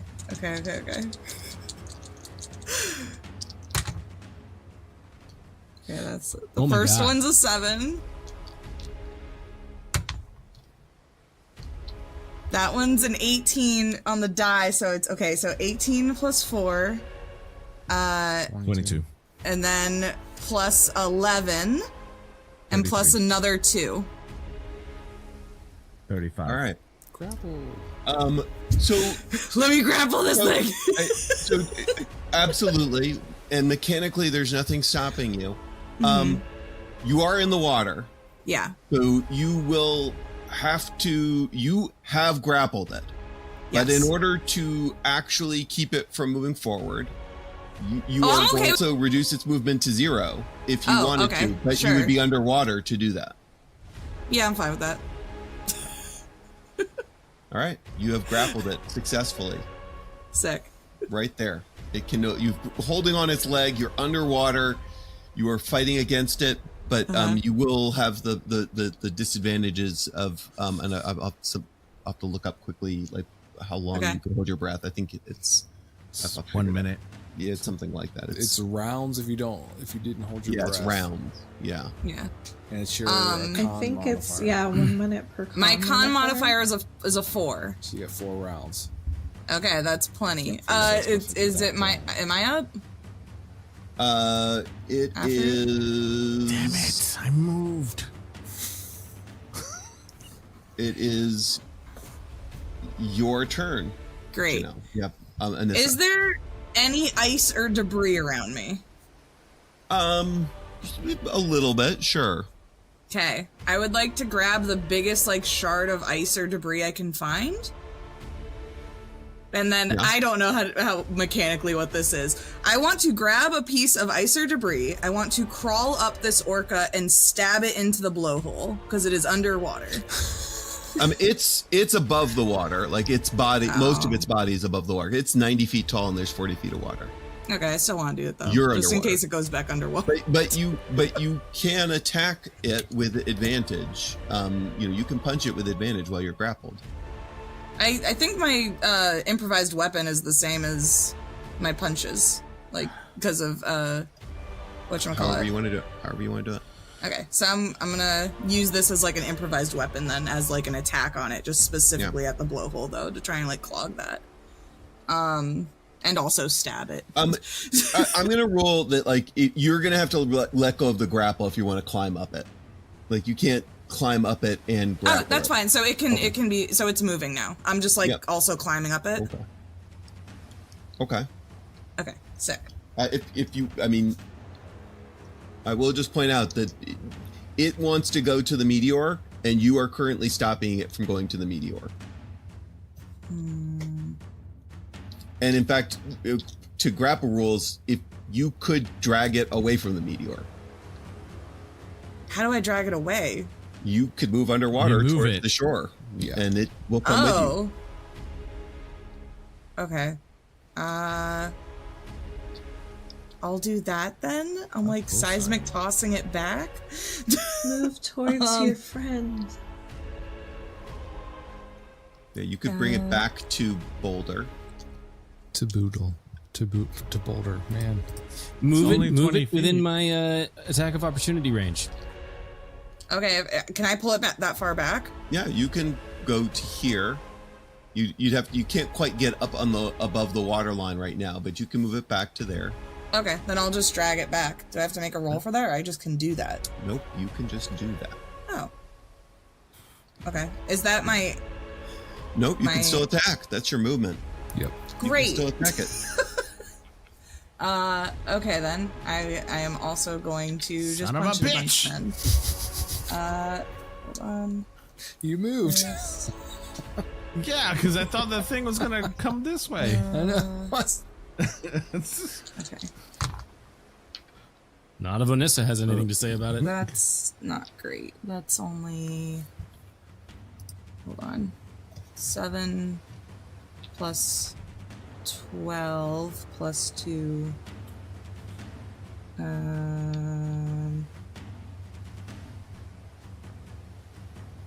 It's just over 20.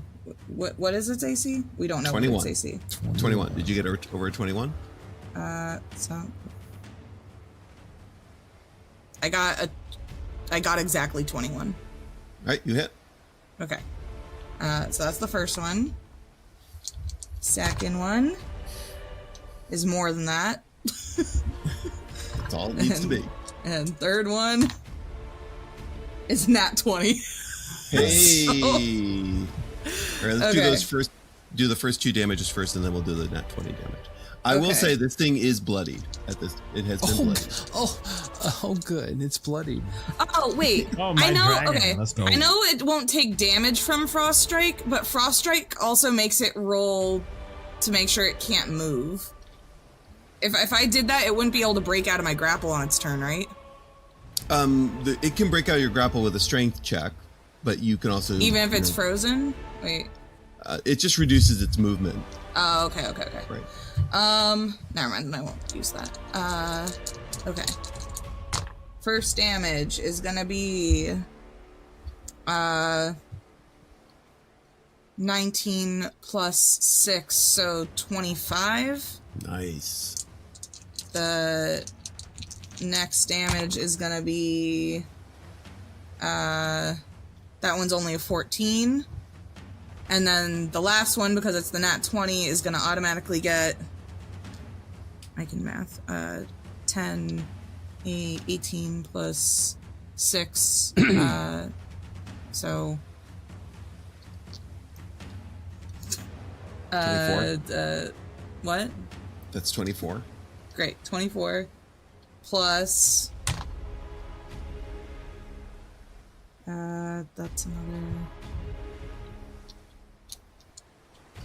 another 18 on top of that. Okay, 24. It is looking pretty hurt now. It's screaming in rage at you. And in fact, yeah. I'm raging, so all that gets an additional 6. Okay, 6. All right. Or do you do rage damage twice for a crit? You do rage No. damage each time you hit, so you know, but not twice for the hit. No, not First, okay. Okay, so yeah, 6. That's an additional 6. All right. It's looking very injured at this point. In fact, it's so pissed off, it's going to try to bite you again, Vanessa. Sure, that checks out. Janelle might die right now, or Anissa might die right now. It rolls a 28. Yeah, that hits. Okay. So it bites you, and I forget what its bite does. Did I get I got my reaction back on my turn, right? You did. Yep. Roll again. Okay. And this is one where silvery barbs could work also. I'm it using runic rolls shield. But better. Okay. It rolled better. Boo. Yes. Yeah. I'll silvery barbs There we them. go. Oh. Well, that was a nat 1. It misses. Ah! Who are you gonna My give? hero. Who are you gonna give? Okay. who are I'll you give gonna- it to Onissa. Okay, awesome. Yay. All right. All right. Thank God, because I only have 33 hit points left. Yeah. Boulder, you're up. So Boulder is going to he sees Onissa underneath the water. Well, he doesn't see Onissa underneath the water. He's blind. He only hears sort of the sounds of battle right now and the screams of this creature. And if Onissa wants to make like a war cry or something, as you know, giants. She can't. She's underwater. She's underwater. All I hear is I'll give you a little. It's late, and I'll give you a little DM tip. If you gave yourself advantage, your disadvantage for being blind would be canceled out. Cool. I'm going to rage as my bonus action, and I am going to charge. I'm just going to charge directly ahead to see if I can like attack it. Sure. Like, You if I can- sense it is massive, and I think you sense that you are close enough to it to now take a swipe at it. Your first attack would be, if you gave yourself advantage, your first attack would be just a normal attack. Your second attack will be at disadvantage. Got it. got this. Okay, so here we go. We are going.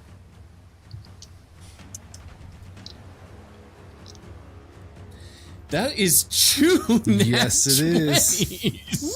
Very nice. Oh, God. okay. Nice. My God. Wow. I don't even know Let's what to fucking say. go. That's amazing. So, Shit for damage, but you know. well, I mean, this is not the. Remember that the critical should be max on the first one. So, you rolled a 16 and a 4, so that's 20 plus your max. So, what's your max? My max is 16. All right, so that's 36. All right. 36 wow, points it of is damage. on the first hit. Yeah, that's pretty astonishing. Okay. And then roll your damage on the second hit. That's what Boulder's doing right now.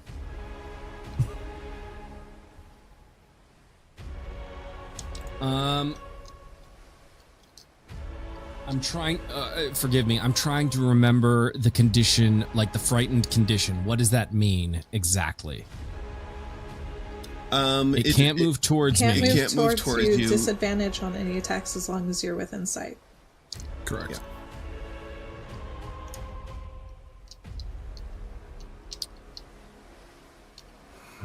Yeah. This is the quandary. Like, do I just keep doling out damage? Because if I attack my next attack is at disadvantage, which means I take the lowest roll. I definitely probably lose out on. But if I do my intimidating presence, he's frightened. Can you reckless? He can't. If reckless you attack, you're a barbarian, aren't you? Also, if you get on the all other attacks. side of him, though, because of the frightened condition, he can't go towards the thing he's trying to get to. I'll give you a little hint. This thing doesn't get frightened easily. Yeah, I was gonna say it's probably immune to it. Okay. Fuck. No. Oh, that's true. And if you reckless attack, according as Morgan pointed out, you can get rid of your disadvantage. So I'm going to do that. I will. Oh, reckless attack. Make your first attack on your turn. You can decide to attack recklessly, giving your advantage on melee weapon attack. Okay. Strength during this turn. I am making myself a target because any attack against me will have advantage. That is a 13 to hit with advantage. Oh, that was just regular hit. Yes, that misses. Yeah. Misses. Yeah.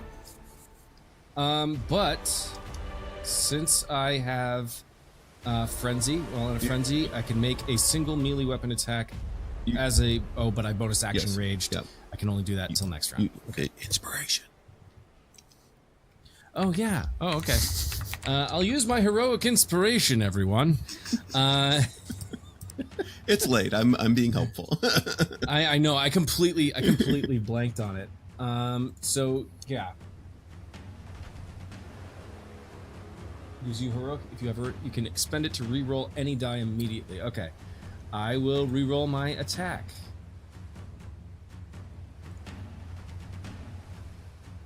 Not much better. That is a 19. Oh, but with my bless. Yep. There's still a hope. Keep hope alive. Oh, that is a 23. Nice. So it's okay. 20, so I 20 need points of damage. Okay. Was that? Yeah, you did 20 points of damage.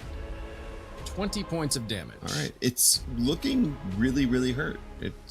But not quite down yet. Ether, it is your turn. Okay, so he's slowed. He's gonna move his whopping 15 feet because he's a dwarf. He gets there. Now he's like way out of range for all the cool stuff, so he's gonna take 2 shots with the arrow. He'll do sharpshooter, -5 penalty. First one is going to be not enough. Second shot is a 27, so that It hits. Where are these arrows coming from? And who's shooting? Yeah, exactly. It's coming from the ether. 8 plus 4, so what is that? 12. 12 points of damage plus 10. Ooh. 22. All right. Ether. Yeah. He had 21 hit points. Score. Let's go. How does this last arrow find its purchase on the Aquila Khan? I feel like this thing is thrashing around and it is getting just pummeled and held back, and it just lets out this incredible roar. The first arrow just obviously goes and it just blink off the top of the head, but when he gets like facing Ether, the second arrow goes right into the throat, into the uvula, and kills him. Nice. Love it. You tickle the uvula. Tickle the uvula. That's right. I can't even. It's 12:30. It rears back and just it's collapses. 1:30. Yeah, it just collapses to the ground. Yep. Into the water, dead. At that point, you notice that the energy. You hear, all of you, Morgan, probably you the most, hear a scream from the dream creature. No! As the energy and the life in this meteor fades. This meteor. I don't like that. We will pick this adventure up at level 20 for our finale. Yeah. Who knows what will come of that? You do find Cindy Amazing. Frostwhisker in the tent. The She was tent, captured yes. and had not yet been killed. So, but her father Or drowned. Where do we find Banff though? Banff was asleep in one of the big cuddle puddles back in the in the party. Yeah. Yeah, that checks out. You mean we were one perception check away from? It completely makes sense to me. Oh my I god! would like to point out. I'm the reason that we didn't find Banff. You are. So Way to be that guy. If I hadn't made the comment about cultural appropriation and not wanting to have anything to do with any of the rituals that were happening, Yeah. we would have found Banff. I listened to my brother. That's what happened. Gosh, Jesus dang it. Christ! Well done, everybody. That was I would like to point out that I have been trying to cast 9th level mass heal for 3 turns, and you guys would not get any closer to me. I see. Yeah, no, that is a bummer. I'm at 33 hit points, y'all. This was close to dying. I could have brought you back up to full. That would have been great. That sounds nice. That's 700 hit points I could have healed. This definitely concludes our 6th episode of Legends of Lore. We want to thank you for hanging around and watching this epic battle take place. And as Michael said, join us for the season finale or the series finale, however you want to put it. I want to thank everyone here. Thank you all for watching. And it's super freaking late. So if everybody's okay, I'm just going to say, just keep grinning. Yes. Yep. Bye. Thank you for playing late. Love everybody. you. Bye-bye. Oh my. Bye. Peace.